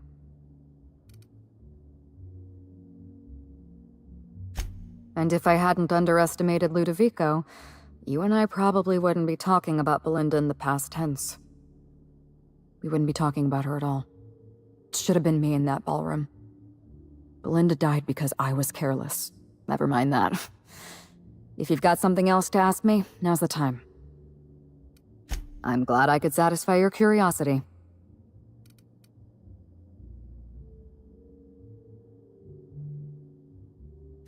Yes, Hawthorne, I did. Leora Blossom and Maria Keene were on Ludovico's side. They chose to stand between me and my sister's killer. I had to cross them off. Would you believe me if I said I gave the constable a chance? I spoke to her in her office. I told her everything. Belinda, Ludovico, the parasites, all of it. Maria said I was guilty of corporate sabotage and that she had a duty to report me. She told me how sorry she was, and I told her the same thing. and then I shot her. Maria was defending my sister's killer. If someone murdered one of your crew in cold blood, what would you do?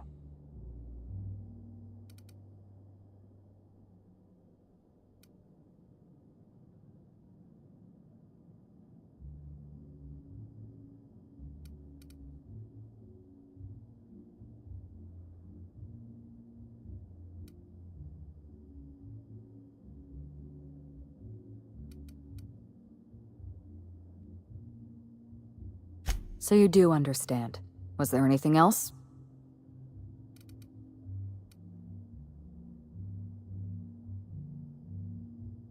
Yes, this is mine. I'd kept notes on everything I suspected, everything I'd discovered. It's all here, all in code. Belinda and we had a secret way of communicating.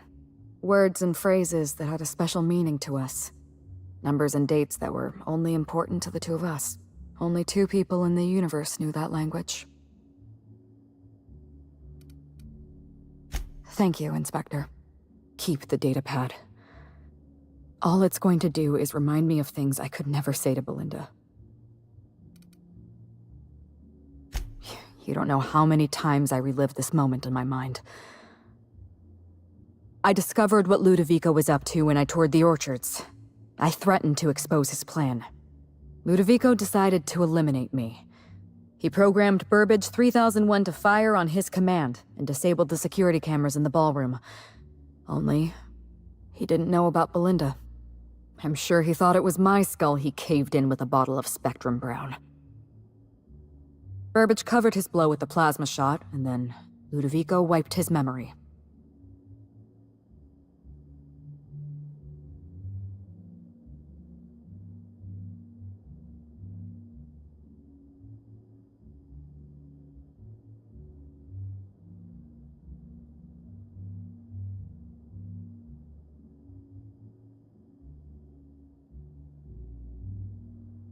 Something like that. I had a problem I had to sort out first. You. You were an unknown variable. I didn't know what to make of you. I went after Leora Blossom, and you were just one step behind me. I programmed an automech to steal some explosives from Cedric, but you weren't far behind. You were always hot on my heels, one step behind and catching up. I realized I'd have to throw in with you or eliminate you.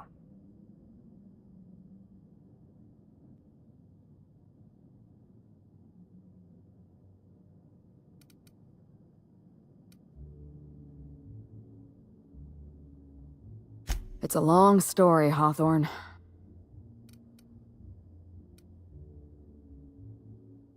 It was supposed to be just another marketing job.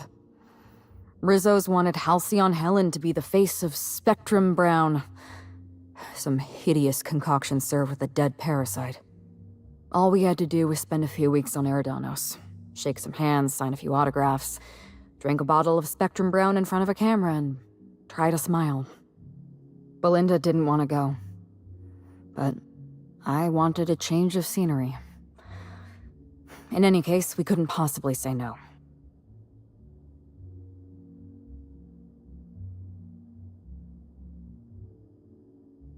Belinda always hated endorsement deals. They felt cheap to her, inauthentic. She always believed her first priority was to our fans, and not the company that bought us out.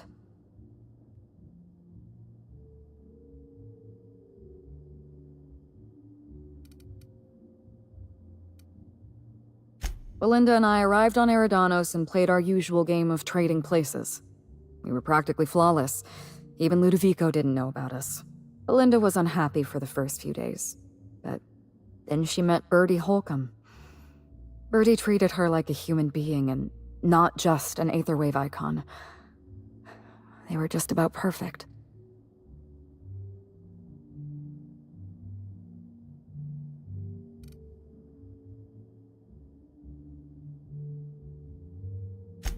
Bertie has a dreadful temper. I was worried about Belinda for a while, but she told me he'd never lay a finger on her, and I took her at her word. Bertie wasn't the person I should have kept an eye on. It was Ludovico. I had a feeling Ludovico was hiding something. Belinda stayed busy socializing with the celebrities around the complex. That gave me some time to do a little digging.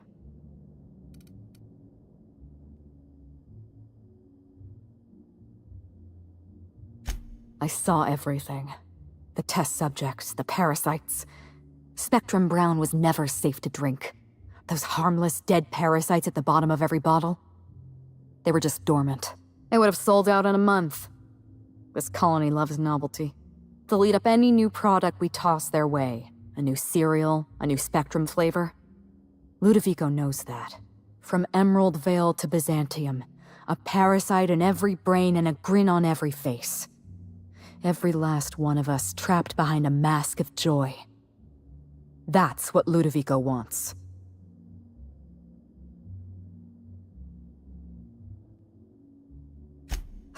I was careless. I was risking Belinda's life every step of the way, and I never even realized.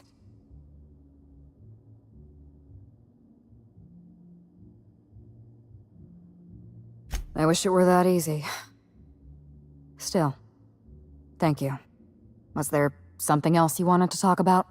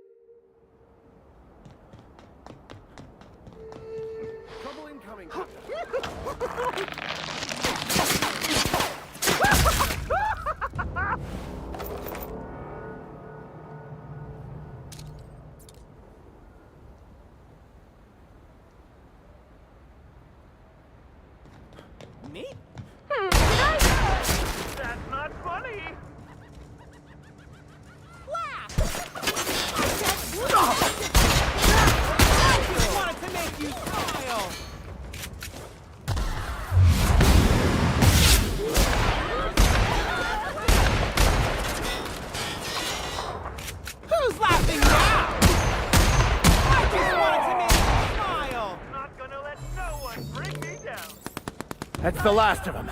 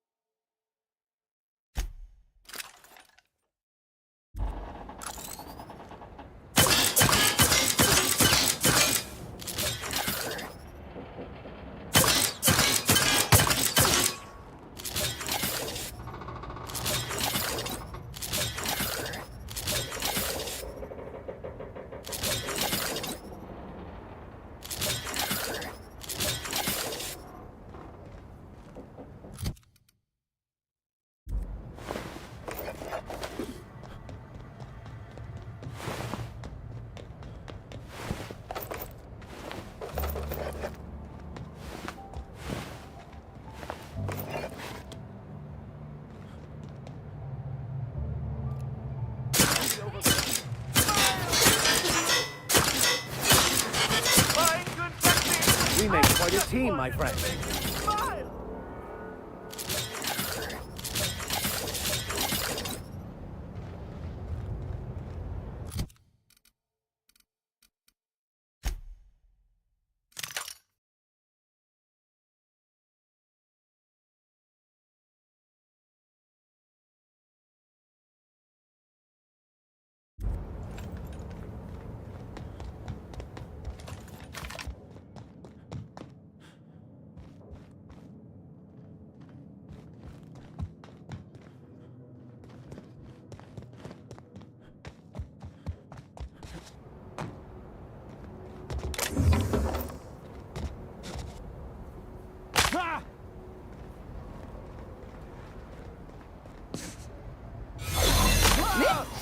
I can't smile, damn.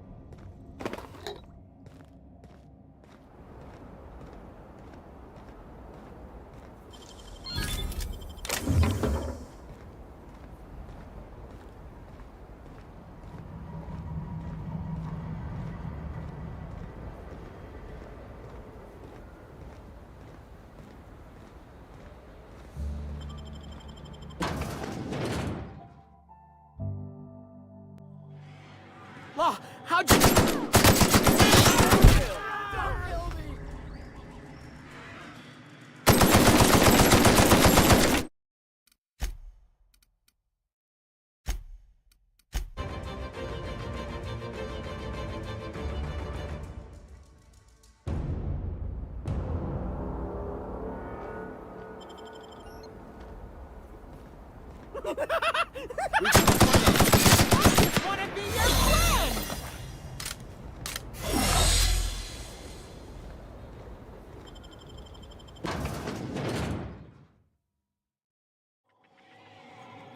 Law, how'd you get in here alive? You are alive, yeah? And not one of them? No, you look...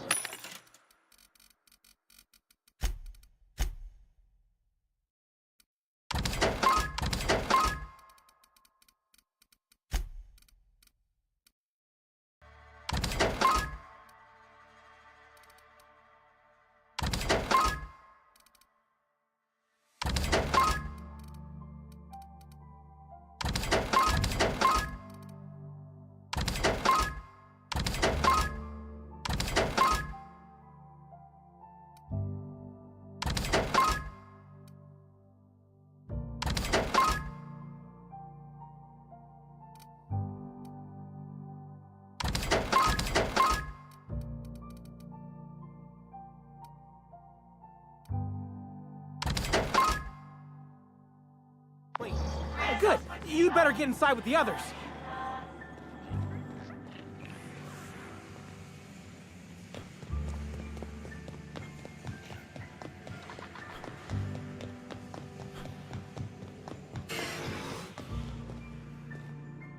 Hey, Inspector! You're alive! That's terrific.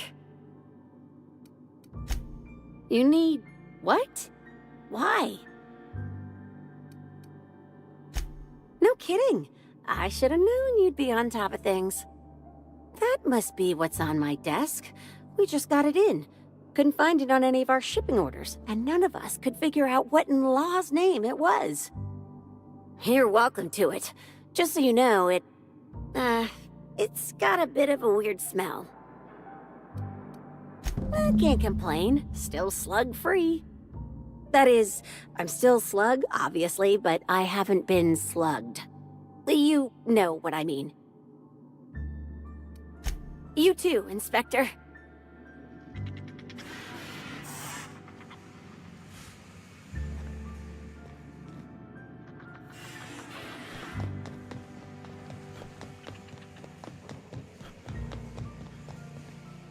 Inspector, you made it. Well done.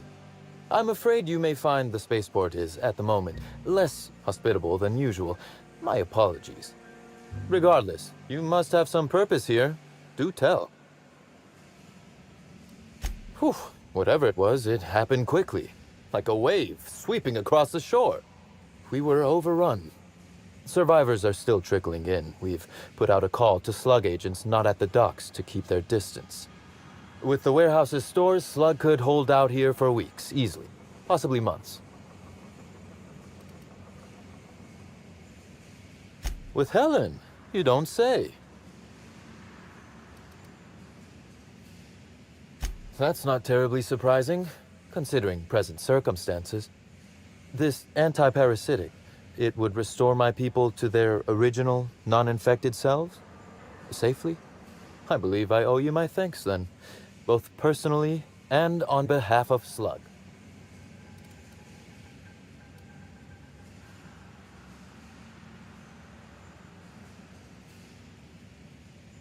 Quite the coincidence.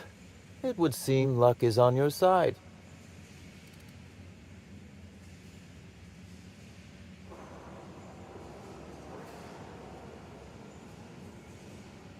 In that case, I won't delay you further. Unless there was something else you needed. Oh, my. You mean Lou was up to no good this whole time? It's an ambitious plan, I'll give him that.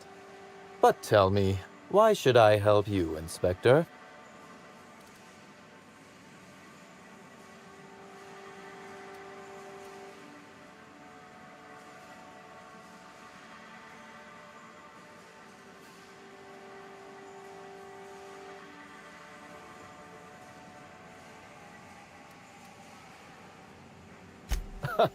Always best to make sure a man has a better nature before you appeal to it. All right, but you're not to take this as confirmation I have one. Understood? You can expect Slug support. I'll arrange for my agents to meet you at the distillation station.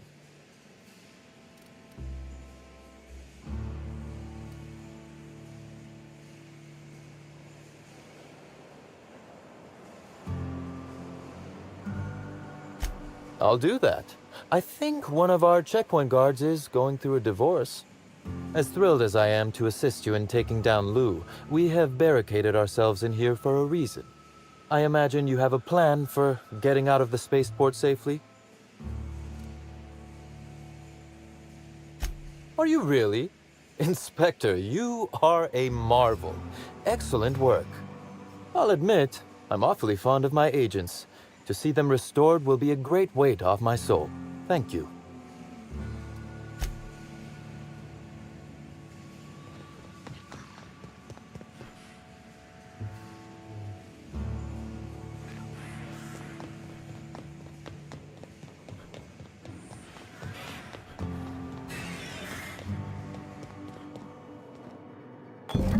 Essence of Sprat? Why would anybody keep a vial of Never mind, I don't want to know.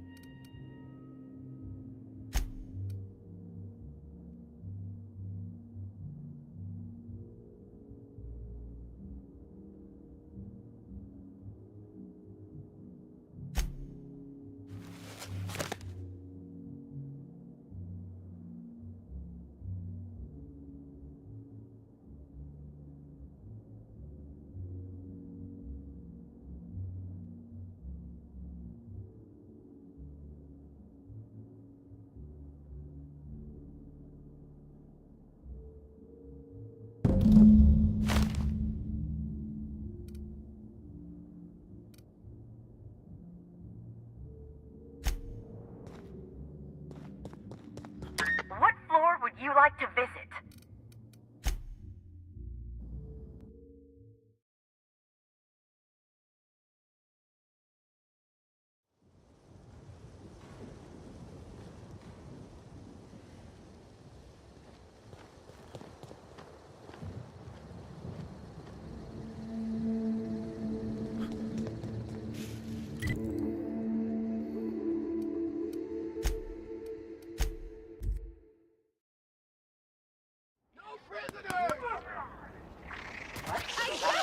Here they come.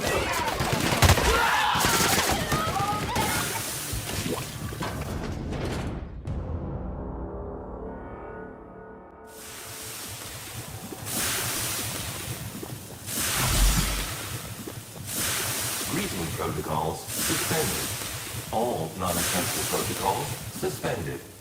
Phaeton is standing by for larval compound dispersal. Affirmative. Dispersing.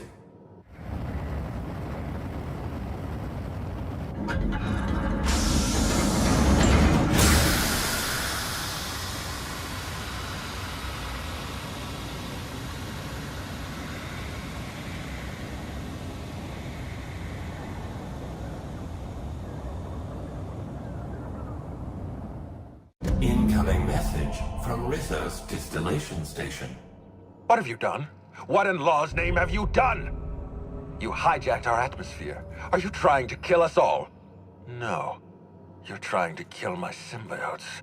I'm not going to let you destroy everything I've built. I can still fix this. I can undo the damage you've done. End of transmission.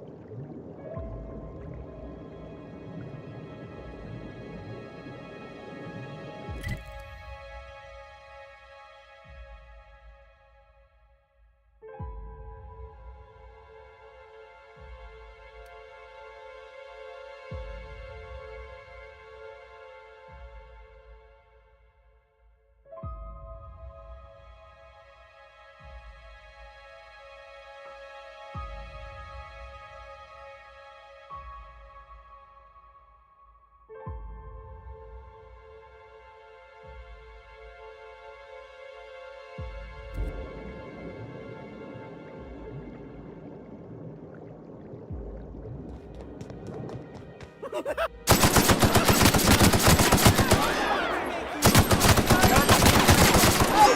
wanted to make you smile!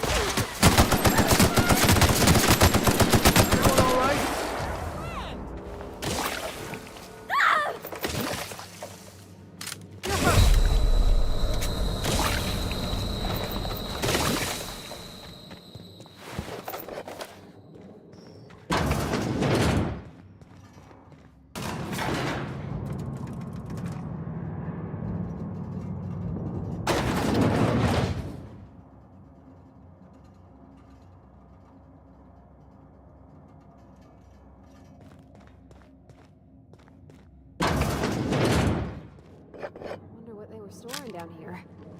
Were they getting ready for the launch of Spectrum Brown?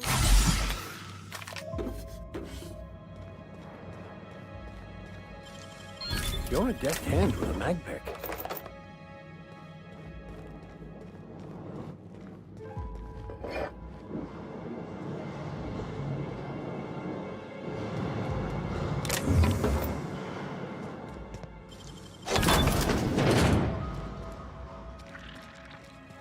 This place really could use it.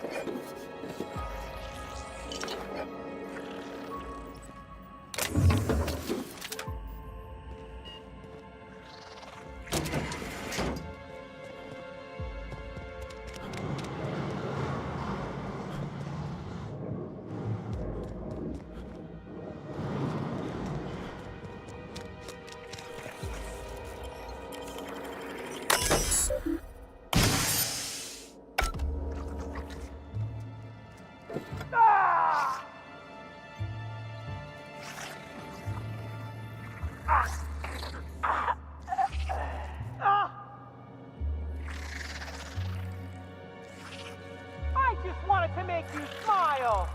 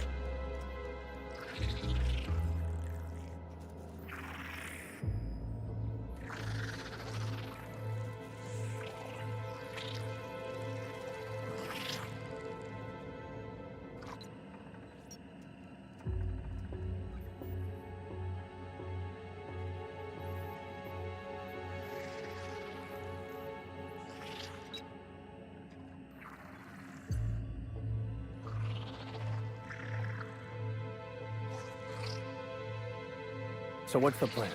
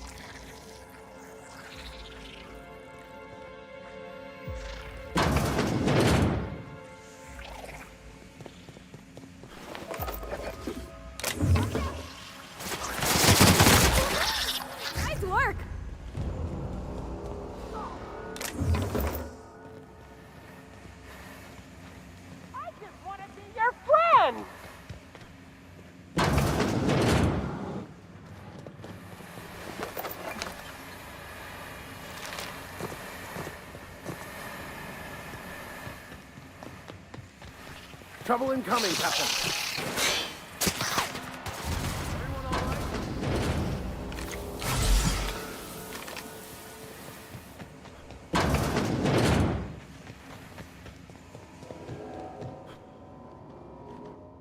Are they raising parasites?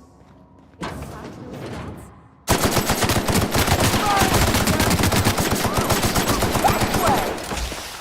Turn that down! That's gonna let power! 20 miles! Get up! Ah!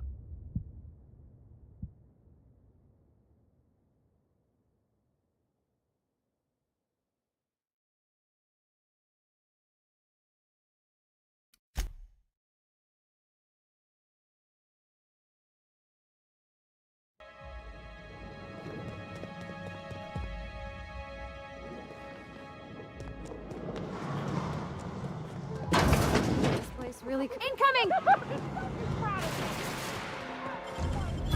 Miles! Get it off! Get it off!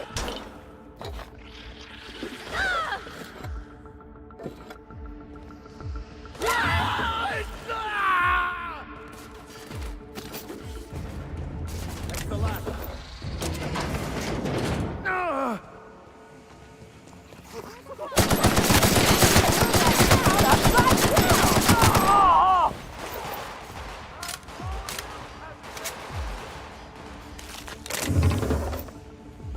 Not gonna let no one bring me down!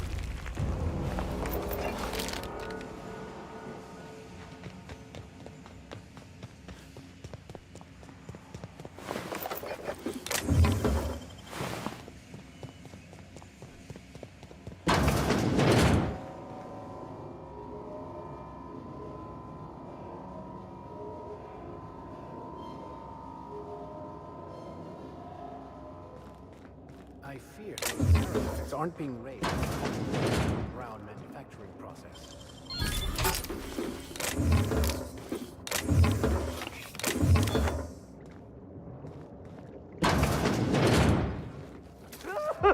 Did I? How dare you have me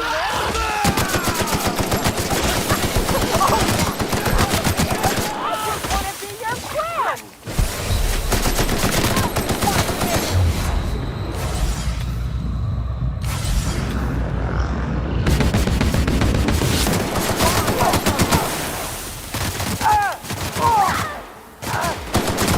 Just wanted to make you smile!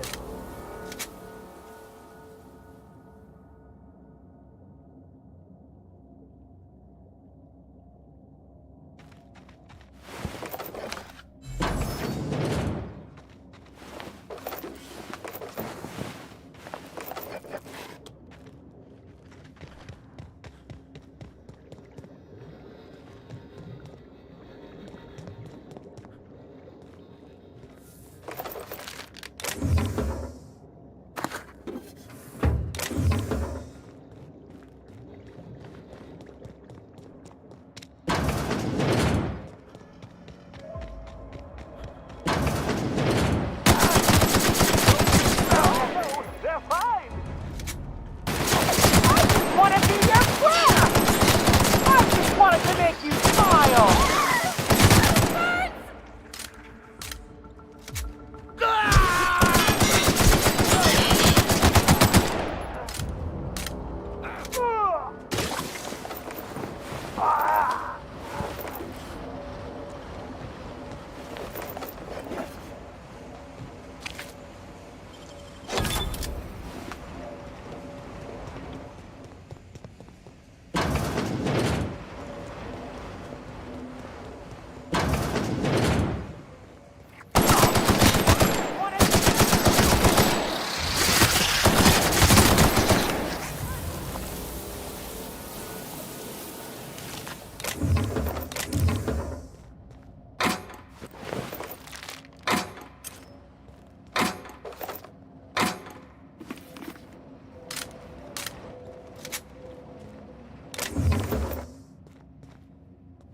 Well, let's see.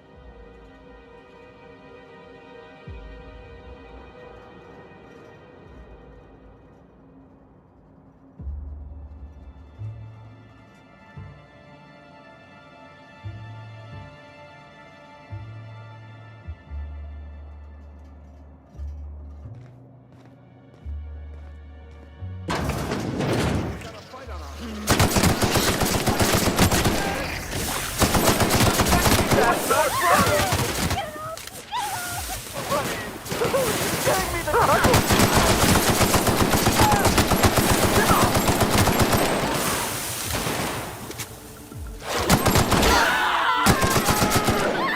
That's the last of them.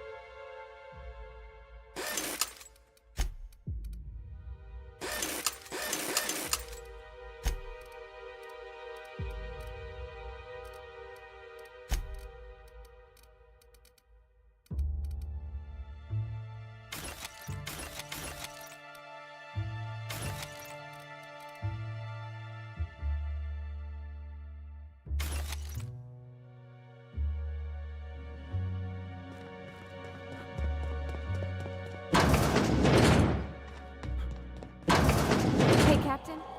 Whatever.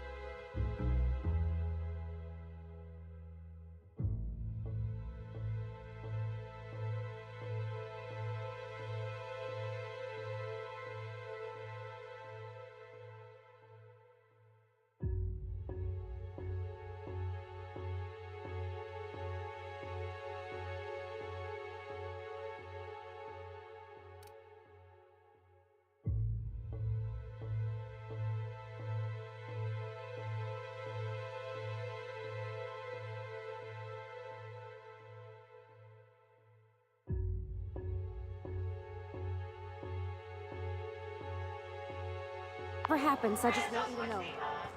I've always got your back.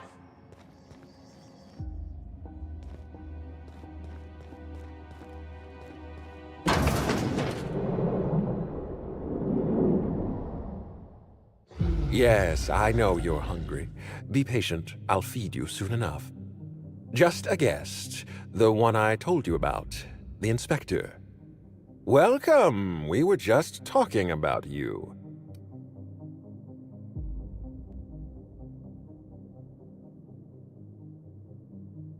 You and I are standing in the presence of royalty. Don't worry, you'll meet her soon enough. I know what you've done. Hijacked Phaeton, contaminated the air we breathe with your poison. You think you've saved this colony? All you've done is robbed Halcyon of its last chance at real happiness. And you've angered my queen.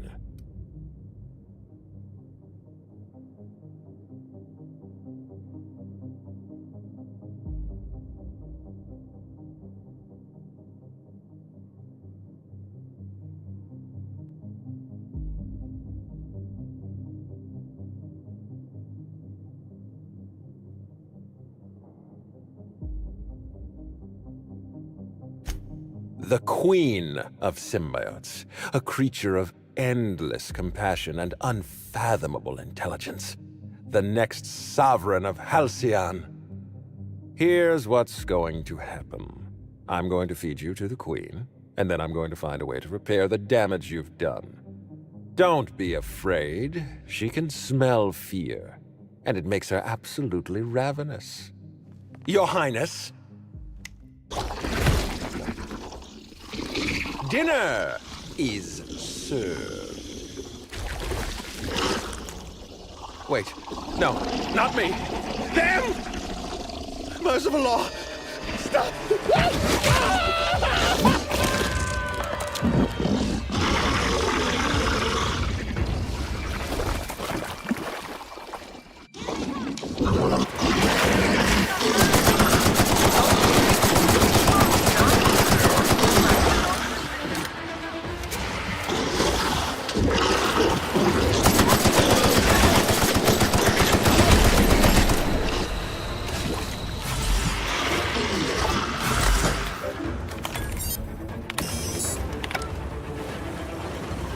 Nicely done. Mr. Ludovico? Mr. Ludovico, sir? Is there any chance you're still alive inside the Queen's digestive tract? Wait, no. That's his leg on the ground over there.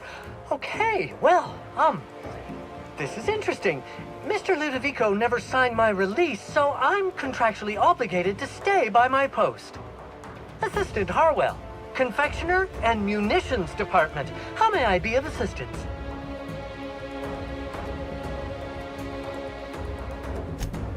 Oh, absolutely! Rizzo's manually operated confection and ammunition dispensers are state-of-the-art. I've stocked the repository right beside your terminal. Thank you for choosing Rizzo's during your moment of mortal terror.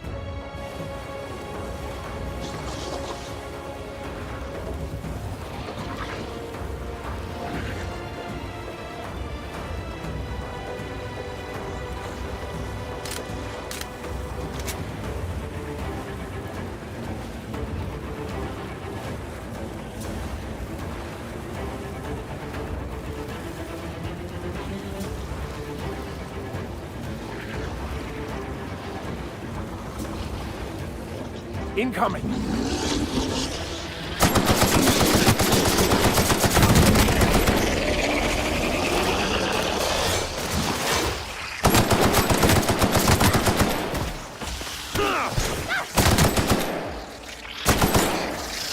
That's the last of them.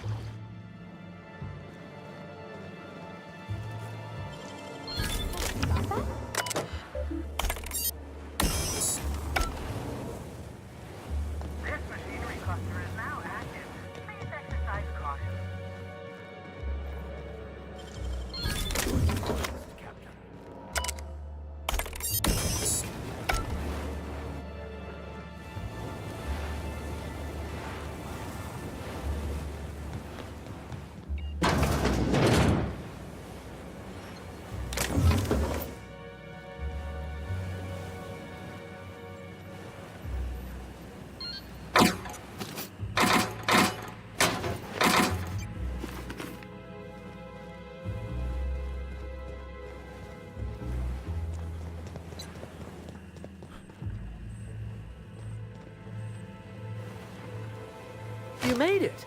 I guess happy customers really are repeat customers. Here, I had something I wanted to give you.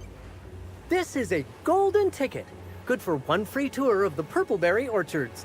This is my way of showing you that I appreciate you just for being alive.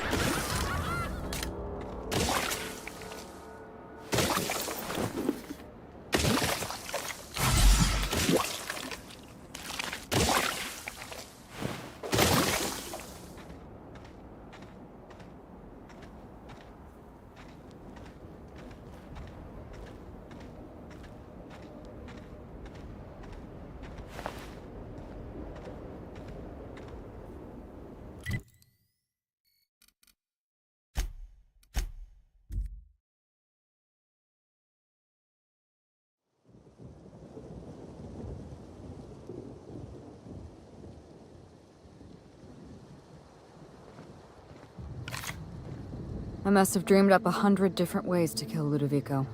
I'll be honest, eaten alive by the Queen of the Brain Slugs wasn't on that list.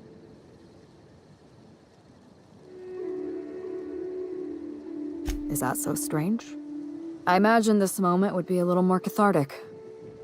But Belinda's still gone, and I don't feel all that different.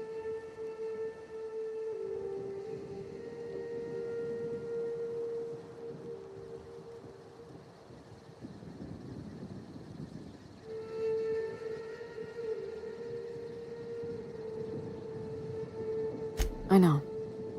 You're right. I can't go back to the way things were. I can't return to my old life because it was never my life to begin with. It was shared. Never mind, you don't need to listen to this. Thank you again for your help, Captain. I never would have made it this far without you.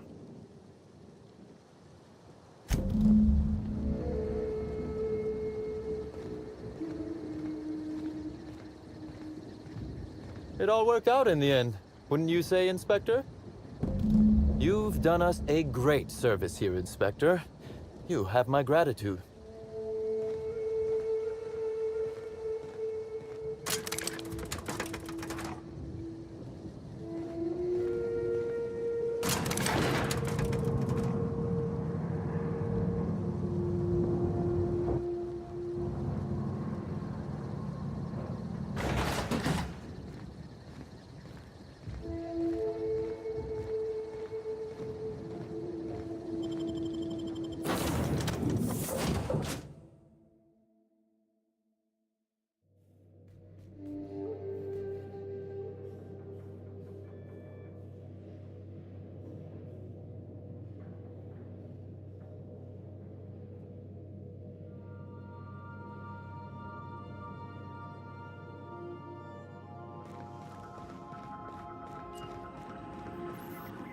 Welcome back, Captain.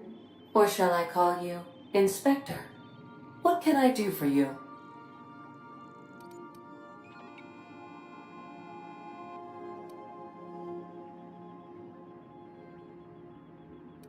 During your absence, I passed the time by simulating a number of hypothetical conclusions to this case.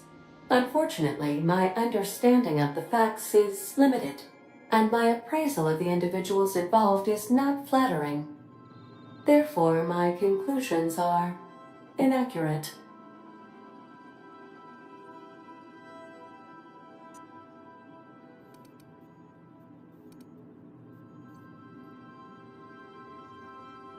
My simulations have yielded several possible causes of death. Halcyon Helen may have been killed by one or all of the following: asphyxiating on Rizzo's Spectrum Brown, grappling with a primal while inebriated, killed by an overzealous fan, death by automechanical, or profound loneliness. How close were my estimations?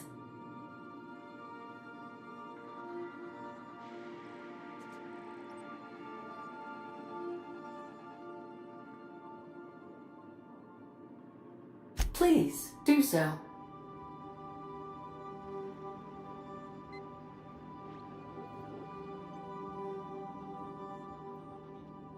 That seems impossible.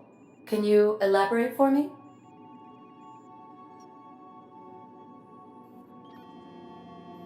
Interesting. I did not account for the possibility of multiple identities in my simulations. This information is valuable to me. I will update my behavior simulation protocol accordingly. Thank you, Captain. How can I be of assistance?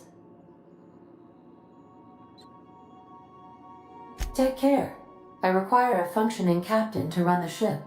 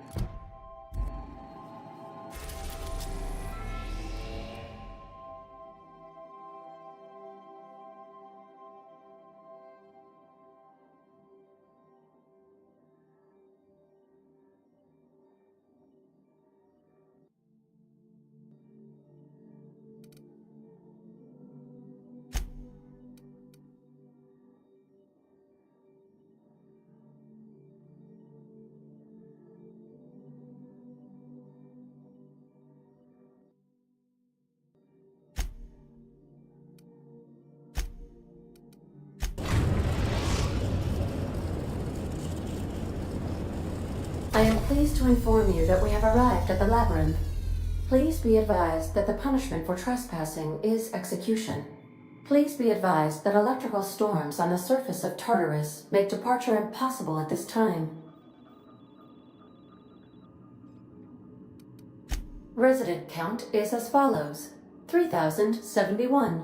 Resident deaths, including but not limited to executions, are as follows: 1,684.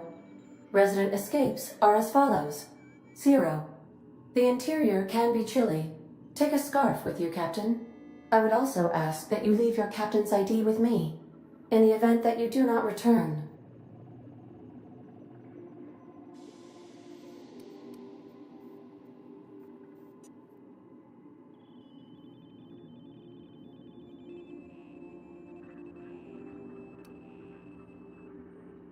I can make the assurance that I will not leave with another captain unless you do not return within 876,541,652 hours. Oh, speak of the devil. Captain, I am receiving a transmission from the prison's docking authority now. Attention, unauthorized spacecraft. This is a maximum security installation. Your presence here is an explicit violation of UDL corporate policy. You are hereby confined to your docking platform until a ticket detailing your crimes has been filed and notarized, at which point your vessel will be seized and you will be executed.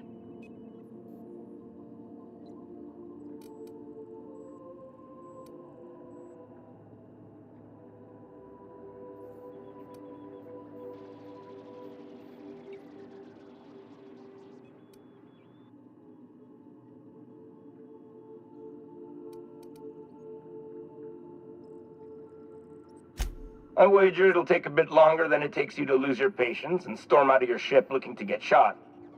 To be honest, that'd make my job a lot easier. You come out, we shoot you full of holes, and then everyone goes about their day worry-free. Except you. You'll be dead.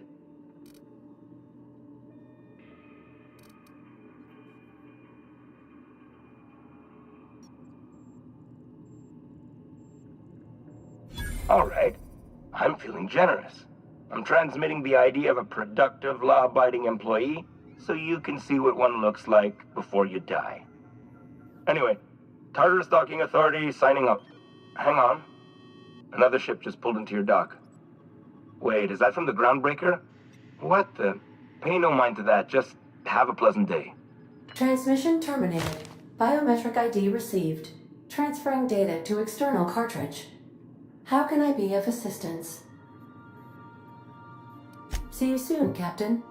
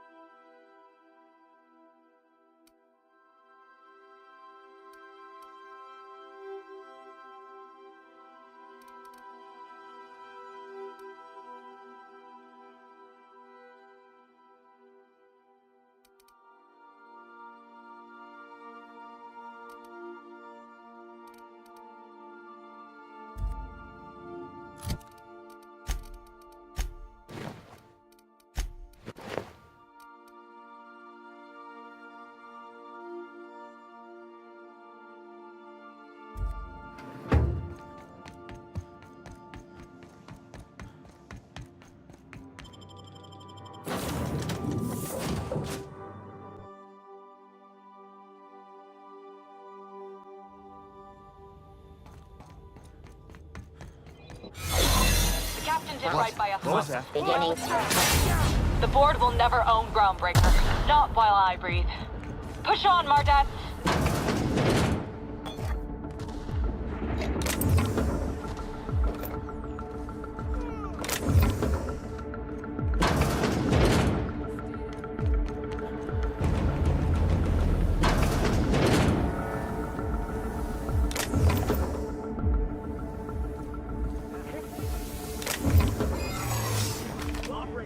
You new here? I didn't think we were hiring more staff. Oh, no. Don't tell anyone, please. Whew. Thank you. You get tired of patrolling? Just go rustle.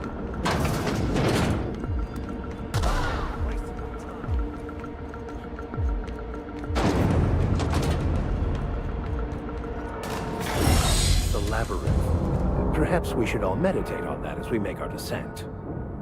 This might be the loneliest place in the whole system.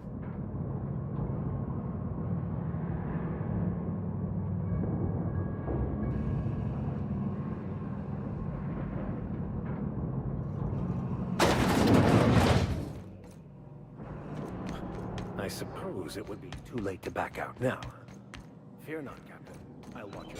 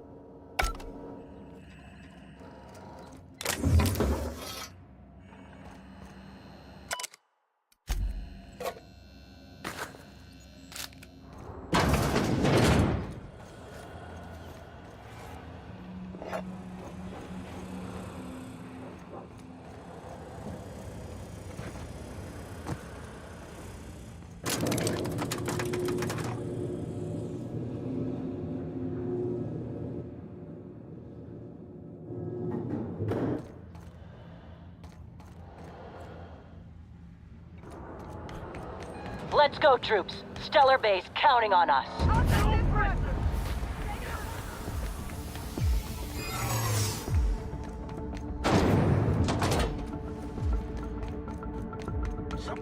Are you new here?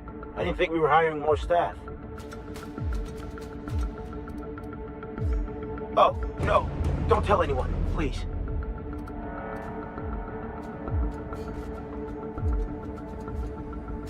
Whew. Thank you.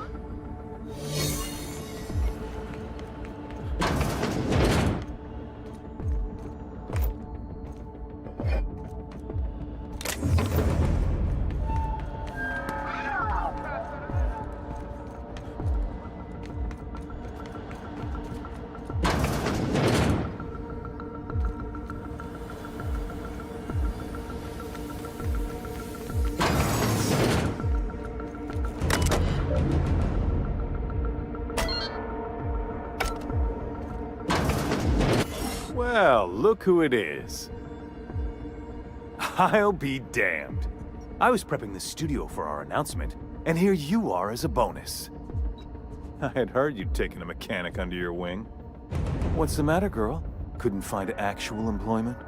The captain's treated me right. Better than any of you bored folk ever have. I'm exactly where I want to be. And the convicts. The vicar. You know, most people, once they're out of prison, don't seem keen on returning. Oh, I would go anywhere to see you fall, sir. When you go off and get yourself shot, try to avoid taking one to the face. I'll want it recognizable to show to my citizens. My word! You've correctly identified the most recognizable man in the colony. Remarkable. It's a wonder what Phineas saw in you. Then again, he's an insane person. Thankfully, he's our insane person now. A proper company man.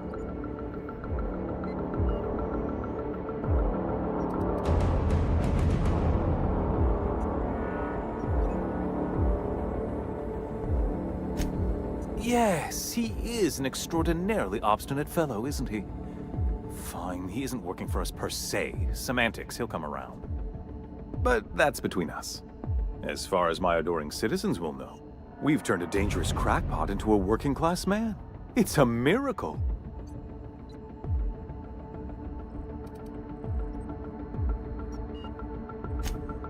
Oh yes, go on, wake them up, add more mouths to feed. That'll solve our starvation problems. I don't know what half-baked plans that simpleton in a lab coat has been leading you through, but it's done. It's over. Let me ask you something, Captain. Have you at any point thought about not fucking up our entire society? I believe we could ask you the same. I'm making actual progress towards stabilization and recovery. You're just getting in the way. Oh, right. This coming from the psychopathic outlaw. Yes, I'll try to be more open-minded about your path of wanton dissent. We don't need your help. I'll admit, there's no shortage of talent in the scientists and engineers there. Look, I'm not an unreasonable man. If you manage to storm the castle, as it were, and make it out of here with Phineas alive, I can't exactly afford more havoc than you've already caused. Fine. If you survive, you'll need someone to sell the rest of the board on your plan.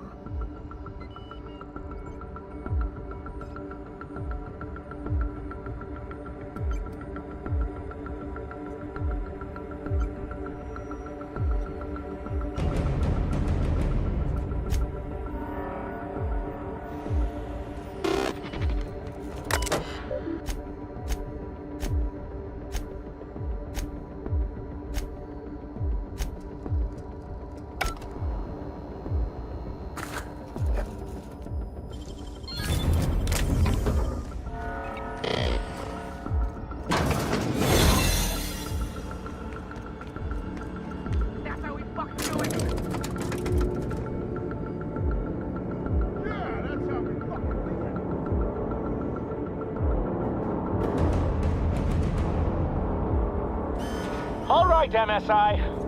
I'm not one for rousing speeches, but the captain needs our help. So get in there and fight!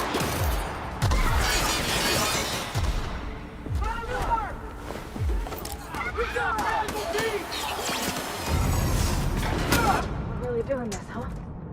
Everything in my life has been leading up to this point.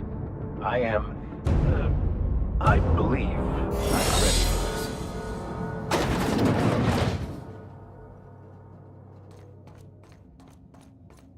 Captain, you have an uncanny talent for complicating my life. You've been working with Dr. Wells from the beginning.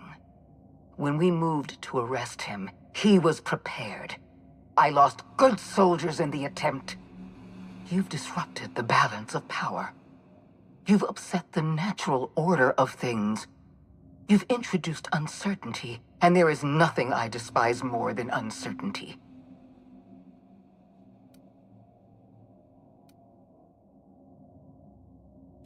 Do you imagine you're leading some grand revolutionary army? The iconoclasts and MSI have put aside their differences and attacked the prison together.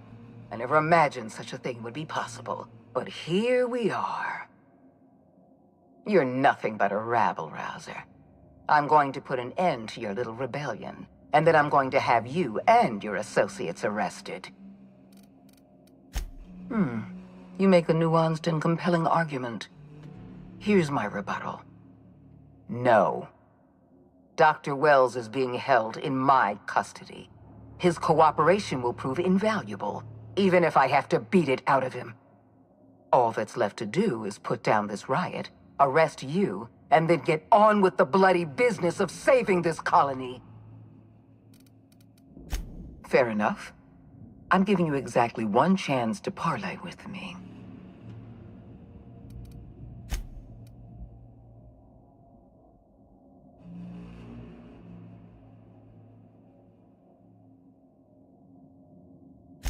Yes, I'm quite aware of your brazen act of corporate vandalism. By the way, those test subjects you killed, they died in agony. My scientists assure me they can recover the data you've destroyed. You've succeeded in temporarily delaying our research. Nothing more.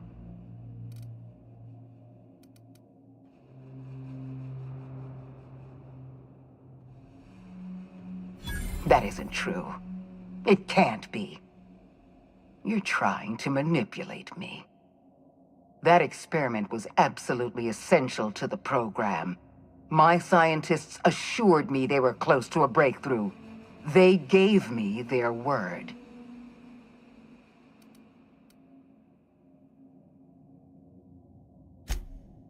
Damn you. You are telling the truth. My scientists have been lying to me, and I was stupid enough to trust them at their word. We're going to have to start all over again. All that research, all those experiments, you've set us back decades. You were always an unknown variable. I tried to recruit you, but you threw your lot in with that madman, Phineas Wells. You were too dangerous to leave unsupervised. I had to make use of you. When I sent you to deal with Phineas, I thought I'd won you over. You chose to ally yourself with an irrational madman. I gave you a chance to serve the law, and you sided with anarchy. Why?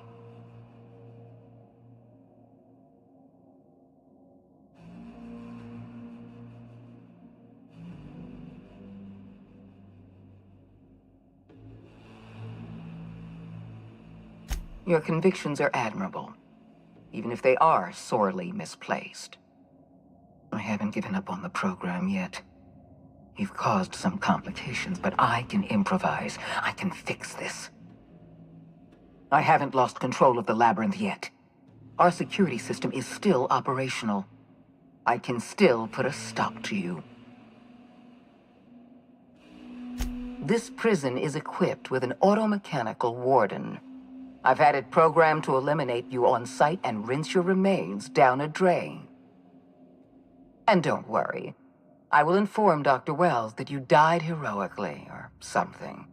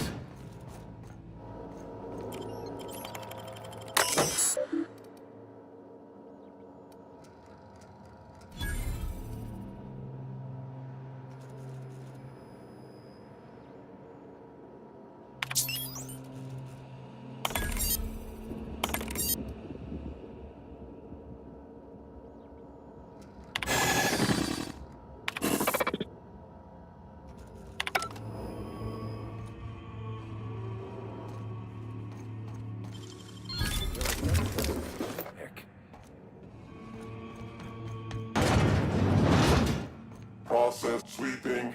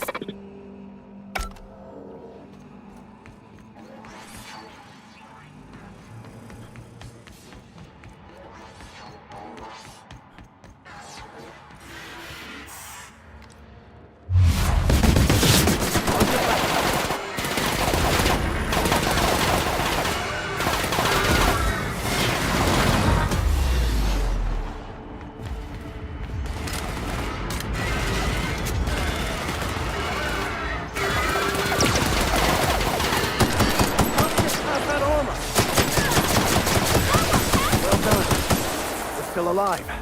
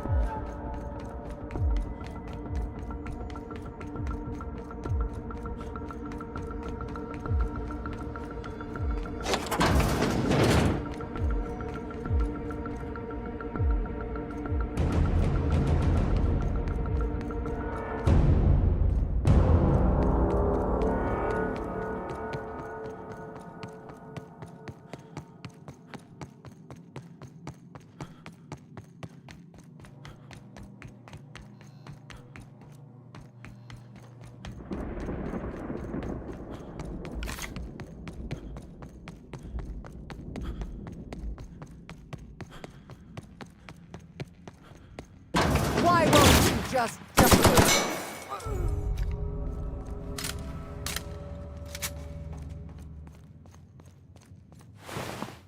Get me out of here!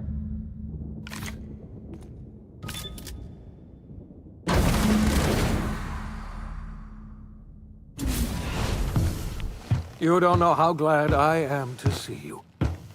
You did the right thing. Akande was a monster. Her death was much deserved, and long overdue. And you lunatic, you broke into the board's own fortress just to rescue one doddering old man. You are absolutely out of your mind, and I can't begin to thank you enough.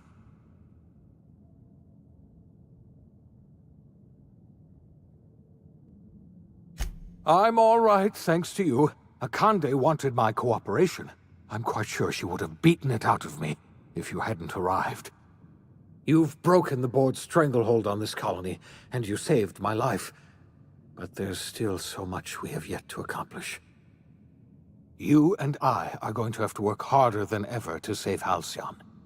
I'm afraid the situation is far worse than any of us ever anticipated.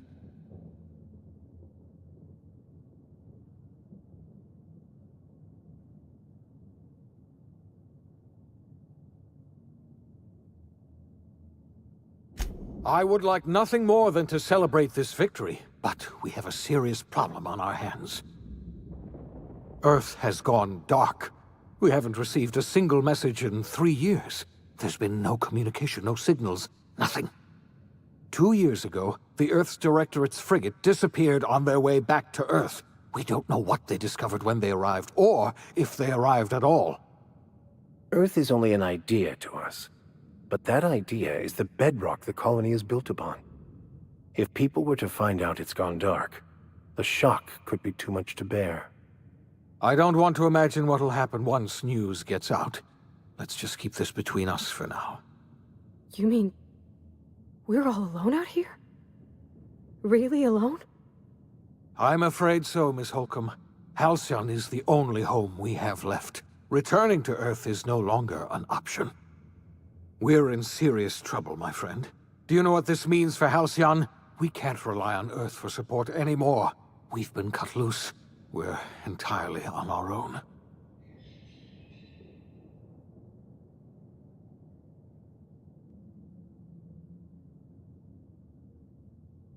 Yes, certainly. I'll help however I can.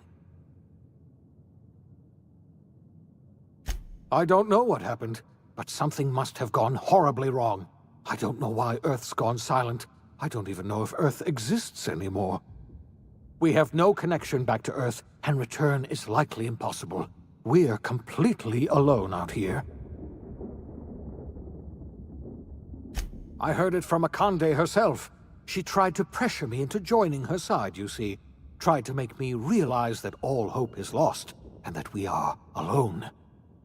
She was half right. We are alone, and we're going to have to fend for ourselves, because there's no telling what's happened to Earth.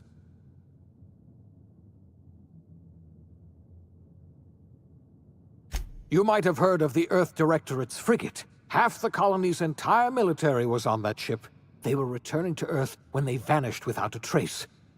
That was 2 years ago. We haven't heard a word from them since. Whatever happened to Earth likely happened to them. Yes, Akande mentioned as much. Earth hasn't sent us a single message in 3 years. No one knows why. Akande had kept the truth to herself, perhaps with good reason. Can you imagine what would have happened if word got out? We'd have utter pandemonium. I wasn't trying to hide the truth from you, but after all you've done, I owe you an explanation. Yes, I experimented on the Hope's colonists. Each of my experiments ended in catastrophic failure. Each of my subjects died in agony. You are my first and only success. I didn't tell you about the others because I didn't want to burden you. My failures are my own to bear, not yours.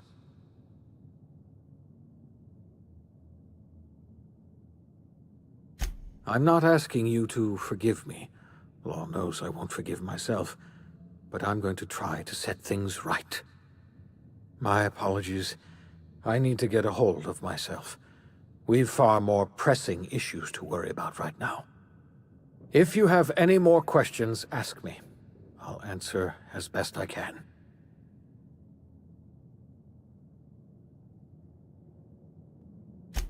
Yes, we do. You've done a marvelous thing. You've succeeded where anyone else would have failed, including me. We must begin the revival process immediately, starting with the Hope's brightest minds, and then we're going to fix this damn colony, one problem at a time. We're going to need a leader, and I can't imagine a better person for the job than you. What do you say, old friend? Will you help us?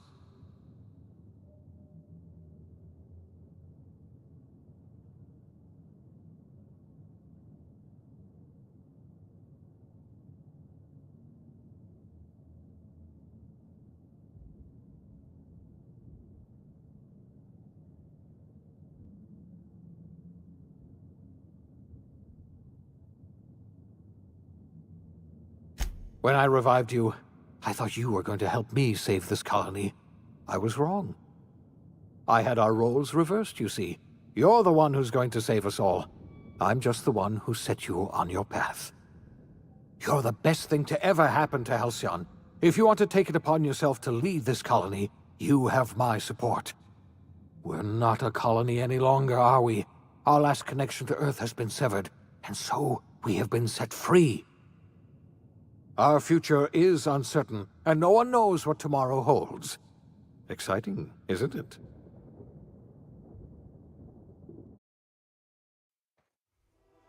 The OSI teaches that everything in the universe happens according to the grand plan. But the stranger that arrived in Halcyon was an unplanned variable. From the moment he landed in Emerald Vale, his actions altered the course of history. The events on Tartarus brought about the end of the board's authority. But the board's mistakes would haunt the colony for decades to come. The damage they left behind would require the work of a generation to repair. Dr. Phineas Wells began reviving a handful of the Hope's colonists: engineers, scientists, technicians, and intellectuals. They were among the brightest minds the Earth had ever sent out into the stars. The Hope scientists and engineers woke up in a colony descending headlong into total collapse. With no way to return to Earth, they had no choice but to band together and devote themselves to the cause of saving Halcyon. The people of Halcyon were nothing if not hardy. In the absence of the board's authority, many of the colony's settlements banded together with a single purpose in mind: survival. Life was especially hard in the years to come. Some towns dissolved by attrition and starvation, but most of them found a way to carry on. In the years to come, Halcyon was forced to reckon with its newfound freedom. The board was gone, and for better or worse, the colony was responsible for its own destiny. Between MSI's worker-centric policies and the iconoclast's manpower, Sanjar and Zora were able to rally many of the Terra 2 townships to their cause. MSI's workforce swelled, and the iconoclasts enjoyed a significant surge in their ranks. The board was too distracted by infighting and internal politics to stop MSI from becoming a powerful corporation and a refuge for townships that might have fallen through the cracks. Consumed by paranoia, Lilia Hagen took Sublight Salvage in a controversial direction, openly accusing board officials of an extraterrestrial conspiracy. One day, an accident at the Groundbreaker's docking bay silenced her forever. Time would tell if her replacement could keep the Sublight family together. Adelaide McDevitt replaced Reed Thompson as the leader of Edgewater. She and her followers transformed Edgewater in their image. Anyone loyal to Reed was pressured into leaving town, and those who stayed behind adapted to her way of life. Adelaide transformed the old cannery into a new garden. The nearby Edgewater Cemetery provided a convenient source of fertilizer. Under the leadership of Junlei Tennyson, the Groundbreaker held firm against corporate influence. The ship's mechanical stability gave Junlei the time to educate a promising generation of engineers schooled in her family's traditions. The future of the Groundbreaker looks promising.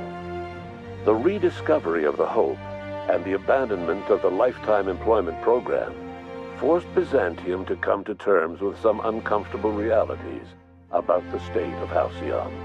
While Byzantines were reluctant to surrender the luxuries they'd grown accustomed to, the board's diminished authority gave them little choice in the matter. Nearly everyone had to learn to make do with less. Some even had to get jobs. It was a dark time indeed. Even the Gorgon asteroid, though a distant enigma to most of Halcyon, felt the aftershocks of your actions. Olivia and Minnie Ambrose worked together to cure the marauders Adrena Time had created. Through their partnership as scientist and administrator, they discovered the harmony that had eluded them as mother and daughter. And through years of patience and effort, they discovered the means to wean Halcyon from the scourge of Adrena Time. Their work eventually allowed Wells and his scientists to treat many of Halcyon's marauders. As their addiction waned, the colonists who had lived for so long under the thrall of Adrena Time returned to their communities and loved ones, and joined in the effort to save Halcyon. In spite of everything, the Gorgon asteroid remained a sobering reminder of the potential for progress and disaster in humanity's most ambitious efforts. The Rizzo's company in Halcyon dissolved after the collapse of the board. Needless to say, the launch of Spectrum Brown was indefinitely delayed. A stockpile of Spectrum Brown remains buried deep beneath the ruins of the old distillery, abandoned to time and attrition. With the dissolution of the board, Ruth Bellamy found herself without the two constants in her life: Byzantine culture and her sister Belinda. In the face of this new reality, she struggled to find a direction for her life. The colony had moved on from Halcyon Helen and would require new heroes in the years to come. And so Ruth Bellamy decided it was time to exit stage left. She quietly disappeared from public view. The dissolution of the board did not mean the dissolution of the ambitions of Cedric Kincannon, the charismatic leader of Sublight Underground. Cedric offered Slug's transportation services to the newly thawed colonists and set to work ferrying resources and food wherever they were most needed. For better or worse, Slug headgear became fashionable in the following years. As the board began to disintegrate, Spencer Woolrich found himself at a crossroads. Cling to what little stardom remained to him, or help usher Halcyon into its new future. To the surprise of many, perhaps himself most of all, Spencer chose the latter option. Having learned a variety of different skills in the many different roles played throughout his lengthy career, Spencer founded a radio serial dedicated to staying alive despite the odds.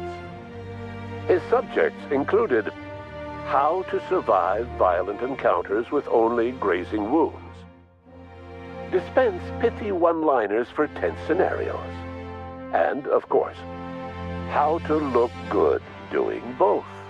After a brief attempt at dating Helen as one person rather than two, which both Bertie and Helen found too strange, Bertie struck out on his own to try his hand at raising woolly cows.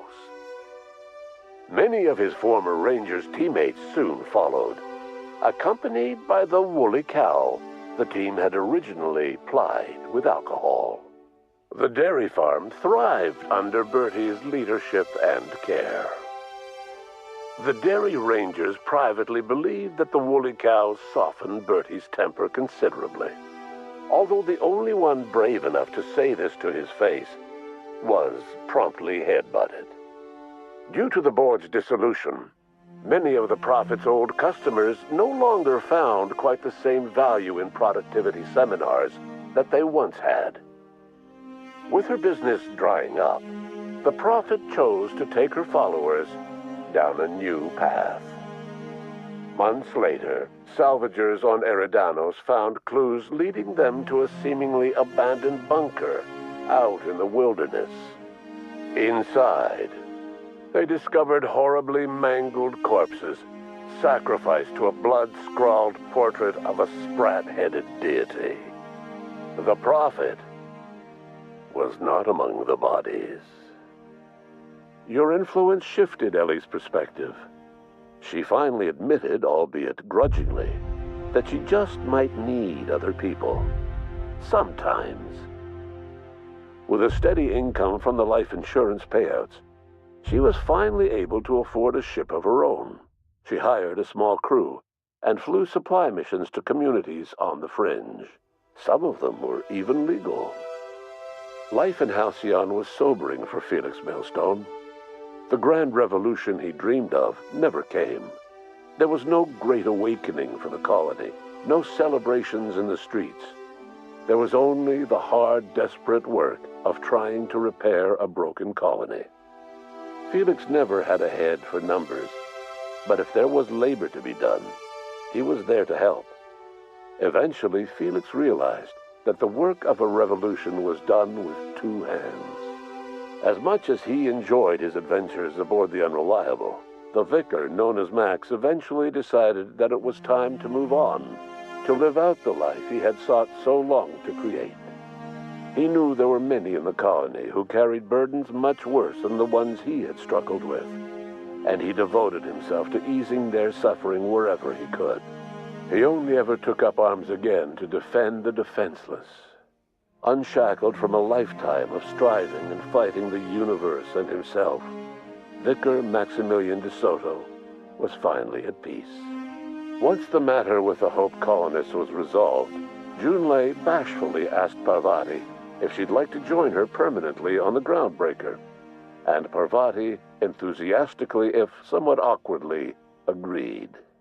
The stories of her adventures spread across the colony, and Parvati soon found herself the center of attention. Having served as the engineer of a renowned spacecraft, tramp freighters and wildcat miners sought her out by name, and in no time, she was a fixture in the Groundbreaker's mechanical ecosystem. She and Junlei were never far apart. Nyoka returned to Monarch to take another crack at making a permanent life for herself. She formed the Charon Group, a mercenary outfit of ragtag survivalists and wilderness experts. Anyone in need of a guide, or just looking to throw back a beer and swap stories, could find her camping on the trail or clearing an infestation. The SAM unit that accompanied you spread awareness of the product line's superior sanitation and maintenance capabilities across what was left of the colony. This led to a boost in SAM unit sales. Did you know that SAM units are the longest-lasting, toughest-acting cleaning solution in Halcyon? Minister Clark was released from house arrest, and his contact with you gave him a sense of renewed purpose and vigor. Once it became clear that no help would be coming from Earth, he threw his considerable efforts and talents into helping Halcyon manage the crisis before it. Chairman Rockwell served as the public face for the changes in Halcyon to come. Whenever you needed strings pulled or a voice to sell a policy change, Rockwell was only too happy to oblige. As for Dr. Phineas Wells, he spent his remaining years in his orbital lab. He eventually came to terms with his own past and was able to forgive the mistakes of his younger self by devoting his remaining years to serving the colony. Dr. Wells was able to revive many more scientists and engineers than he first expected, thanks to the additional batch of chemicals you stole from the Ministry. Wells never forgot about the human lives that were lost in acquiring these chemicals. In the end, Dr. Wells was able to save every scientist and engineer aboard the Hope. Over the next decade, nearly all of the Hope's remaining colonists were successfully revived. Halcyon saw a period of rapid technological and scientific advancement. Breakthroughs in dietary supplements saved the colony from starvation. Geoengineering projects and social reforms began to change the structure and character of the colony. Dr. Wells laid the groundwork for the project to save the colony, but he would never live to see the fruits of his labor. He passed away a few years later. His work was carried on by the scientists and engineers he revived. Today, Halcyon has stabilized. The people of the colony work hard to adapt to their new circumstances. Nearby colonies send aid and supplies. Life will never be easy in Halcyon, but for the first time in its history, there exists a sense of real, genuine hope about the future. And what about you, the unplanned variable in the history of Halcyon? Long after Wells passed away, you carried on his work with more energy, determination, and brilliance than he could ever muster. The years that followed were hard, but Halcyon survived by the efforts of the Hope's most promising colonists, the greatest of which was you. No one knows what's happened to Earth, and no one knows what the future has in store for Halcyon. All we know for certain is this: the name of the Unreliable and that of its intrepid captain will remain the subject of countless stories for years to come.